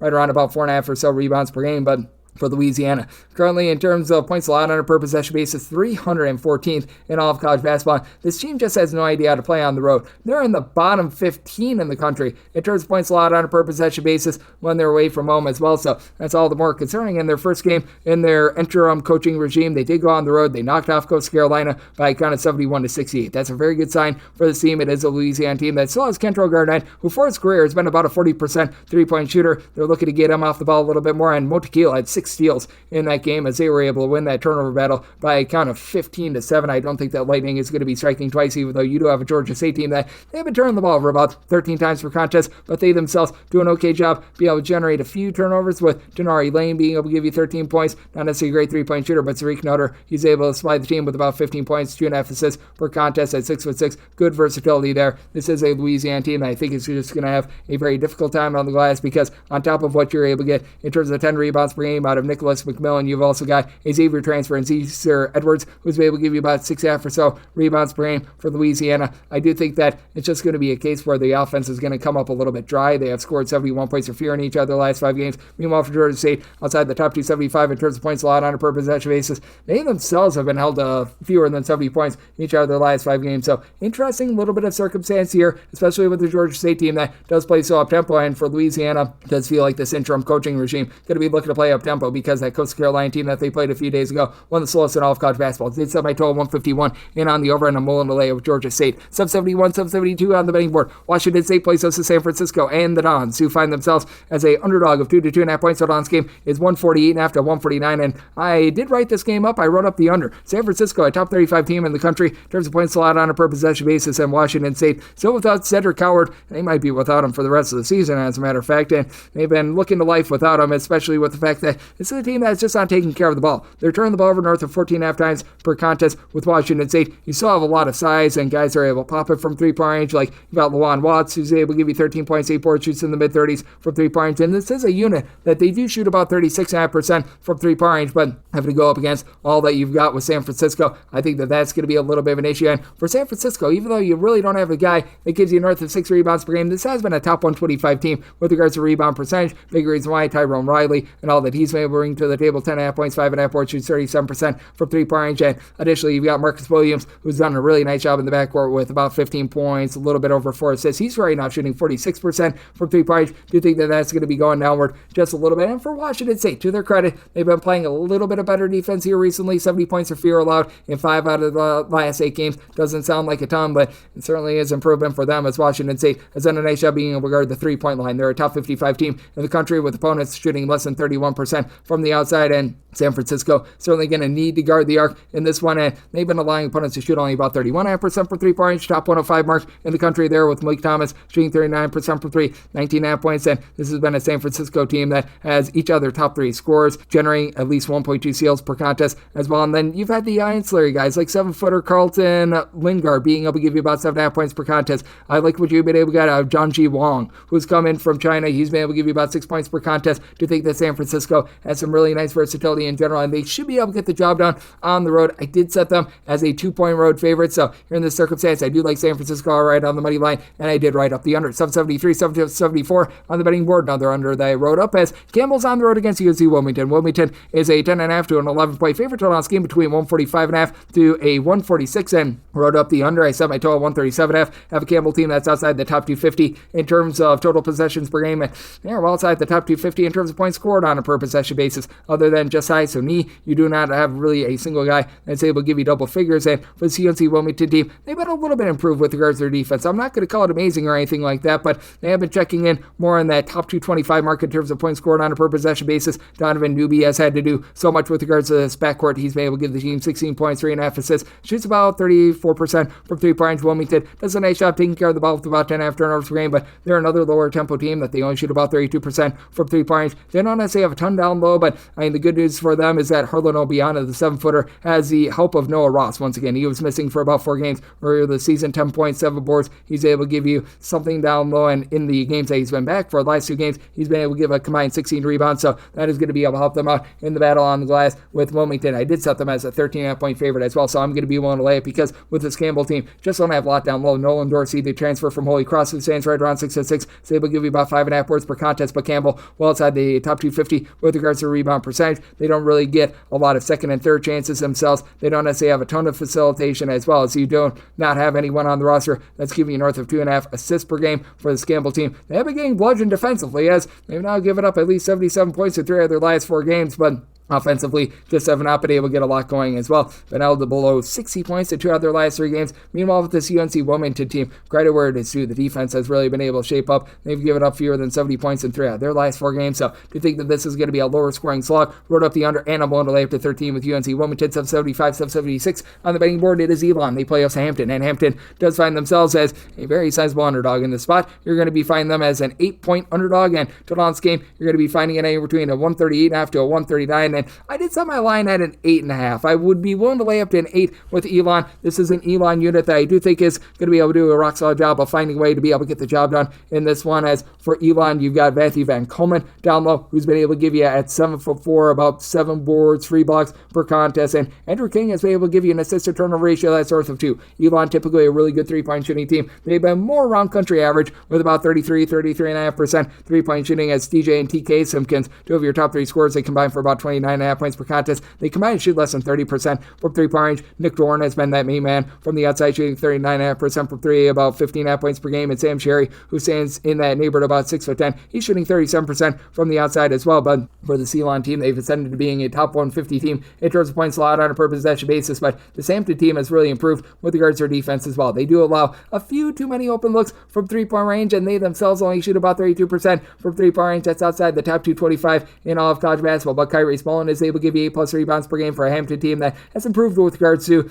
their abilities on the glass. Last season, they were outside the top 275 with regards to rebound percentage, or more around about 230th in the country this year. And Noah Farrakhan, assist to turnover ratio 13 points per contest as a part of that Imani Bates team over at Eastern Michigan a few years ago. Average north of 16 points per contest for them, only shooting about 30% from three-point range. I do think that this Elon team should have just enough to be able to get the job done. Elon has been able to do a nice job holding up and not allowing a lot of open looks from three-point range, to the credit of Hampton. This has been an offense that has been cranked up with at least 76 points in each of their last 4 games, but Elon made themselves 73+ in 4 of their last 5 games, with the defense has held up as well, giving up fewer than 70 points in 4 out of their last 5 games as well. So going to be willing to lay up to 8 points in this circumstance with Elon. And then with regards to the total, I did set mine more in that neighborhood of about a 134.5. I'm in on the under, 777, 778 on the betting board. Youngstown State on the road against Fort Wayne. Fort Wayne does find themselves as a mid-sized favorite. You're going to be finding them as a 5-point favorite. Total on this game between 147.5 to 148, and I'm going to be willing to lay with Fort Wayne. I did set Fort Wayne as an 8-point favorite.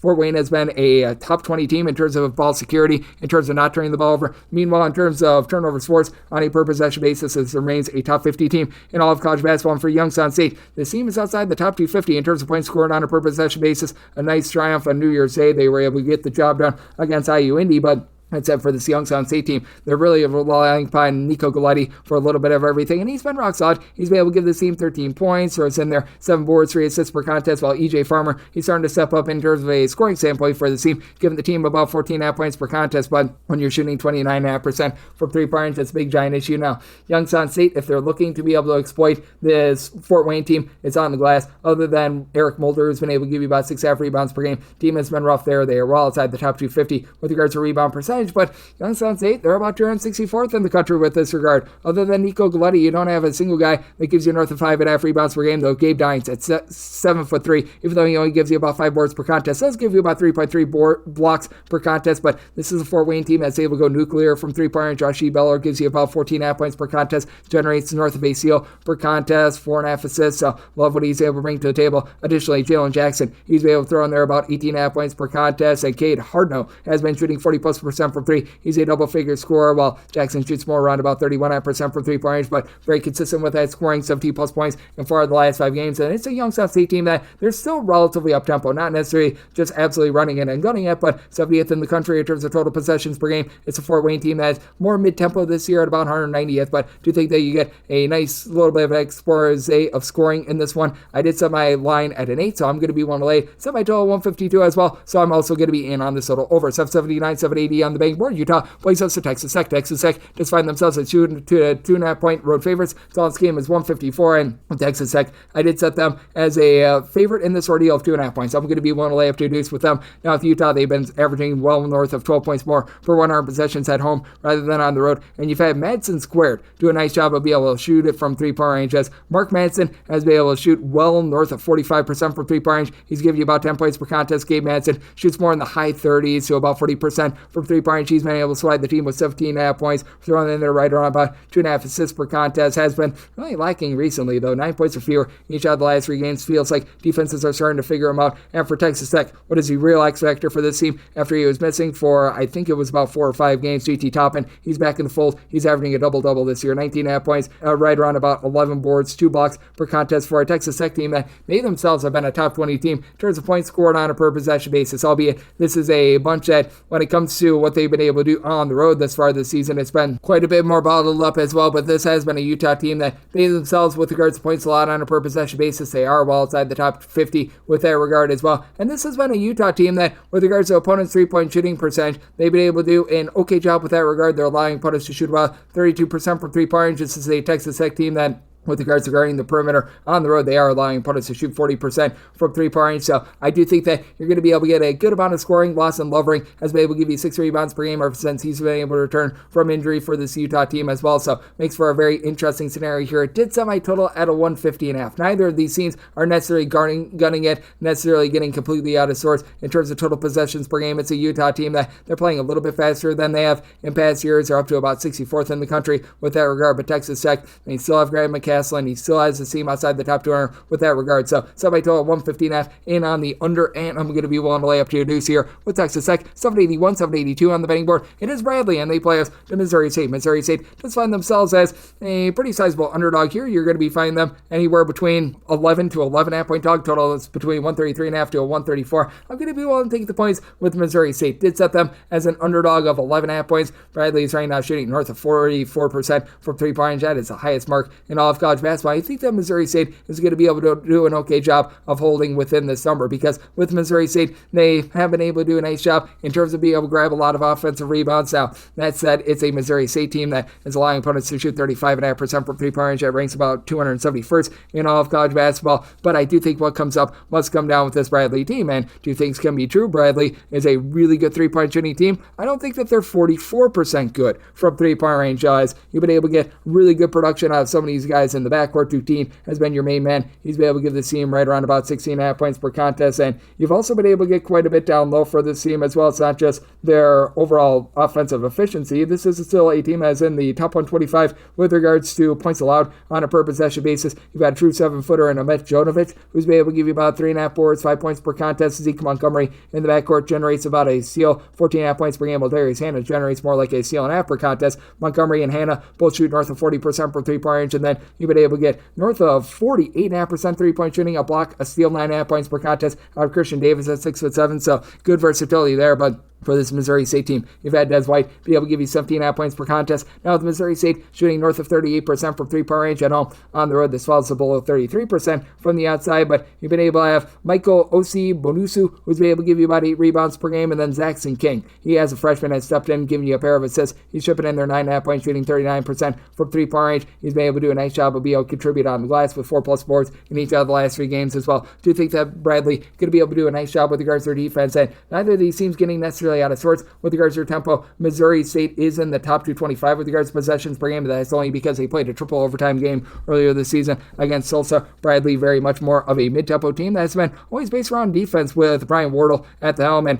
their numbers have been completely thrown out of sorts because they played a double overtime game against Valparaiso, a single overtime game against Indiana State as well. If you look at regulation and regulation only, they have given up 64 points or fewer in 3 out of their last 4 games, so that all needs to be factored in. But even with that factored in, I think that this has gone too low with regards to the total, especially with Bradley still being a team that's able to stroke it from three-point range, even though I see a little bit of regression, not enough to be in on and under. Set by total 139, so I'm going to be taking the over. I do think the Missouri State saves themselves on the glass, and Bradley, they themselves are allowing opponents to shoot north of 32% from three-point range, so in on the over, and we'll take those points with Missouri State. 783, 784 on the betting board. It is South Dakota playing us to Denver. Pioneers are going to be looking to Pioneer cover, as Denver on the road is a 9.5 to a 9-point underdog. So this game is between 163 to 164. Set my line at a 9.5. So at a 9 or less, I'm going to be willing to lay it with this South Dakota team. South Dakota playing all sorts of airbrain. They're in the top 35 in the country in terms of total possessions per game. Meanwhile, you've got a Denver unit that is outside the top 225 in terms of both points scored and points allowed on a per possession basis. It has been very much a less than savory season for them, but they still have quite a bit of outside shooting, and this is a South Dakota team that is not necessarily laying the world on fire with regards to their defense, and they've only got one guy that's able to give you north of 5 rebounds per game. That'd be Cameron Fentz. He's a true 7-footer, and I do expect a little bit more out of him moving forward. And for South Dakota, they've been having a little bit of a rough time with their three-point shooting as well. They're shooting only about 32% from three-point. That's down from their 36% from a season ago. Paul and Isaac Bruns have been able to combine for about 32% three-point shooting between the two of them. You're getting about 22.5 points per contest. And Caleb Stewart, do expect a little bit of bounce back here. He's only shooting 30% from 3, shot in the high 30s last year. He's been able to give the team about 12 points per contest, but the one thing that this team does a very good job of being able to get to the free throw line. They're in the top 15 in the country with regards to free throw attempts per game, and they go up against a Denver team that they themselves are a top 10 team in the country in terms of fouls committed per game. So that should allow for a lot of opportunities there. Nicholas Chomboingo has been able to give you about 14.5 points per contest, shoots north of 40% from three-point range. And as a matter of fact, for this Denver team, of your top 4 scorers, 3 of them do shoot at least 41.5% from the outside. DeAndre Craig,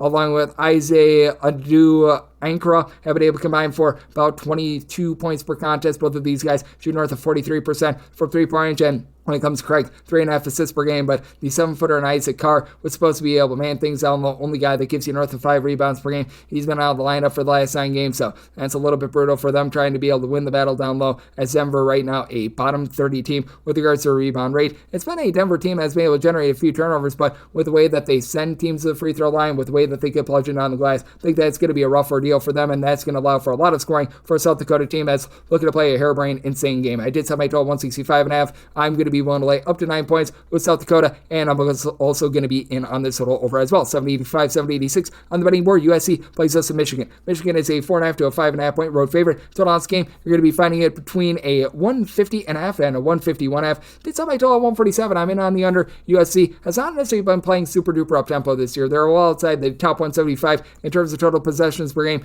Meanwhile, you've got a Michigan team that they do turn the ball over a ton. They're outside the top 3 in terms of turnovers on a per possession basis. That's a big reason why I set my number at 3. On top of that, you have to go from the central time zone / for Michigan, I believe they're actually the eastern time zone, and you have to travel all the way to the great state of California. That's an issue, and for this Michigan team, they've been really good with their three-point shooting about 36% for 3 with Nobari Burnett, along with Will Cheddar, 2 of your more ancillary scores, both shooting north of 41% for 3. And for Burnett, he's been able to throw in there about 9.5 points per contest. Danny Wolf, Vladislav Golden have made Michigan a top 25 team with regards to rebound percentage. These 2 guys are combining for north of 16 rebounds per game, but again, with Danny Wolf, for everything that he does well, he does turn the ball over a little bit too much, so that's a little bit concerning. Meanwhile, for this USC team, it was all sorts of awful for them to begin the season, but they've been able to reel things in recently. They've been able to come up with 3 big, giant double-figure wins in their last few games. As a matter of fact, 4 if you count that game in Washington to begin December. But Desmond Claude has really become that main man in the backcourt. 4 assists, 14.5 points per contest, while St. Thomas, he's just a do-it-all, versatile piece. He doesn't necessarily do one thing well, but he does a lot of things solid. He gives you about 5 boards, 9.5 points per game, and for USC, their rebound rate has been outside the top 175 in all of college basketball, so they're going to have their issues against Michigan on that front. But again, I do think that the travel gets to them. USC has been a top 150 team in terms of turnovers forced on a per possession basis as well, and for USC, after a little bit of a rough 3-point shooting start to begin the season, Chibuzo Agbo has been able to find his way, shooting 39.5% from 3-point. He's able to give you 13 points per contest, and as is customary with regards to Eric Musselman teams, these are teams that are full of transfers that get better as the season goes along. So I don't necessarily think that the overall metrics of USC is representative of what this team is right now, so I'm going to be willing to take a shot on them because I do think that the travel gets the USC here. I did set my total 147, so in on the under, and I'm going to be willing to take those points with USC. This will be the last game that I hit before we go to our first break. 787, 788. Texas is on the road against Texas A&M. A&M is a 5-point favorite. Total on this game between 139 to 140. Set my line at 4.5. Here up 5+. I'm going to be willing to take the points with Texas. Now, Texas A&M, number 1 team in the country with regards to percentage of missed shots that do result in an offensive rebound, but I think that Texas is going to be able to hold up with that regard, as it's still a Texas A&M team that's outside the top 250 with regards to their 3-point shooting percentage. And for Texas, they've been able to get quite a bit more offense recently ever since the return of Tremont Mark, who's been able to give you about 8.5 points per contest. Hasn't necessarily looked like the Tremont Mark that we all know and love, but starting to get back into rhythm, shooting about 36.5% from 3-point range. And you do have a trio of guys in Jordan Pope, Trey Johnson, along with Arthur Kaluma, all shooting at least 42.9% from 3-point range. I do think that this is a case of what must come up must come down, as Texas right now is shooting 41.5% from 3-point range. Both of these teams, not necessarily super duper up tempo, both of these teams outside the top 150 with regards to total possessions per game, and this has been an A&M team that's allowed opponents to shoot less than 29% from 3-point range, so it's going to be a rubber beats the road sort of game for them. Wade Taylor along Tariq Phelps in the backcourt for this Texas A&M team. They've been a really nice tandem, being able to give you about 28.5 points per contest. Taylor's able to shoot 35.5% from 3-point range, but he's really the lone guy that gives you north of 5.5 points per contest that shoots above 35% from 3-point range. This is still a dominant team on the glass with having Henry Coleman, Anderson Garcia be able to combine for about 11.5 or so rebounds per game, and this team has been a top 80 team with regards to turnovers forced on a per possession basis. Texas, they've done a pretty solid job of being able to take care of the ball. They're only turning the ball over about 9 times per contest. That's a top 20 mark in terms of turnovers on a per possession basis, and to the credit of Texas, they've been really good with their interior defense with Arthur Kaluma coming in there. They are a top 25 team in terms of opponents' 2-point shooting percentage, and then on top of that, Caden Shedrick is able to give you multiple blocks per contest. Do you think that this is going to be a grind them out, a little bit of defense-oriented game game. I do think that Texas regresses with regards to their three-point shooting, but I think that they hold up down low and they're able to give a nice battle to this Texas A&M team. So I'm going to be willing to take 5+ here with Texas, and I'm going to be in on the total under as well. And then we're going to hit our break and hit the last of these normal Las Vegas betting game boards right here on Coast to Coast Hoops with myself, Greg Peterson, now a part of the Houston Family Podcast.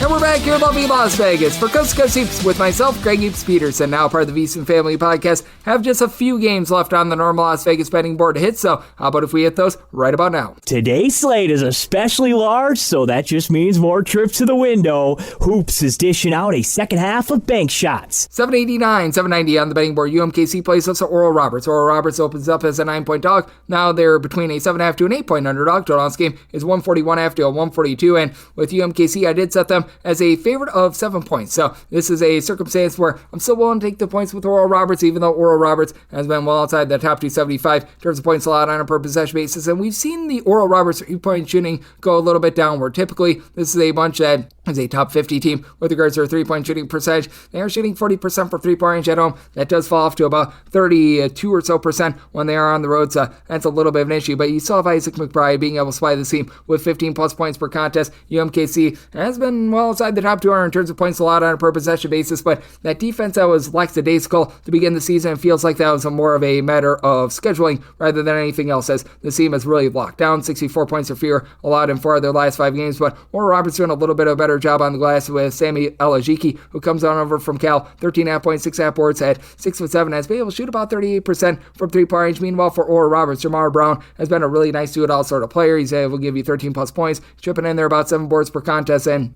with the UMKC, Anderson Kopp has been very good with regards to 3-point shooting at about 6'7", 12.5 points, right around about 3.5 boards, 2.5 assists per contest. UMKC big for versatility, but they haven't turned the ball over a little bit too much. They're outside the top 200 in terms of turnovers per possession, but have an Oral Roberts team that they really don't foresee issue there, and Oral Roberts doesn't really grab a lot of second chances as well. This has been a UMKC team that has been able to generate about 9 steals per game themselves, but one thing that Oral Roberts has been able to do pretty much since the dawn of time is be able to take care of the ball. I do think that they're going to be able to do a solid job here. I do think that Oral Roberts going to be able to find some openings on a UMKC team that's had a very difficult time being able to guard the 3-point line as well. So this is a circumstance where I did set my line at a 7. I'm going to be willing to take the points with Oral Roberts with regards to total. Did set mine at a 145. UMKC has been much better with their defense recently, but this Oral Roberts team starting to get a little bit of something going with their offense. 74 plus points in 3 of their last 5 games, while UMKC, they themselves have broken 73 in each of their last 4. So in on the over and the points with Oral Roberts, 791, 782 on the betting board. It is Cal Baptist.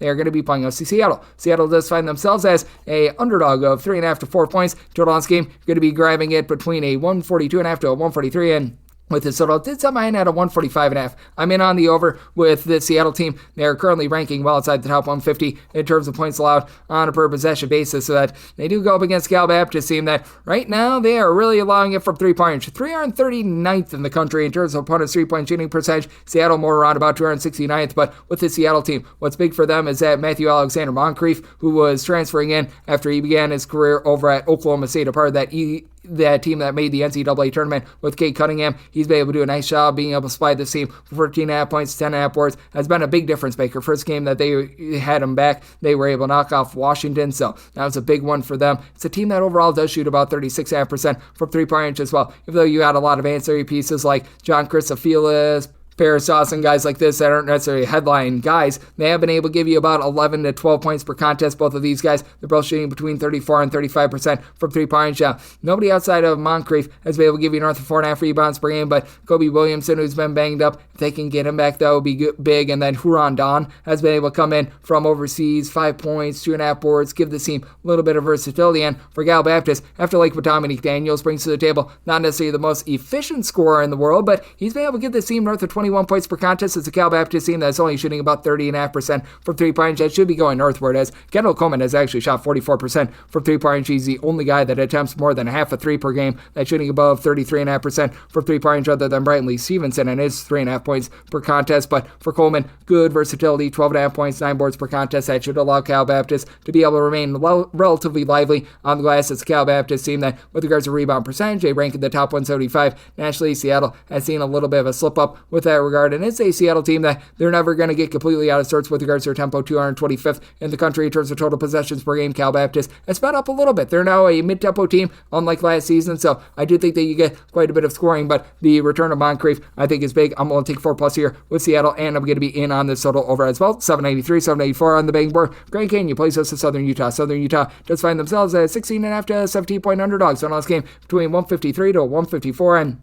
with Southern Utah, I did set them as an underdog of 10.5 points. So, circumstance where I'm going to be willing to take the points. I just don't understand why Grand Canyon is such a big favorite. I did not write this one up, and if I would have seen this a little bit sooner, I probably would have, because this was very far down on the Las Vegas betting board. But that said, with this Grand Canyon team, they looked much better in that game against Bryant a few days ago, but Ty Grant Foster has just had the yips this year. He's shooting less than 25% from three-point range. Still giving you right around about 6 boards, a block, a steal per contest, all that good stuff. And Duke Brandon has been able to give the team 8 rebounds per game, so Grand Canyon should be able to bludgeon Southern Utah on the glass. But for Southern Utah, you've had a nice sort of backcourt combo be able to mix and match for this team, as Dominique Ford has been able to give you 14 points per contest. He's been able to shoot about 35% for 3. And Jamar Simpson, who comes in from Division II UW Parkside, lone Division II school out there in the state of Wisconsin, 17 points per contest as well. It has been a Southern Utah team that's turned the ball over about 13.5 times per contest, but it's not as if this Grand Canyon team is generating a whole bunch of turnovers themselves. It's a Grand Canyon team that is currently ranked well outside the top 125 in terms of points scored on a per possession basis, so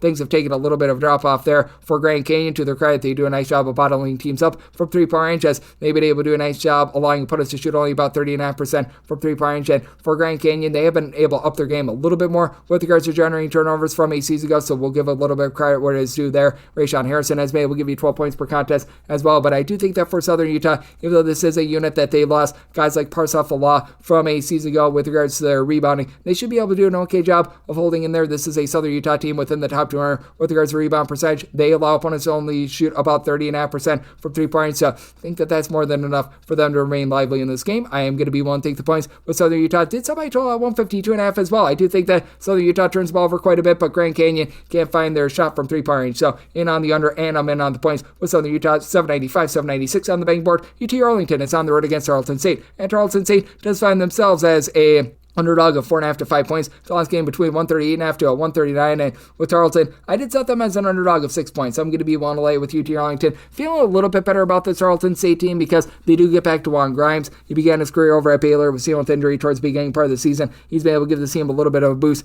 recently. And said, this is still a Tarleton State team that's turned the ball over north of 18 times per contest in terms of turnovers on a per possession basis. They are a bottom 10 team in all of college basketball, and for this UT Arlington team, yes, they certainly have been getting bludgeoned with regards to their defense. They are well outside the top 225 in terms of points allowed on a per possession basis, but this is also a UT Arlington team that they can go absolutely nuclear from 3-point range, as you've got Lance Ware, who's made a big difference for this team down low. 15 points, about 8.5 boards, a block and a half, a steal and a half per contest. Not going to pop it from 3-point range, but this is a UT Arlington team that they shoot has collected about 37% for 3-point range. Jaden Wells and his 12.5 points per contest leading the way there. And to the credit of Tarleton State, they've now given up fewer than 70 points in each of their last 4 games against a Division I opponent. Now, they've also scored 70 points or fewer in, I believe, all but 2 of their games thus far this season. So, do think that you're going to be getting a very interesting game of something's got to give. UT Arlington looking to crank up the tempo, a Tarleton State team that's looking to play low and slow, but I do think that with Grimes back in the mix, it's going to cause for a little bit of better offense for Tarleton State. As a result, I did set my total at 142. I'm going to be in on the over, but with this Tarleton State team, what is really the big issue of why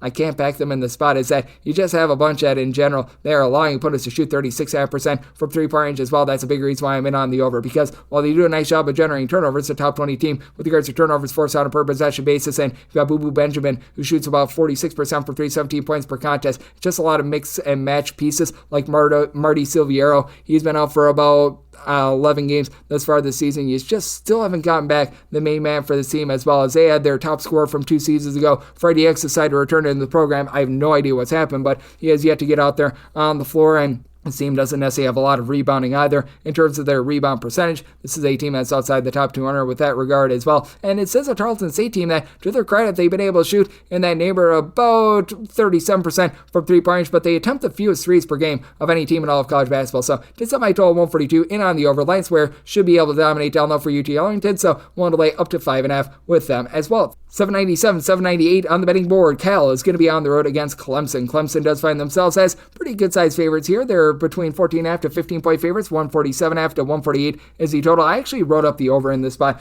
Semi-total at 153.5. You've got a Cal team that's well outside the top 220 in terms of points allowed on a per possession basis, and for this Clemson unit, you've got a lot of guys that are able to hit the glass. You've got a lot of guys that are just willing to be able to give you whatever it takes. In terms of the offensive side of things, headlined by Chase Hunter, who's been able to give you 13-plus points per contest. He is shooting north of 40% from three-point range, and you've been able to get a little bit of outside shooting out of Ian Shefflin as well. Good versatility with 13 points, his 11 rebounds per contest, a top 8 mark in all of college basketball. He's currently shooting about 31% from three, while Victor Locken, he's saying 6'9", he shoots 38.5% from the outside. 2 blocks, 11.5 points, 6 rebounds per game. Clemson has been much improved with regards to their defense as well. This is now a top 55 team with regards to points allowed on a per possession basis. They've been able to shoot 36.5% from three-point range, and once again, a top 50 team in terms of points scored on a per possession basis. But for Cal, right now, their offensive numbers are a little bit warped because they have to deal with quite a few injuries. They've had B.J. Omot out for quite a bit of this season. They've been dealing with D.J. Campbell being in and out of the fold, but now they've got back Javon Blackshear, who's been one of their main men in the backcourt. Top facilitator with 3.5 assists, 11.5 points per contest, shoots about 39.5% from three-point range, and this has been a Cal team that overall shot about 36% from three-point range. Andrei Stojakovic has been a nice go-to scorer with about 19 points per game, shooting in that neighborhood about 36% from three. It's been coming along from as the season goes, and for this Cal team, the biggest issue that you do have is the turnovers, about 13.5 turnovers per game. Clemson, though, never really been an amazing team at generating turnovers. They've done a better job this year. They're in the top 75 with this regard, but I do think that Cal is going to be able to keep it relatively clean with this one. And for Cal, this is going to be game number 2 out there on the East Coast as well. They got in a game a few days ago. It didn't necessarily go their way, but the fact that this is now game number 2 and they don't have to have that immediate travel spot, I do think that that allows them to be able to find their bearings. Cal ranks about 140th in the country in terms of total possessions per game, and Clemson never really gets out of sorts with regards to their mid-tempo team, about 235th in terms of total possessions per game, but I do think that there's going to be a lot of efficiency in this game. Semi-line at a 13.5, we'll take 14 plus here with Cal, and in on the over, semi-total 153.5, 799, 800 on the betting board. Utah State going to be playing as Fresno State, and Fresno State does find themselves as massive double-figure underdogs of between 22.5 to 23 points. So on this game, it is 156, semi-line at 22.5. 23 is that minimal buy point on Fresno State. Fresno State was just absolutely awful with their three-point shooting to begin the season. Now, over the last 5 games, they've been shooting north of 35% from three-point range. Does feel like order is starting to be restored there. That said, this is also a team that has been really giving it up defensively. They're now well outside the top 200 in terms of points allowed on a per possession basis, and they close out 2023 by giving up a 103 spot to New Mexico. This team has now given up 86 plus points in 4 of their last 5 games, albeit against very good competition, but Utah State is very good competition. Top 40 team in terms of both points scored and points allowed on a per possession basis. Ian Martinez, Mason Fosloff both give you 17 points per contest apiece. They're combining for about 7 assists per game, 2.5 steals out of Fosloff, who's shooting 46% from three-point. Utah State only shooting about 34% from three, but you've got Uben Gaserse down low shooting 74% from the floor. It's a Utah State team that is pretty solid with regards to their rebound rate. Meanwhile, with this Fresno State team, you have been able to get quite a bit down low. As Elijah Price, 9.5 points, 8.5 boards. He's able to pop it from three, but he only shoots about 11% from three-point range. Amar Uyagard, he's been a relatively good scorer along with Zayon Collins. Both of these guys about 13.5 points per contest, and Collins now shooting about 41.5%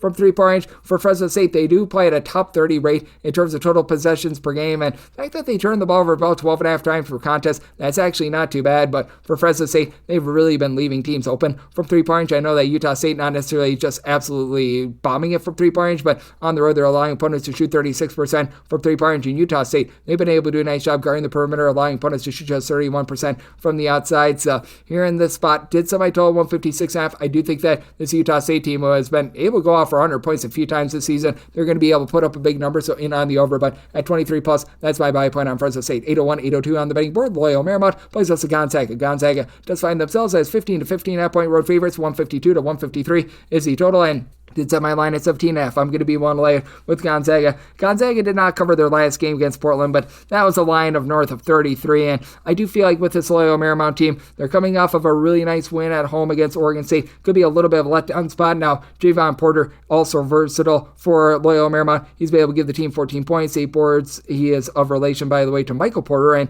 he's able to pop it from three-point range at 6'11", only about 30% three-point shooter, but this is a Loyola Marymount team that does have a 40% three-point shooter. Caleb Sloan Carewell give you about 13.5 points per contest, and Will Johnson has been able to keep things clean for Loyola Marymount. They turn the ball over about 11 times per contest. He's able to give you 3.5 assists per game. He shoots about 33% from three-point range, but with Loyola Marymount. They certainly have had their deficiencies when it comes to the defense, and you've got an assist-to-turnover ratio that's hovering right around 4 for Ryan Nembhard. Ryan Nembhard, 9.5 assists to about 2.4 turnovers per game, and Graham Ike. Sometimes he gives you a big, giant nothing burger, but he's been on it recently, giving the team 15 points, 6 boards for Gonzaga. Not even like they've been super amazing from three-point range. They shoot 34% from three-point range. Cave Leaf Battle shoots about 33% from the outside. He's been able to supply this team with about 13.5 points per contest, but you do have a Loyola Marymount team that they're going to give you some looks from three-point range. They overall are about 135th in the country with regards to opponents' three-point shooting percentage, but what has really stepped up for Gonzaga, the defense. They're a top 45 team with regards to points allowed on a per possession basis. They are 5th in the country in terms of opponents' three-point shooting percentage as well. In Gonzaga, swarming on the glass, top 55 team with that regard. Brandon Huff is able to give you 4 boards per contest. Ben Gregg, Michael Ajay, they both give you 5.5 rebounds per game, and both of these guys shooting less than 20% from three-point range. I do think that that's going to go northward, and with Loyola Marymount not really creating a whole lot of ball pressure, them giving up 69 plus in 4 out of their last 5 games, I do think that Gonzaga puts up a big number here. Set my line at 17.5. I'm going to be willing to lay the number in. Did set my total 149.5 with the improved Gonzaga defense, so I'm going to be willing to take the under and lay it with Gonzaga. 803, 804 on the betting board. UTEP plays us to SIU State. SIU State, a 5-point underdog. Total on this game between 146 and 146.5, and with UTEP, I did set them as the favorite of 7.5 points, so I'm going to be willing to lay it. SIU State well outside the top 250. Turns the points allowed on a per possession basis, and for the SIU State team, it's not even like they play super duper up tempo. They're outside the top 125 with regards to total possessions per game. They just really give it up from three-point range. They're allowing opponents to shoot well north of 35% from three-point range, and this is a UTEP team. They're a top 5 team nationally in terms of turnovers forced on a per possession basis, with Corey Camper, Otis Frazier combined for about 26.5 points per contest, 4.6 steals per contest between the two of them, and each of your top 5 scores have been able to generate at least a steal per game. Now, you do have a guy that shoots 55% from 3, and I'm odd by him. I do think that that's going to be going downward after he 2 seasons ago shot 20.5% from three-point range. So, yeah, that's something that's doing for a little bit of regression. But again, SIU State, the perimeter defense has been very lackadaisical for them against D1 competition. They have given up 70-plus points to pretty much all but like 2 or 3 teams thus far this season, and I do think that you're going to be able to get a pretty solid number here. I did set my total 151.5 in on the over. I do think that UTEP also, when it comes to being able to get those turnovers, as SIU State, they've turned the ball over 12.5 times per contest. They do a nice job turning defense into offense. And for SIU State, they're going to need to be able to pop some threes to be able to hold in this game, as they themselves shoot about 39.5% from three-point range. That's a top 55 mark in all of college basketball. They do go up against a UTEP team that, to their credit, they've been able to get much better with regards to perimeter defense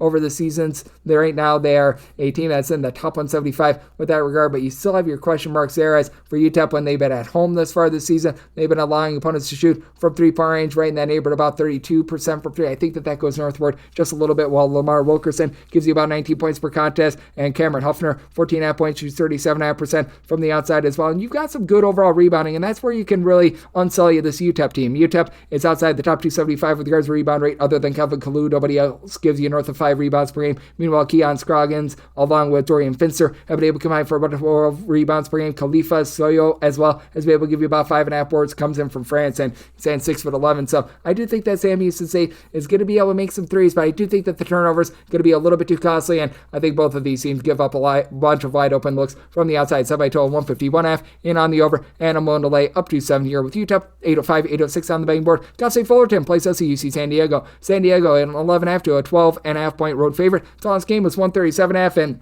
I say UC San Diego is a 14.5 point favorite. I'm going to be willing to lay the number. Cal State Fullerton was down 34 points at the half a few days ago to CSUN at home. That was not great, to say the least, and they still don't have a point guard. There's not a single guy in this roster that's giving you north of 2 assists per contest. And for the San Diego team, they've been a top 50 team in terms of turnovers forced on a per possession basis. Not necessarily the world's greatest rebounding team, as Aniwana Tiat Jones, he's right now your top rebounder, as he's been able to give you about 5.5 boards, 17 points per contest. But Norden Kopek has also been able to give you about 5 rebounds, 11.5 points per game, and this team is now shooting about 35.5% from 3. They do a great job of valuing the ball, only about 9 turnovers per game, while Tyler McGee, he's able to shoot 44.5% from the outside. San Diego, in terms of points allowed on a per possession basis on the road, they're a top 30 team in the country, and for Fullerton, really their lone reliable scoring option, Donovan Ode, 12.5 points, 5.5 rebounds per game. You've been able to get a little bit more since Kobe Young has come back into the mix as well, transfer from Boise State, 7.5 points, 5 rebounds per game, but Again, who's bringing up the ball for the team? 14 turnovers per game for a Cal State Fullerton team that's outside the top 300 in terms of total possessions per game. They shoot 28.5% from three.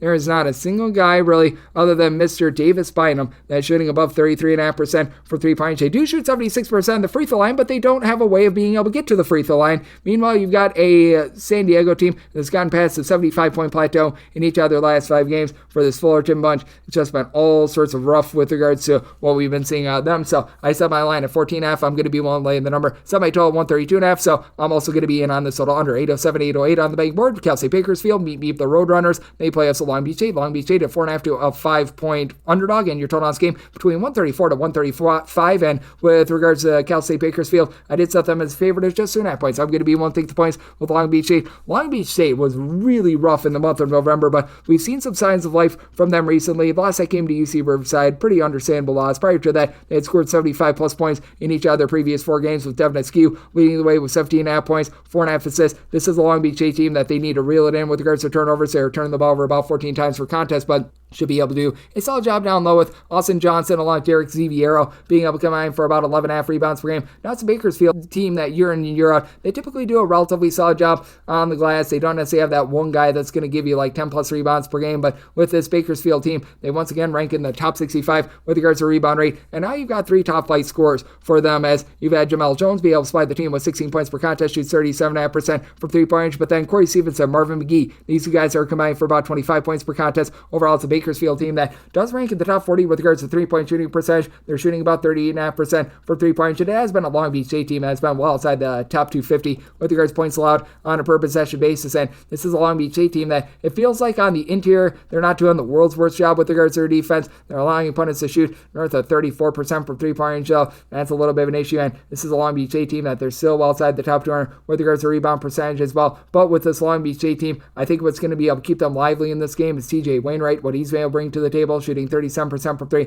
11.5 points per contest, and Cam Martin shoots 47% from 3-point range as well. This is a Bakersfield team that they've really been giving up a little bit more from 3-point range than what you'd like to see, and Bakersfield typically is a team that hangs their head on defense, so the fact that right now they're allowing opponents to shoot from 3-point range right in that neighborhood of about 32.5%, that's outside the top 150, I think that that's going to keep Long Beach State in this game and lively. So I did set my line at 2.5. I'm going to be willing to take the points with Long Beach State, and did set my total at 132.5 as well. This is a Cal State Bakersfield team always outside the top 225 in terms of total possessions per game, so in on the under, and I'm going to be willing to take the points with Long Beach State. 809, 810 on the betting board. Portland plays us to St. Mary's, and St. Mary's does find themselves as a favorite of about 17 points, and I'm seeing an 18 out there as well. Total on this game, it is 139.5 to a 140, and St. Mary's set them as an 18.5 point favorite. 18 is the absolute max I'm going to be willing to lay, but I'm going to be willing to lay it. For St. Mary's, for some reason, their defense has been a whole lot better on the road rather than at home. They are finding themselves outside the top 70 in terms of points allowed on a per possession basis, but this has been a St. Mary's team that has really been able to hunker down, especially with regards to their perimeter defense on the road. They're allowing opponents to shoot 36% from 3-point range at home, 24%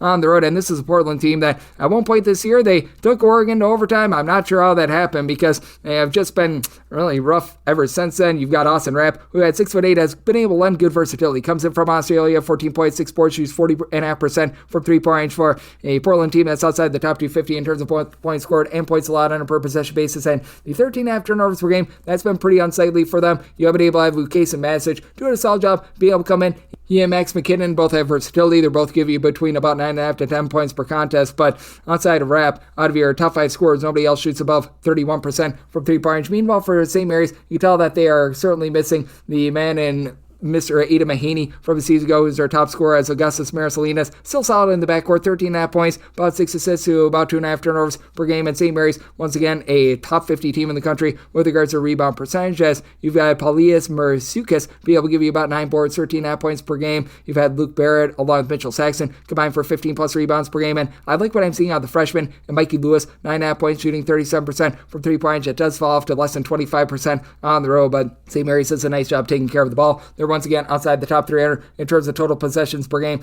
It's a Portland team that under Shante Leggins, they played a lot of different styles recently. They're about 100th in the country in terms of total possessions per game. I do think that this is just going to be destruction by St. Mary's, a team that's been much better with their defense on the road. So I did set my total at 136 in on the under, one to lay up to 18 with St. Mary's, 8-11, 8-12 on the betting board. UC Irvine, they play to UC Riverside. Riverside, an underdog, 10.5 to 11 points. So on this game, it is between 141 to 142. I wrote this up when the number was 9.5. Still think that you've got some runway here. I set my line at 13. UC Irvine, a top 35 team in terms of points allowed on a per possession basis, while Riverside, they are well outside the top 175 with that regard. Now, UC Riverside has a really nice guard in Barrington Hargress, who's really stepped up for the team. 4 assists, 19.5 points per contest, and Joel Armatrading down low is able to give you 6.5 rebounds per game. Doesn't compare to the fact that UC Irvine, a top 35 team with regards to their rebound percentage, as Devin Tillis, Benton Lycan have been able to combine for 16.5 rebounds per game. They're giving you combined 29 points per game, and both of these guys with their sides, they shoot north of 42.5% from three-point range. UC Irvine in a cover spot, they shoot 82.5% for the free throw line, top 10 mark in the country. Now,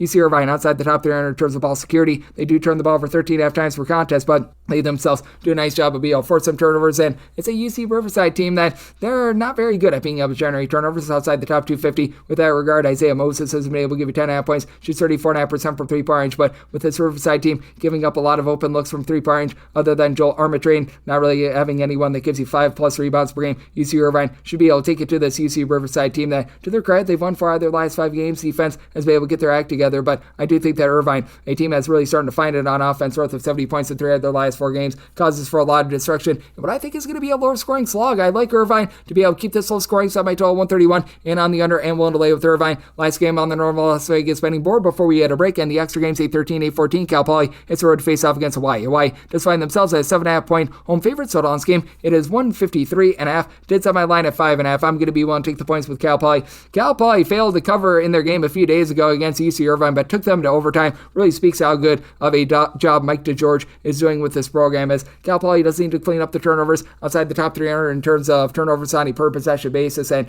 this is not a team that's necessarily going to match up the world's greatest on the glass. This is a Hawaii team that does rank in the top 50 in terms of their overall rebound percentage, but you've got Owen Kuntz is able to give you 18 points, 5.5 rebounds per game. Cal Poly, they shoot about 34.5% from three-point range, going up against a Hawaii team that they do a relatively nice job of being able to bottle teams up from three-point range, but they themselves are shooting less than 33% from three-point range. You've had Marcus Green in the backcourt do a relatively solid job being able to contribute for the team, double figures, and Gatis Namishka, he comes over from Xavier, 14.5 points, 7 boards. He's got good versatility at 6'8". He's been able to shoot about 37% from three-point range, but in terms of Hawaii being able to put on you a bunch of ball pressure, they only generate about 9 turnovers per contest. So the issue of Cal Poly turning the ball over, not so much of an issue here. Isaac Jessup has been in and out of the lineup along Gerard Hyder. Both of these guys are back. They're combining for about 29.5 points, 6 assists per contest. Jessup has been able to shoot 45.5% from three-point range, and for this Hawaii team, they allow opponents to shoot 36% from three-point range. I think that Cal Poly holds in there. I think that they're going to be able to get this game going up and down as they're number 1 in the country in terms of total possessions per game. Set my total 157.5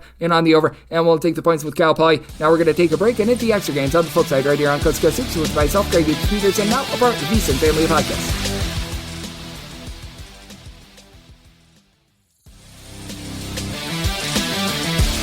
And we're back here in lovely Las Vegas for Coast to Coast Hoops with myself, Greg Peterson, now part of the VSiN Family Podcast. We've gotten through all the normal games on the Las Vegas betting board for today. Now we go into the lightning round, as I like to call it. Here come the extra games. The normal betting board picks are complete, but there are some extra games today, so we go into the bonus. 306-551, 306-552. Vermont is on the road against New Hampshire. New Hampshire, a 9.5 to a 10-point underdog, and total on this game, you're going to be finding it anywhere between a 130.5 to a 131. Except Vermont as an 8.5 point favorite. I'm going to be willing to take the points with New Hampshire. New Hampshire has been a sad and pathetic team all season long. Well, it's had the top 300 in terms of points scored on a per possession basis. Defense has not been too much better at 335th in the country in terms of points allowed on a per possession basis, but this is a team that's giving up 21.1 points fewer per 100 possessions when they're at home rather than on the road. And this is just not Vermont basketball. They're turning the ball over north of 12.5 times per contest. They're still outside the top 275 in terms of total possessions per game. And I recognize that this has been a team that has been able to find their bearings in the past when they have been able to reach conference play after some less than savory non-conference play, but I move Vermont. You just have absolutely nothing down low for the team, nor do you typically have a whole bunch, but don't have a single guy in the roster giving north of 4.3 rebounds per game. That'd be Eliero Ayofele, who's been able to give you 8.5 points per contest. You do have guys who are able to hit their free throws. That's a good thing. You've got all but one out of your top 6 scorers who are able to shoot at least 76% of the free throw line, and you're getting back Jason Roquemore after he missed a little bit of time this year with about 5.5 points per contest. CJ Long dealt with an injury as well. He's their number 2 scorer with 11 points per contest, and Nick Falerio has been able to shoot about 41% from 3-point range, but he's really the lone guy for the team, shooting above 35% from 3-point range. Typically, this is a team that's shooting much better than 32.5% from 3-point range. For New Hampshire, one of the few guys that actually returned from last season, and Rex Sutherland has been dealing with a little bit of an injury. He's been able to give you about 6 points per contest, and Trey Woodyard, he's only been out there for 6 games this far this season with 6.5 points per contest, but the constant for the team, Anthony McComb, he's been able to give you about 15.5 points per contest, and Giancarlo Bastoni has come alive for the team over the last 2 games, was completely ineligible for the first half of the season. In the 2 games that he's played, 15.5 points, 9 rebounds per game. That could be a little bit of a, shall we say, elevator for the team. It's a New Hampshire team that has a tough time getting to the free throw line, but they are shooting about 34% from 3-point range, been all the more efficient when they've been at home, and I just didn't think that Vermont is worthy of laying this number, and for New Hampshire, they have really slowed down their tempo with the 14.5 turnovers per game. I think that you get a slot fest in this game. Set by total 126.5, in on the under and in on the points with New Hampshire. 306.553, 306.554. Queens NC is playing against the Florida Gulf Coast. Dunk City finds themselves as 2.5 to 3-point road favorites. Totals between 146.5 to a 147, and I did set Florida Gulf Coast as a 7.5 point favorite. I'm going to be one to lay the number. Queens NC was barely able to escape with the cover for me a few days ago against Stetson, one of the worst teams in all of college basketball, but this is a Queens NC team that just doesn't have the same offensive firepower that they had a season ago. They lost guys like a McKee who went over to UW Milwaukee in the offseason. Leo Camarillo has been your top scorer. He and Chris Ashby have been able to combine for about 24 points per contest. With Ashby, he's been shooting about 37% from 3-point range, and it is a team that actually has Malcolm Wilson with 3.5 blocks per contest, being a top 10 player in all of college basketball with that regard. So that's been able to help them out in the post, as Queens NC is actually a top 50 team in the country with regards to shot blocks on a per shot face sort of basis. But that said, they also shoot 63.5% of the free throw line. That is the bottom 30 mark in all of college basketball, and that could be very costly for you in a game like this against a Florida Gulf Coast team that they've been able to do a solid job on glass themselves. Keyshawn Kellman, he was dealing with a little bit of an injury earlier in the season. He's back, and he's giving you about 12 points per contest, 7 boards. It's a Florida Gulf Coast team that's been really relying upon Dalian Johnson from the outside. He's been able to shoot 37% for 3 while taking darn near 8.5 threes per game for Dunk City. This has been a team that has done a nice job of not allowing a lot of second and third chances as well. While they themselves don't necessarily do a great job of being able to block shots, they've done a pretty solid job of being able to cut things off from the interior as well. Top 225 team with regards to opponents' 2-point shooting percentage. Now, Florida Gulf Coast, they themselves are right around about a 66% free throw shooting team, but they really don't rely upon free throws. They take a lot of their shots from the outside, and this is a unit in Queens NC that has been much better with regards to their 3-point shooting defense. They're allowing opponents to shoot 32% from the outside, but I do think that the way that Florida Gulf Coast is able to flow the ball, and then on top of that, the way that the Delaware State transfer and Mr. Javon Munoz has been able to lend versatility with about 5.5 boards, 3.5 assists, 7 points per contest. I do think that Florida Gulf Coast goes on the road, gets the job done in this circumstance. I did set my line at 7.5. I'm going to be willing to lay with Dunk City, and Dunk City, one of the slowest teams in all of college basketball in terms of total possessions per game. Queens NC is coming up to the D1 ranks, a top 125 team in terms of total possessions per game. I think that this could slow down. Set by total 143.5, so I'm also in on this total under as well. 306.555, 306.556. Bellarmine is on the road against Central Arkansas. Central Arkansas is a favorite of 3.5 to 4 points. It's on this game between 145 to 145.5. Set my line at 3.5. So at the 4, that's my buy point on Bellarmine. And this has been a rough Bellarmine team. They've been turning the ball over north at 13.5 times per contest. Both of these teams, as a matter of fact, are outside the top 265 in terms of both points scored and points allowed on a per possession basis. So good old situation of something's got to give. But Ben Johnson, Billy Smith in that Bellarmine backcourt, these guys have been able to combine for 25 points per contest, or combine shoot in that neighborhood about 40% from 3-point range as well. And for Bellarmine, each of your top 6 scorers have been able to shoot at least 83% at the free throw line, aside from one. Ben Johnson shoots 78.5% at the charity stripe. So I mean, these guys have been rock solid with that regard, and you're not able to say the same for Central Arkansas. This is a Central Arkansas unit that has Elias Cato along with Lane Taylor. These two guys have been able to combine for about 32.5 points per contest, and for Central Arkansas, they do have their top 3 scorers actually shooting above 79.5% at the free throw line, but after those top three guys, you're able to throw in there Brandon Fudgemi, who's been able to give you 10 points per contest. He's only been able to shoot about 20% for three-point range. It's a big giant fallout fan for Central Arkansas. And as per usual, this is one of the worst teams at being able to guard the arc in all of college basketball. 337th in the country in terms of opponents' three-point shooting percentage, while they shoot 27.5% from three-point range,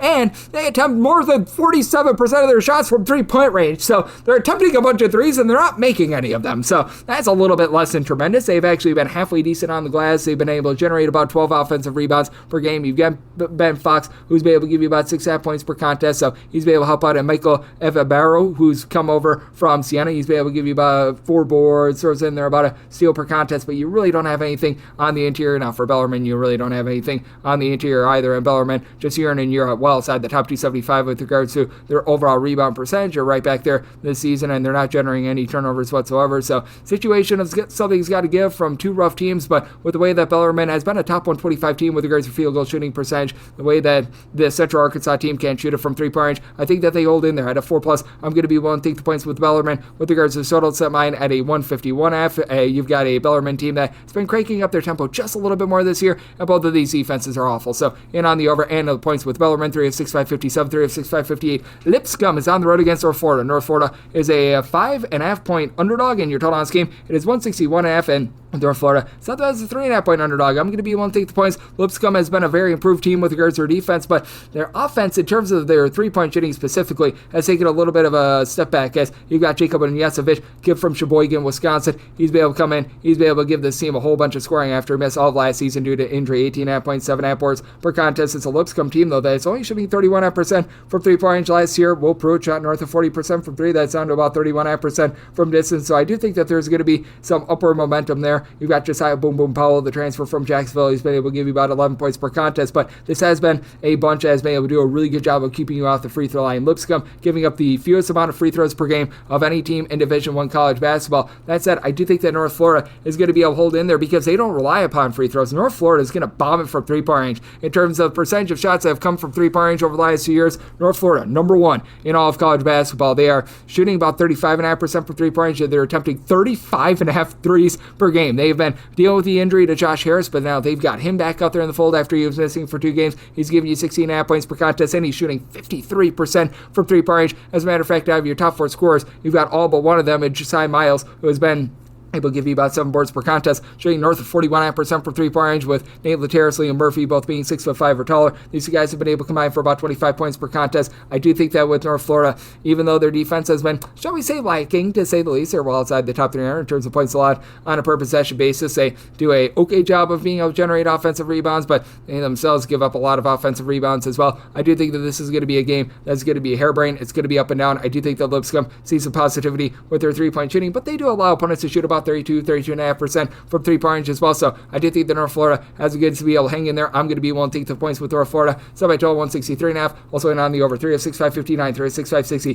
UMBC is on the road against Binghamton, and Binghamton does find themselves as a 2-point home underdog. Total on this game is 148.5. I think that the wrong team is favored. I set Binghamton as a 2-point favorite. I'm going to be willing to take them outright on the money line. It's a UMBC team that's been a little bit better with regards to their defense because, well, you really couldn't get much worse than what they were a season ago, but for the UMBC team, they're very much based around their backcourt. You've got a pair of guys, Marcus Banks, Bryce Johnson. These guys have been able to combine for about 30.5 points per contest. They combine for about 5 assists per game. And for UMBC, they're shooting 39% from 3. That's a top 30 mark in all of college basketball. They're absolutely getting destroyed on the glass. Well outside the top 300 with regards to rebound percentage. Josh Odowandu has been able to give you about 5.5 boards, 11 points per contest. He is the lone guy in the roster that gives you north of 5 rebounds per game. You've only got 2 guys on the roster that give you north of 3.7 rebounds per game as well. So that's a little bit of an issue. Ace Valentine has been able to be an ace with regards to giving out 4 assists, 9.5 points per contest. So like what I'm seeing there. But with this Binghamton team, you've got the Quinnipiac transfer in Mr. Timu Chenery, who's been able to do a nice job being able to give you about 13.5 points, 4.5 boards, 3.5 assists per contest. Good versatility there. It's a Binghamton team that last year, they were one of your more putrid three-point shooting teams in all of college basketball. They can match at UMBC three-point shooting, though. They shoot about 38.5% for three-point range, all while they themselves are a top 50 team with regards to opponents' three-point shooting percentage, allowing opponents to shoot just 29.5% from three-point range. The turnover turnovers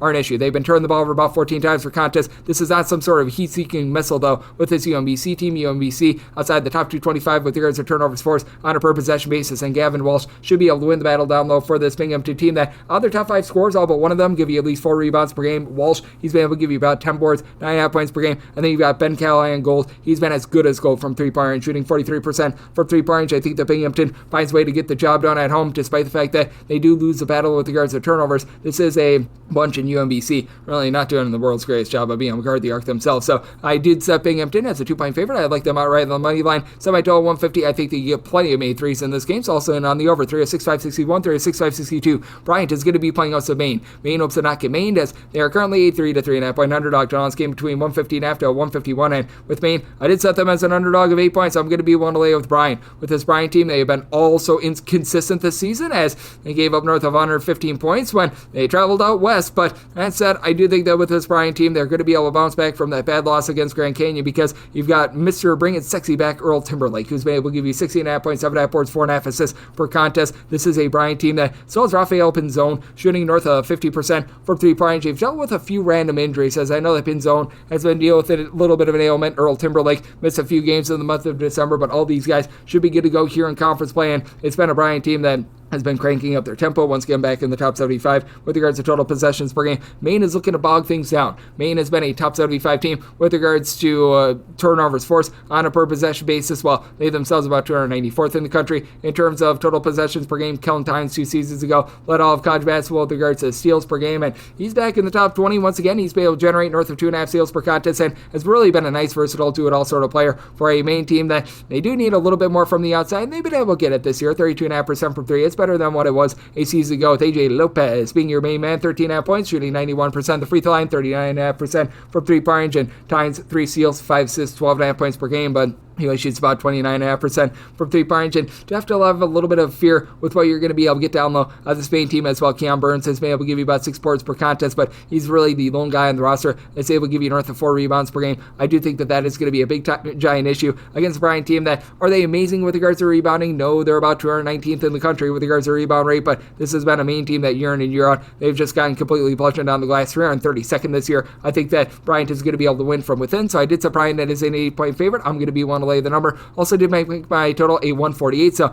in on the under. 306-563, 306-564. High point hopes to not be a low point. They're on the road against UNC Asheville. Asheville is a underdog at home of 2 to 2.5 points. Totals between 150.5 to 151. Set high point is a 3-point favorite. I'm not willing to go anything really past the 2.5, but going to be willing to lay the 2.5 with UNC Asheville. Always a pretty dreadful team with regards to their defense, who are 99th in the country in terms of points allowed on a per possession basis. This has been a high point team that has been one of very much intrigue this year, as they've been able to climb into the top 155 in terms of points allowed on a per possession basis. Jocelyn Bodu has not been as effective as he was a season ago. Last year he was able to give you about 9.5 rebounds per game. This year he's down to about 7 boards per contest and is registering less than 4.5 points per game. That said, you got Demarion Williams, who's been a do-it-all sort of dynamo for the team. 3 assists, 15 points per contest, shooting 47% from three-point range. This is a high-point team that last year was in the top 25 in the nation in terms of points scored on a per-possession basis. Taking a little bit of a setback from that, but they're still in the top 75 with this regard. They get to the free throw line plenty. They shoot 75% at the free throw line. Kezigifa has been able to give you about 14 points, 2 assists per contest. He's only shooting about 31.5% from three-point range, but Chase Johnson,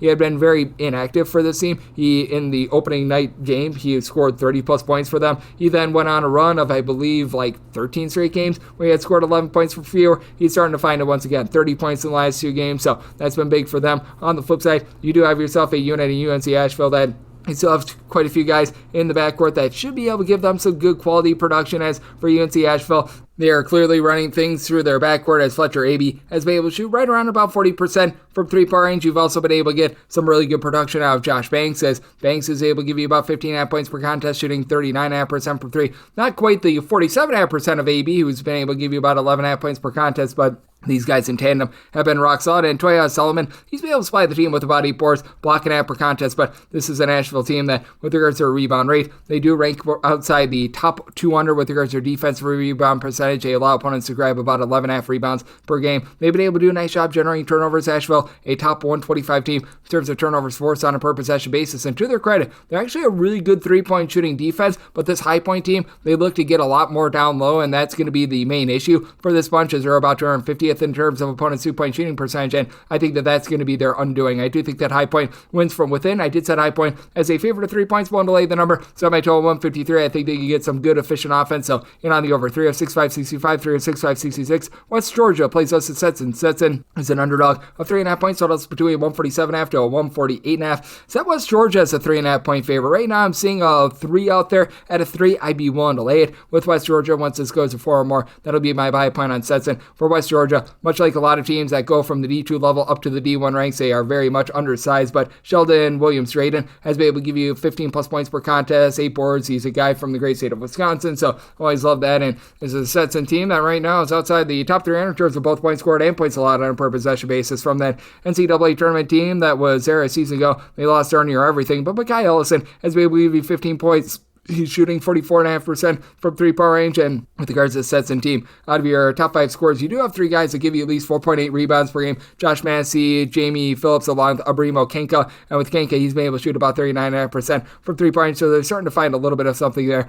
Big issue for this bunch has been the 14 turnovers per game. The good news is they go up against West Georgia team that has been one of the lesser teams at the Division I ranks at being able to generate turnovers. This is a West Georgia team that they only come up with about 12.5 turnovers per game for their tempo. That's really bad, and West Georgia, in terms of percentage of their possessions that result in a free throw, they're outside the top 3 with that regard as well. It's been a West Georgia team that's been looking to play a little bit more up-tempo, much like they did at the D2 level, but they just haven't been able to find that tempo quite yet. 207th in the country in terms of total possessions per game in Stetson. It's typically a little bit more of a slow and controlled team. They've really cranked things up for some reason. They're up to about 71st in the country in terms of total possessions per game, so I do think that you're going to have a lot of, shall we say, inefficient, dry possessions out of both of these teams. I do think that West Georgia finds a way to be able to get the job done. Haven't had a lot of D1 games at home thus far this season, so do you think that the crowd is going to be out in that one side of 3 or less? I'm going to be willing to lay it in. With regards to total, I did set mine at a 147.5. I think that both of these teams are going to be very inefficient on the defensive side of things, but I just don't know if they had enough shots to be able to cover this number with regards to total. So I'm in on the under at a 148 or higher, and willing to lay up to 3 with West Georgia. 306-567, 306-568. It is Gardner Webb playing us to Presbyterian. Blue Hosts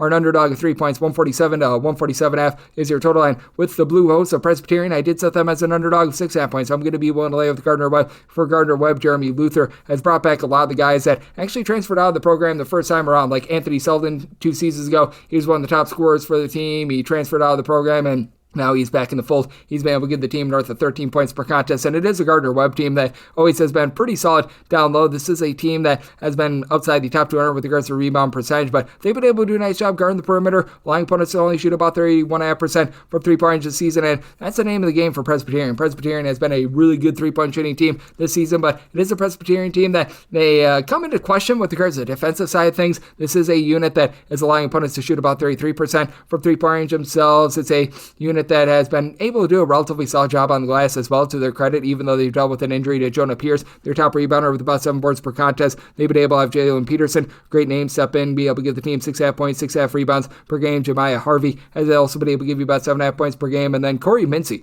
has been really that main man from the outside. He and Kobe Seward are combined for 30 points per contest. Mincy shoots 40% from 3-point range at about 5.5 threes per game, but with this Presbyterian team, it is a team that, with regards to their interior defense, it is very much lacking. They are well outside the top 200 in terms of points allowed on a per possession basis. Meanwhile, you do have a Gardner Webb team that has slipped all the way down to 248th in the country with this regard, and Gardner Webb, very shockingly, has been giving up about 11.3 points more per 100 possessions when they've been at home rather than on the road. It honestly makes no sense whatsoever, but I do think that that's going to iron out a little bit more. Jermaine Mann, another guy that came back after he began his career at Gardner Webb, transferred elsewhere. He's been able to give the team 10 plus points per contest.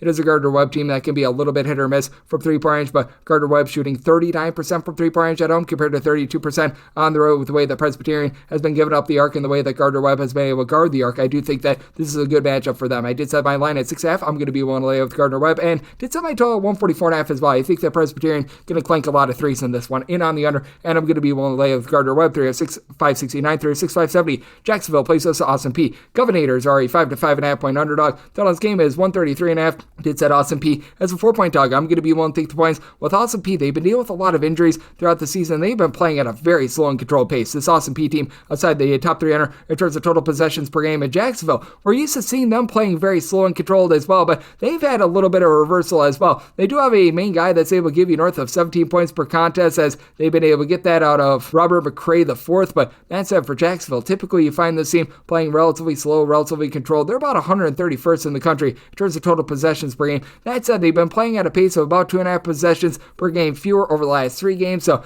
looks like they're trying to hone in on that a little bit more. Meanwhile, for this Austin Peay team, they have been dealing with quite a few injuries here in the front half of the season. Sal Witt was out for about 5 games earlier in the season, but he's back to the fold. He's been able to give the team 13 points, north of 5 boards per contest, and Isaac Haney, one of their main sharpshooters who's been able to shoot 37% from 3-point range. He was out for quite a bit of time as well, but came back in their game against a non-D1 team a few days ago. He was able to give the team 14 points in that one, so should be all good to go there. Meanwhile, LJ Thomas, he has been rock solid with about 18 points, 5 boards, 3.5 assists, 1.3 steals per contest. He's been doing a little bit of everything. And Anton Brookshire, in their last game off the bench, he was able to give them double figures as well. Austin Peay had just a big, giant offensive explosion a few days ago. I have absolutely no idea where it came from, but against North Florida, 97 spot in that one after they have been playing slow and controlled all season long. I do think that things are going to be dialed back quite a bit more with this Austin Peay team, though we did see them explode with regards to their tempo in conference play last season, and I think that Jacksonville is looking to do the exact opposite with Zimi Nakoji, who comes on over from Dayton. He's got good 6'7" size. He's been able to shoot 40% from 3, 8.5 points per contest, but he is the only out of their top 6 scorers that has been able to shoot north of 31% from 3-point range. McCray is only shooting 31% from 3-point range, and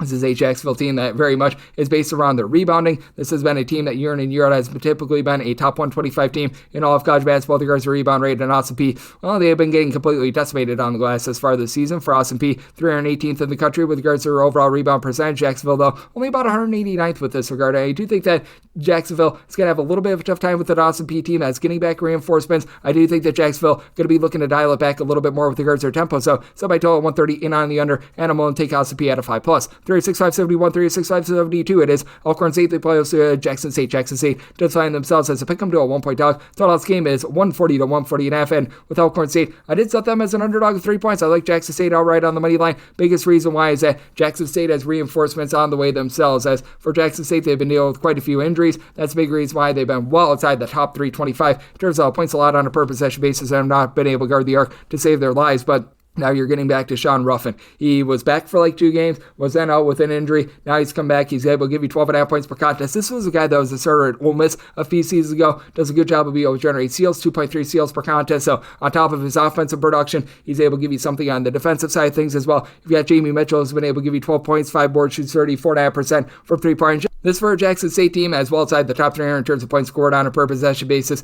as well. Really one of the main, shall we say, signs of brightness for this team has been Romeo Mansell, who's been missing for a few games but should be good to go in this one. He's been able to give the team 8.5 points, 7 boards per contest down low, so I've been liking what I've been seeing out of him. And for Alcorn State, this was an almighty awful start to the season for them. You can tell that with them missing so many guys like their main facilitator and Dakarian Thorne from a season ago, that it was a little bit of a, shall we say, adjustment period for them, but now they've found a trio of guys, Omari Hamilton, along Keontae Cornelius and J.K. Gaines Wyatt, who have been able to combine for about 30 points per contest. This is always a whole greater than the sum of its parts team, and you've right now got 10 different guys on the roster that you can give 10 plus minutes to, so I mean that's big for them. Even someone like Cameron Foreman, well, he gives you like 2 or 3 points per contest. He's able to give you some nice contributions on the defensive side of things, but Marcus Sankersley was a 16 point per game scorer a few seasons ago over at Detroit, only give you about 6.5 points per contest. That's been an issue for a team that's shooting 33.5% from 3-point range with Cornelius shooting 40% from the outside, but just have absolutely no rebounding with this team. For Alcorn State, they are well outside the top 325 with regards to rebound percentage. I think that Mansell is going to be able to take it to them down low, and even though Alcorn State seems to be finding their bearings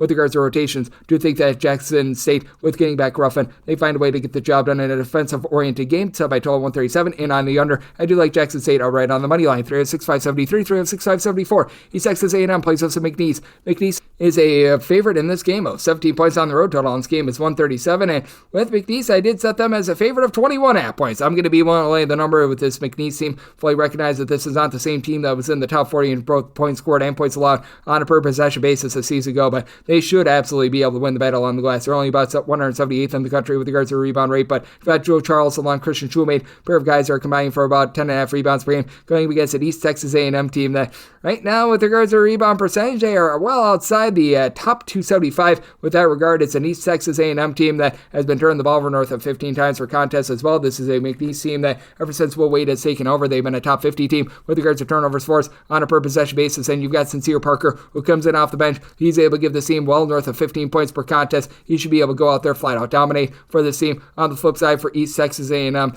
man, you're just right now looking for options for this team because you've been able to get right around about 12.5 points per contest out of Scooter Williams, the top 75 junior college transfer, but this team shoots 30% from three-point range. They don't really get a lot from the interior as well, and they take a lot of threes as well, and themselves in terms of their three-point shooting defense, allowing opponents to shoot 37.5% from the outside. That's in the bottom 50 in all of college basketball. It's an East Texas A&M team that they don't necessarily play super-duper fast. They don't necessarily play super-duper slow, but McNeese, they're looking to slow things down to a little bit more of a crawl. McNeese, in terms of total possessions per game, 334th. I think that that's going to be keeping the scoring low in this game, so by total 134.5. I'm in on the under, and I'm willing to lay up to 21 points here with McNeese, 306.575, 306.576. Albany plays UMass Lowell. Lowell is a favorite of 3.5 points. Draw game is 161.5. With UMass Lowell, I did set them as a favorite of 3.5 points. So we are going to be taking a look at a little bit of line movement here. We're seeing a little bit earlier in the day about a 3 or so, and if we can get to a 3 or so, I would be willing to lay with UMass Lowell. And as a matter of fact, I would rather lay about a 3 with UMass Lowell than take a 4 with Albany, because with Albany, this has been a team that has been, shall we say, just varying their tempo over the last few years, ever since Wayne Killings took over at the helm. It's a Albany team that's only about 140th in the country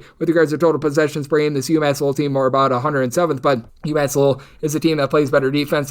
They're also the team that they turn the ball over about 14 times per contest. They're in the bottom 75 in terms of ball security in all of college basketball, but this is on an Albany team that is going to do an amazing job of being able to cut you off from three-point range here, allowing opponents to shoot 36% from three-point range. Albany is generating about 15 turnovers per game. That is going to be a little bit of an issue for this UMass Lowell team, but this is also an Albany team that is getting bludgeoned on the glass or well outside the top 225 with that regard. UMass Lowell is actually a top 25 team with regards to rebound rate. Season ago, they're down a little bit with that regard, but Justin Neely is the only guy on this Albany team that's giving you north of 4.5 rebounds per game. DeMar Langford Jr., he's been able to give you about 4.5 boards per contest. These are the lone two guys that are giving you north of 3.5 rebounds per game. Amari Marshall, Byron Joshua in the backcourt combining for about 26.5 points per contest and 36% three-point shooting is rock solid, and each of their top three scorers do shoot from the free throw line at least 78%, so that's going to be able to help them out quite a bit. This is a UMass Lowell team that's been a little bit shaky at the charity stripe themselves, but they do have some nice go-to scorers like a Quincy Mincy, who's been able to give you 15.5 points per contest, and he's shooting 38% from three-point range, and Martin Somerville has come out of nowhere and has shot 47.5% from the outside, 13.5 points per contest. Max Brooks, though, should be able to throw things down low, 8 boards, 2.5 blocks, 15.5 points per contest. I do think that this is a UMass Lowell team that is going to be able to win from within, and the fact that they shoot 37.5% from three-point range can offset the fact that they've been sloppy with the ball. So, did somebody told them 59.5? I do think that the turnovers cause this game to go under, and with UMass Lowell willing to lay up to 3 with them, 306.577, 306.578. Another game that I wrote up, Mississippi Valley State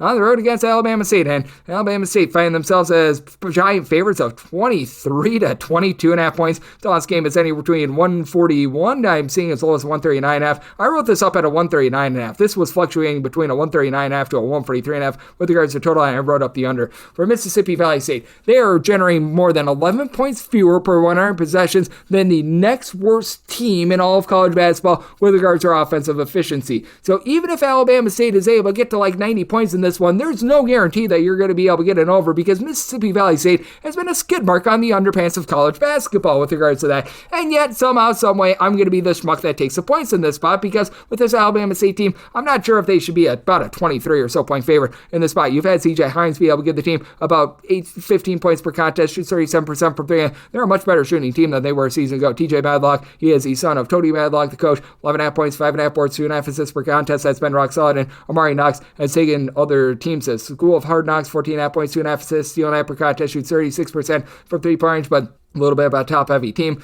Really, you don't have a ton of rebounding with regards to this Alabama State team. They do rank in the bottom 50 with regards to rebound percentage. This is a unit that has been shooting about 47% from inside the arc as well. That is outside the top 320 as well. It's much better than Mississippi Valley State, who they just don't really give you too much of anything whatsoever. They are last in terms of being able to take care of the ball, but you do have Arthur Tate, who's been able to give you about 10.5 points per contest, shooting 38.5% from three-point range. For Mississippi Valley State, as bad as it has been, they have played against really the most rough schedule in all of college basketball this season. They're only generating about 51 points per contest, so I do think that the scoring is going to be very much muted. I just don't know if Alabama State is going to be able to take advantage, even though Mississippi Valley State dead last in the country in terms of points allowed on a per possession basis. I wrote up the under in this spot, and with regards to this Alabama State team, I set them as just a 21.5 point favorite, so we'll take 22 plus here with the old Valley State. 306-579, 306-580. Morgan State is going to be playing up to South Carolina State. South Carolina State is a 4.5 to a 5 point favorite. Your total on this game between 154 to 154.5, and with Morgan State, I did set them as an underdog of 8 points. I'm going to be willing to lay it with South Carolina State. South Carolina State, just really good overall balance. They're making hockey-style line shift. They've got pretty much 11 different guys. They're playing north of 11 minutes per game, so I've really been liking what I've been seeing there. And for South Carolina State, they just have a lot of guys that they shoot in the mid to high 30s from three-point range as well. You've only got one guy that gives you north of 9 points per contest. That'd be Drayton Jones. That's their main post presence, 12.5 points, 5 boards, block and a half per contest, and about 23.5 minutes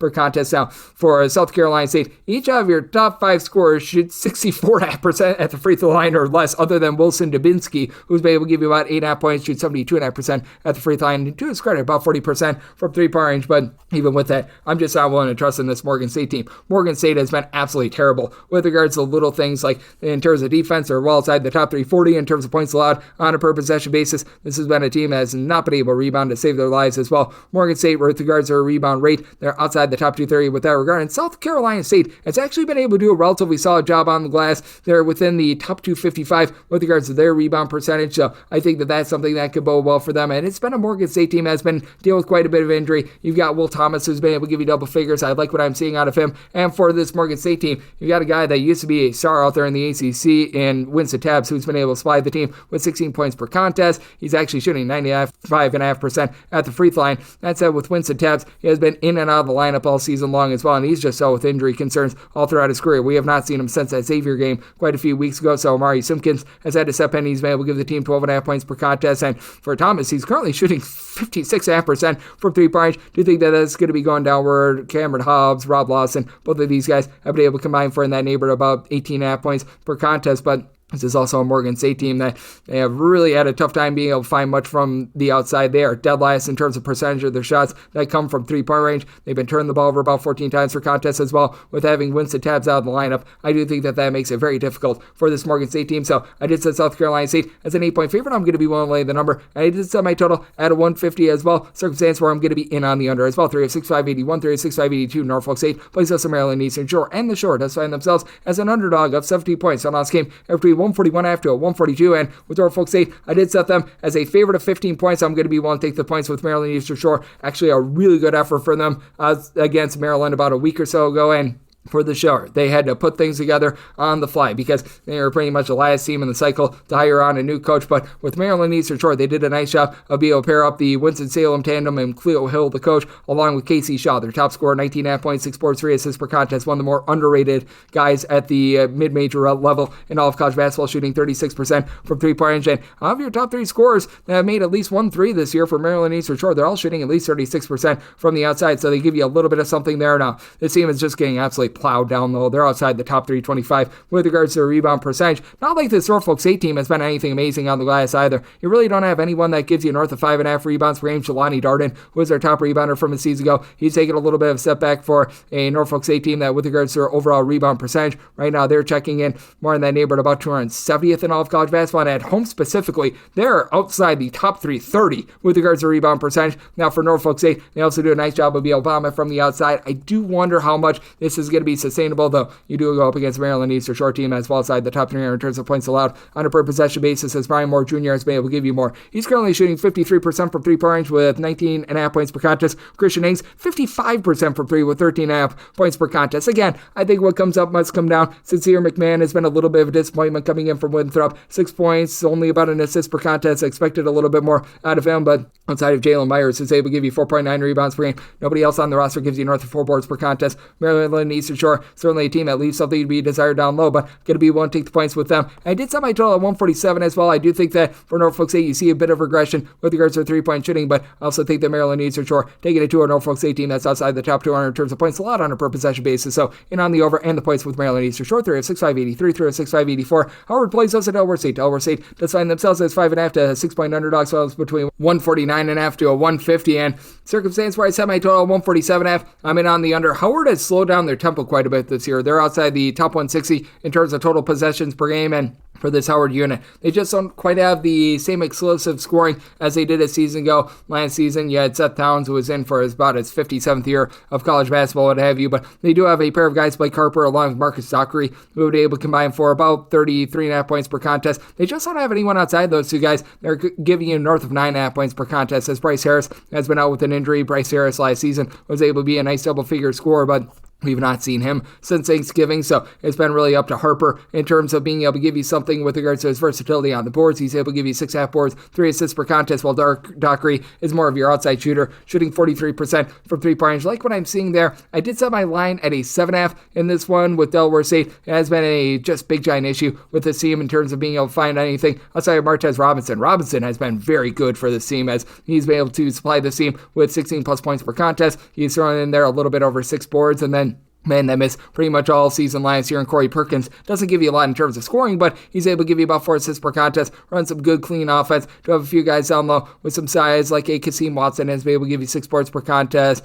You've been able to have Alson Andrews, who stands right around about 6'10". He supplies the team with 4.5 boards and a little bit under a block per contest as well, but just have not been able to get a lot outside of your main starting 5 for this team. As for Delaware State, they are shooting about 36.5% from 3-point range, and their 3-point shooting defense has not been too bad either, but they just really go awry with regards to turnovers. They've been turning the ball over on north of 15% of their possessions in terms of turnovers on a per-possession basis. They were all outside the top 225 in all of college basketball in that regard. And this is our team that they themselves always get a little bit too loose with the ball. They're turning the ball over 14 times per contest, but they've done a good job of being able to prevent second-chance opportunities by opponents. With regards to their interior defense, they're about 330th in the country in terms of opponents' 2-point shooting percentage, but they're doing a nice job going out from 3. And then Anwar Gill, 9 points, 4.5 boards, 3.5 assists, steal per contest. That is all sorts of versatile, and I do think that Howard is going to be able to find some fast break opportunities with having Harper and Dockery out there. I do think that they find a way to be able to get the job done, and what I think is going to be a little bit of a lower scoring game, because you do have a team in Howard that's playing a little bit more lower tempo. So I'm in on the under,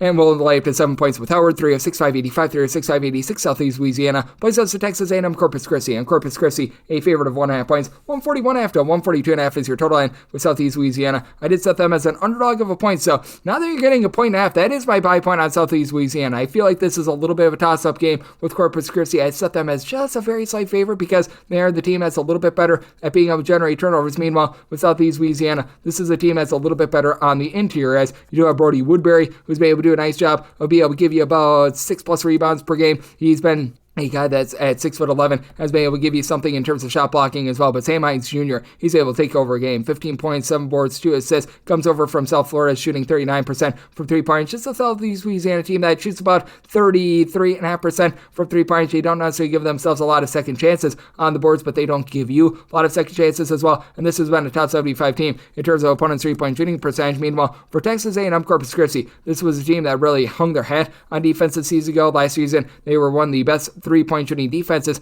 in all of college basketball. We've seen that relinquish a little bit more, but they've been able to up their 3-point shooting overall. For Corpus Christi, they're a team that's shooting about 35% from 3-point range, but they shoot 39% from the outside at home. On the road, this goes all the way down to about 31% from 3-point range. Owen Dees has been one of your main guys for the team, as he's been able to do a nice job supplying with about 9 points per contest, shooting 44% from the outside. And then Gary Clark, Isaac Williams, these two guys have been your main scorers, with Clark 14.5 points, right around about 6 boards per contest, and Williams 9.5 points, 4.5 assists per game as well. But this is a Corpus Christi team that they do turn the ball over about 12.5 times per contest. Still a team that ranks in the top 75 with regards to turnovers forced on a per possession basis, but they've been allowing a few more open looks from 3-point range as well. And in a nip and tuck game for Corpus Christi, it's a big issue for me to lay points with them, with the fact that this has been a team that has shot 62.5% the free throw line. That is a bottom 10 mark in all of college basketball, even with having Deion Wright Ford back after he was injured a little bit earlier during the season. I know that you've been dealing with it, Williams being in and out of of the lineup. Seems like he should be good to go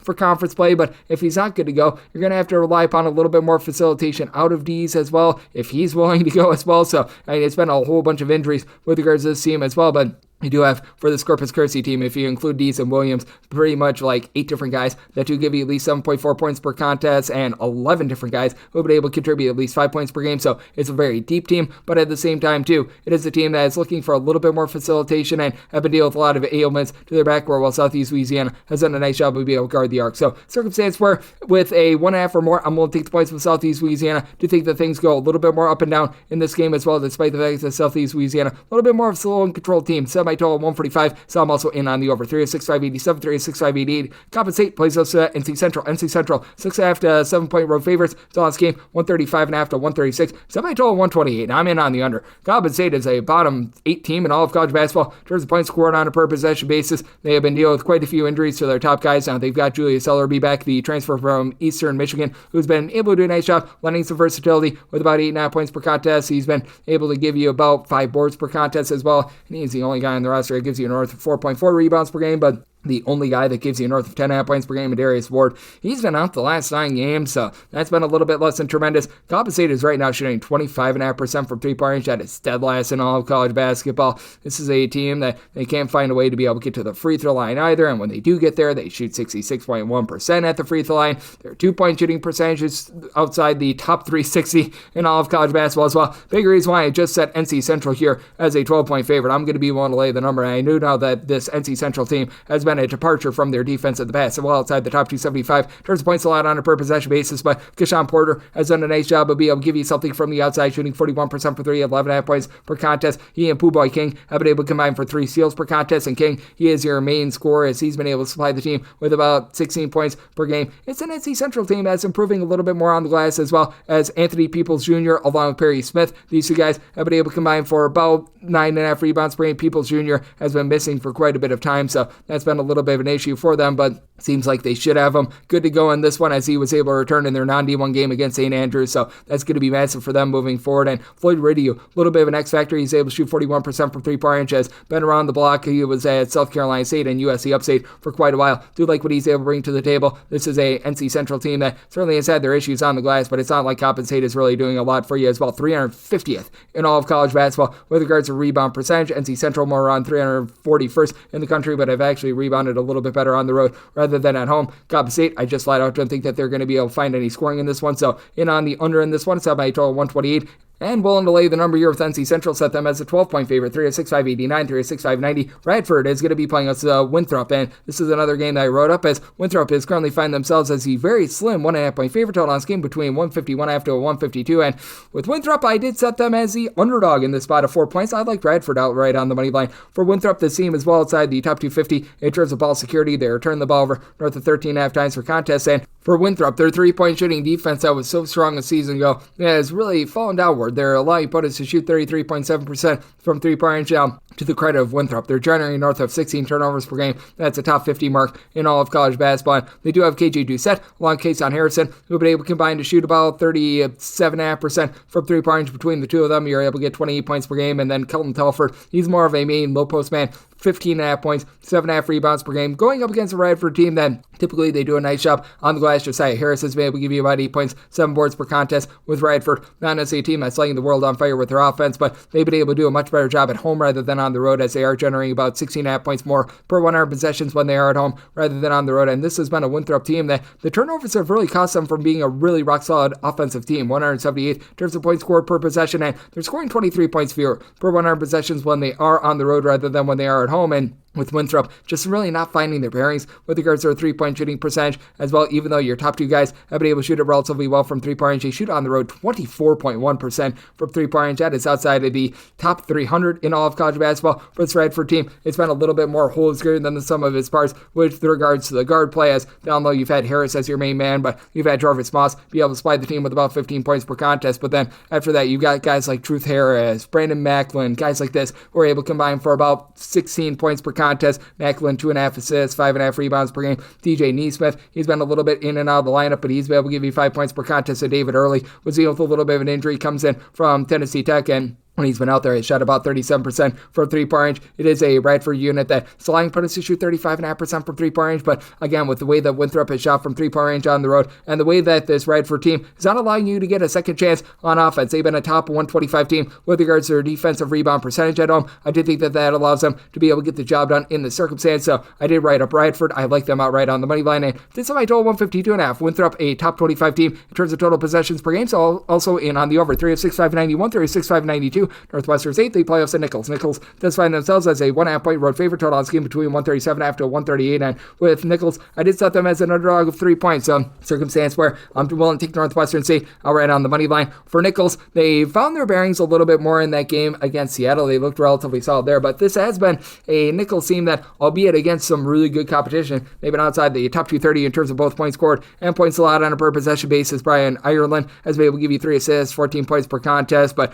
I mean, it's a Nichols team that they shoot 30.5% from three-point range. They generate turnovers. They're back to being a top 150 team in terms of turnovers forced on a per possession basis, but this is also a Nichols unit that they have not been able to do the world's greatest job of being able to close out and be able to prevent second and third chances from opponents as well. And then for this Northwestern State team, I do think that Addison Patterson is going to be an issue for them. 6 of 6 versatile player that's able to give you 5 boards, 13 points, 3 assists per contest, not necessarily shooting it well from 3, but that's why you've got John Sanders, who comes over from Coastal Carolina, 12 points on 42% three-point shooting. He throws in there about 3 assists per game as well. And then you've got one of the better shot blockers out there in major college basketball. Gerald Colonel has been able to give you 6.5 points, 5.5 boards, 2.7 blocks per contest. Big reason why this Northwestern State team has an edge on the glass right now. Nichols about 256th in the country with regards to rebound rate. Northwestern State more around 245th. And Jamal West has been very solid on the flip side for the Nichols team. He's able to give you 10 points, 5 boards, assists, a steal per contest. So he does a nice job there. And Trey English, when he's been out there himself with a little bit of an injury, he's been able to give the team about 3 assists per contest as well. But I do think that Northwestern State going to do a solid job, being able to give themselves some second chances, some third chances. I do think that both of these teams are going to see a little bit of regression with regards to their three-point shooting defense as well. This has been a Nichols team that has a lot of opponents shoot less than 30% from three-point range, but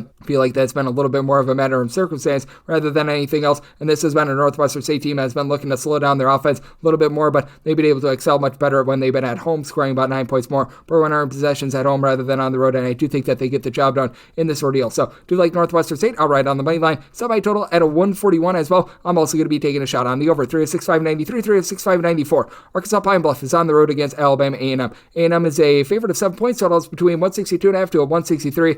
I said my total 166.5. I'm going to be in on the over. This is an Arkansas Pine Bluff team that is outside the top 355 in terms of points allowed on a per possession basis, and these are two teams that are gunning it. Alabama A&M, they are 30th in the country in terms of total possessions per game. Pine Bluff, 23rd in the country in terms of total possessions per game. So I do think that you're going to be able to get some fireworks here. And for Alabama A&M, they are playing at a very high fouling sort of pace right now with this Alabama A&M team outside the top 320 in terms of fouls committed on a per possession basis, but they're getting well north of 20 free throws per game themselves. And for Alabama A&M, I do think that they're going to be able to do a little bit better job on the glass here, on 33rd in the country with regards to rebound percentage. Arkansas Pine Bluff, 362nd for this Arkansas Pine Bluff team. They're just looking for darn near anyone down low as they've been dealing with quite a few injuries in the post, and they've just been looking for anyone to be able to guard the arc as well. This is an Arkansas Pine Bluff team allowing opponents to shoot north of 35.5% from three-point. Jonte Sawyer, Christian Moore have been your main guys. They've both been able to give you about 11.5 points per contest, but they also shoot less than 26% from three-point. Raphael Dumont has been able to shoot about 32.5% from three-point. Well, Quentin Bolton is shooting 55.5% from three-point, albeit on a small sample size. He's been able to give you 8 points per contest, but their main rebounder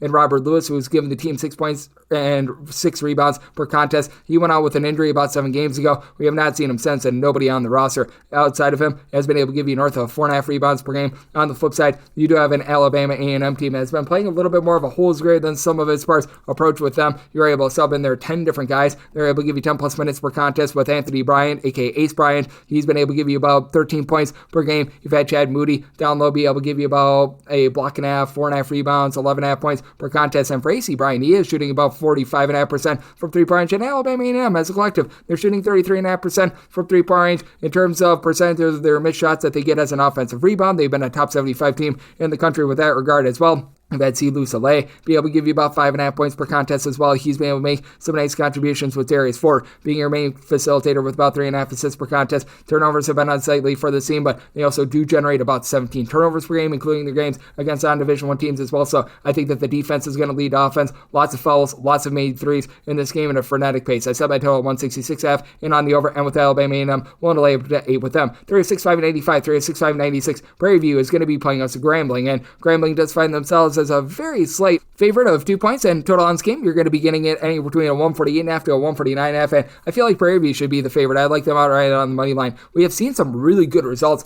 out of Prairie View recently, as they were able to hold in there when they were on the road against Mississippi State. They held in there to the tune of a few possessions, and for Prairie View, they've actually really cleaned up their offense as well. This is typically a team that they can't shoot threes to save their lives, and not to say that 32.5% three-point shooting is amazing, but Nick Anderson is giving 19 points. He shoots about 33% from the outside. Denaj Petaway comes in from Stony Brook, 15 points, 39.5% three-point shooter. Prairie View, a top 20 team with regards to total possessions per game. Grambling well outside the top 275 in terms of total possessions per game, though for Prairie View, this has been a defense that has been getting absolutely torched, as this is a Prairie View team that is pretty much dead sinking last in the country with regards to rebound percentage. In terms of percentage of possessions that ended a free throw, they are number one in the country with that regard to the negative. They allow opponents to shoot about 62.5% from the floor inside the arc, and this has been a Grambling team that has actually been based much more around their three-point shooting than they have been in the past, and they've just had a tough time taking care of the ball. 13.5 turnovers per game with their tempo. That's a bottom 50 mark in terms of ball security, and for the Grambling team, they're shooting 36.5% from three-point range, but they got off to a really hot start from three to begin the season.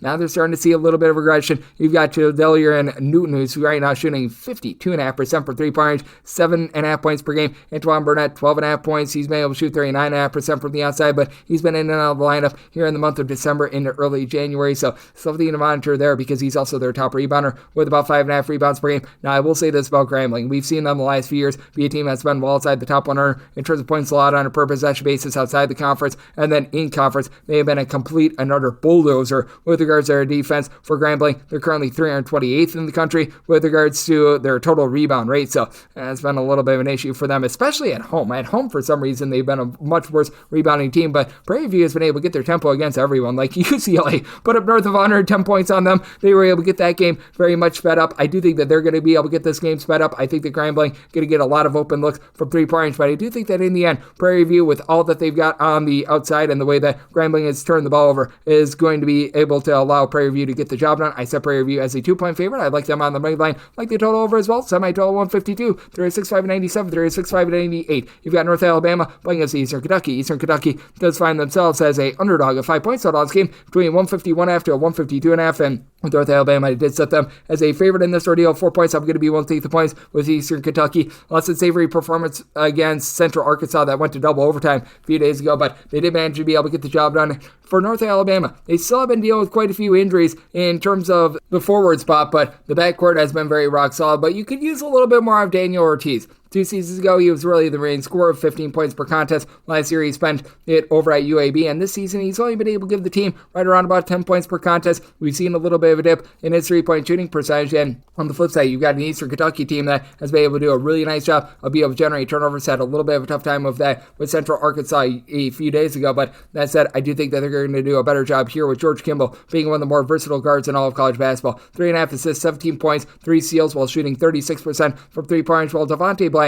17 points, 6 boards, 4 assists, stealing that per contest. These guys have been rock solid. Now, for Eastern Kentucky, this team is allowing opponents to shoot north of 34.5% from three-point range. They've been well outside the top 250. This has been a bunch that has been able to do a nice job of generating second chances for themselves. They're one of the worst teams with regards to their defensive rebound percentage as well. So you get a lot of second and third chances in these games, which is why you've got so much scoring in Eastern Kentucky games, and it's a big reason why I did set my total at a 156, so I'm going to be in on the over in this spot, as North Alabama has actually slowed down their tempo just as good this year, and they've been a little bit better with regards to their defense in terms of total possessions per game. It's a North Alabama team that's currently checking in more around about 223rd in all of college basketball, and you've got Jakari Lane, who's been able to give you 15 points per contest, shooting it well from three-point range, but we'll also see a career 40% three-point shooter, shooting less than 30% from distance. That's been a little bit of an issue. Good news for North Alabama is that the defense has been able to rebound and has been able to really mass that, as they're about 200th in the country in terms of points allowed on a per possession basis. Doesn't sound like much, but You're giving up about 3.5 points fewer per 100 possessions this year than they did a season ago. And with this Eastern Kentucky team,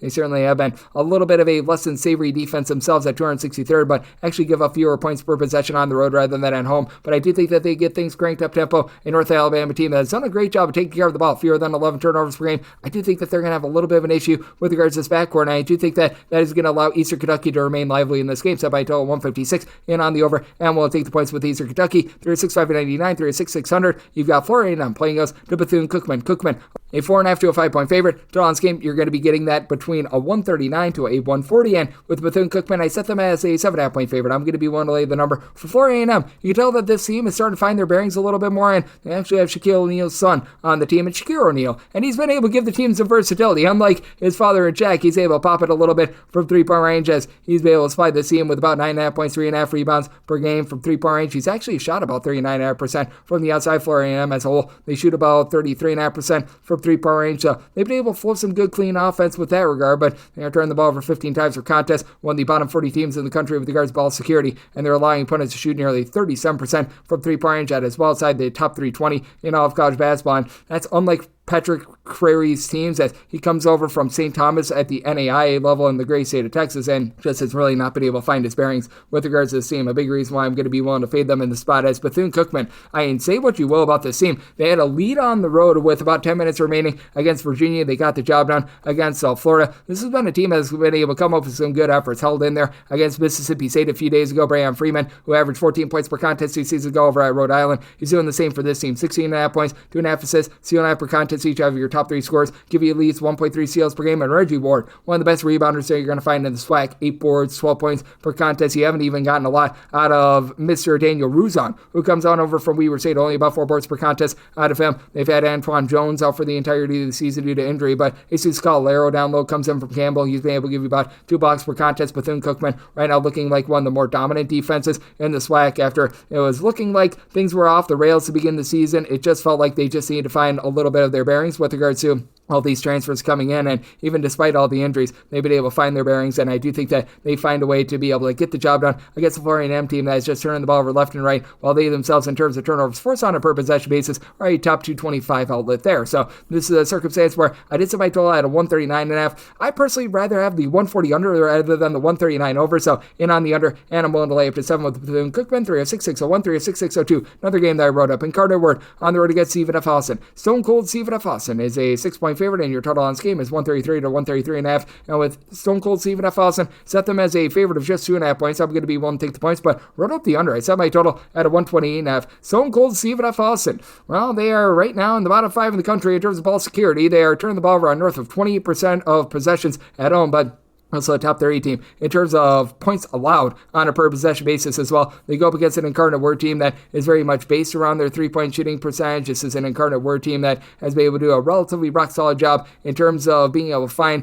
looks from 3, but they're not really playing up tempo. Incarnate Word, while outside the top 225 in terms of total possessions per game, but they're shooting on the road about 41% from 3-point range. They bring in pretty much a Ball State backcourt to be able to headline this, as Jalen Anderson has been able to give you 15 plus points per contest. He has been very good for the team. And then additionally for Incarnate Word, they've been able to find a little bit of something from their freshman class as well, as you've been able to have Jalen Hyman come in. He's been able to give the team 14 points, 5 boards. The freshman, and Jaden Williams has been one of your main rebounders with about 6.5 rebounds per game. But you've also been able to have Davion Bailey lead the way. He's another one of those Ball State transfers with about 18 points, shooting 44.5% from 3-point range, and Hyman is shooting 53.5% from 3-point range. But Stephen F. Austin, one of the best 3-point shooting defenses they're going to find in all of college basketball. Very rare for a team that generates a bunch of turnovers like Stone Cold Stephen F. Austin does. Stephen F. Austin, once again, one of the best teams at being able to generate those turnovers in all of college basketball. And for Incarnate Word, you do have to have your question marks with regards to this team having not played against a D1 opponent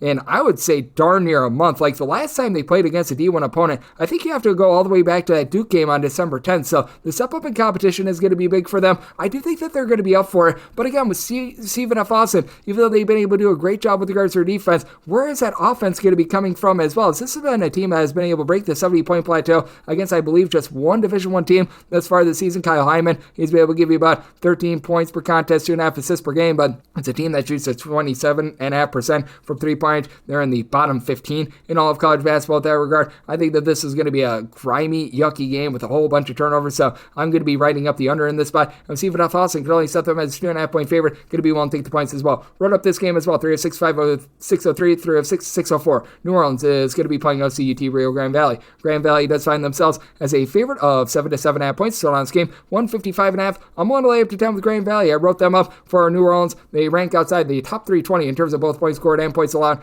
on a per possession basis. It's a New Orleans team that just really doesn't give you a lot on the glass, as well as you just have not been able to find your bearings there. And for this New Orleans team, they really give it up from 3-point range. Meanwhile, they themselves from 3-point range, they are shooting at a rate of about 29.3%, and at home that goes all the way down to 20%. Now, they go up against a UT Rio Grande Valley team that certainly has been leaving a lot to be desired on the defensive side of things, but with this UT Rio Grande Valley team, they've got a very versatile player that I like in Hassan Abdul Hakim. He's been a little bit in and out of the lineup, but should be good to go in this one. 12.5 points, 6.5 boards, 3 assists per contest at 6'8". Last year, he shot north of 36% from 3-point range. That's ticked downward a little bit this year, but KT Ramey, Cliff Davis, these two guys are combined for 27 points per contest, with Davis shooting 40% from 3-point range. It's been a Grand Valley team that's been able to run some pretty good, clean offense, while they themselves are in the top 150 in terms of turnovers forced on a per possession basis. And this is a team that they are looking to bomb it from 3-point range. In terms of percentage of shots that come from 3-point range, this is a team that ranks in the top 40 in that regard. And New Orleans is allowing opponents to shoot well north of 35% from 3-point range, a big issue for them. And we do have James White for this New Orleans team, who's been able to give the team 17 plus points per contest. He's been able to do a nice job of being able to give you about 7 rebounds per game, but you just don't have anyone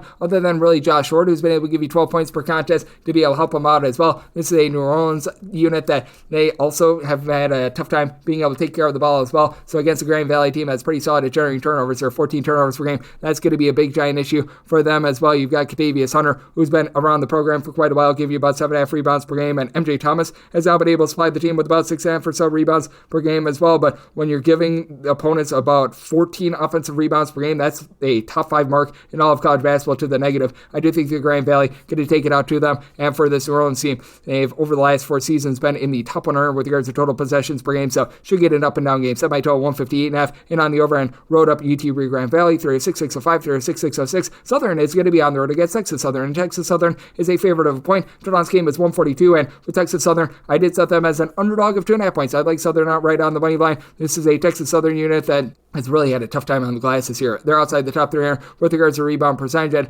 just very uncharacteristic of Texas Southern. Typically, this is a team that they do a pretty solid job on defense, and they really don't have any sort of outside shooting to speak of. Now for Texas Southern, they've been okay with regards to outside shooting. They're shooting about 33% from 3-point range. You've got a guy in Kavion McClain who's been able to give you 15 points, shoots 40% from 3, 4.5 assists per contest, but down low, you've got absolutely nothing out of this team. And then as well, with regards to their 3-point shooting defense, they are outside the top 320 with regards to opponents' 3-point shooting percentage, allowing opponents to shoot north of 36% from 3-point range. Their rebound rate has just went straight down the tubes, as you do have a guy in Kenny Hunter who's able to give you about 6 boards per contest, lone guy in the roster, giving north of 4.3 rebounds per game. I was also expecting a lot more of Jalen Jackson Posey, a guy that 2 seasons ago over at Stephen F. Austin shot about 44% from 3-point range, shooting just 25% from 3-point range this season. And for Southern, it's all about what you've been able to get out of the backcourt as well. Southern is another one of those teams that's outside the top 250 with regards to rebound percentage, but Jordan Johnson, Michael Jacobs, along with Tijani Duamasi, have been able to combine for in that neighborhood of about 29.5 points per contest. Duamasi has been able to give you 5 assists per contest, comes in from the country of France, missed a little bit of time due to injury, should be good to go in this one. You've got a guy in Johnson who's been able to give you a little bit over a steal per contest, and Southern's aim of the game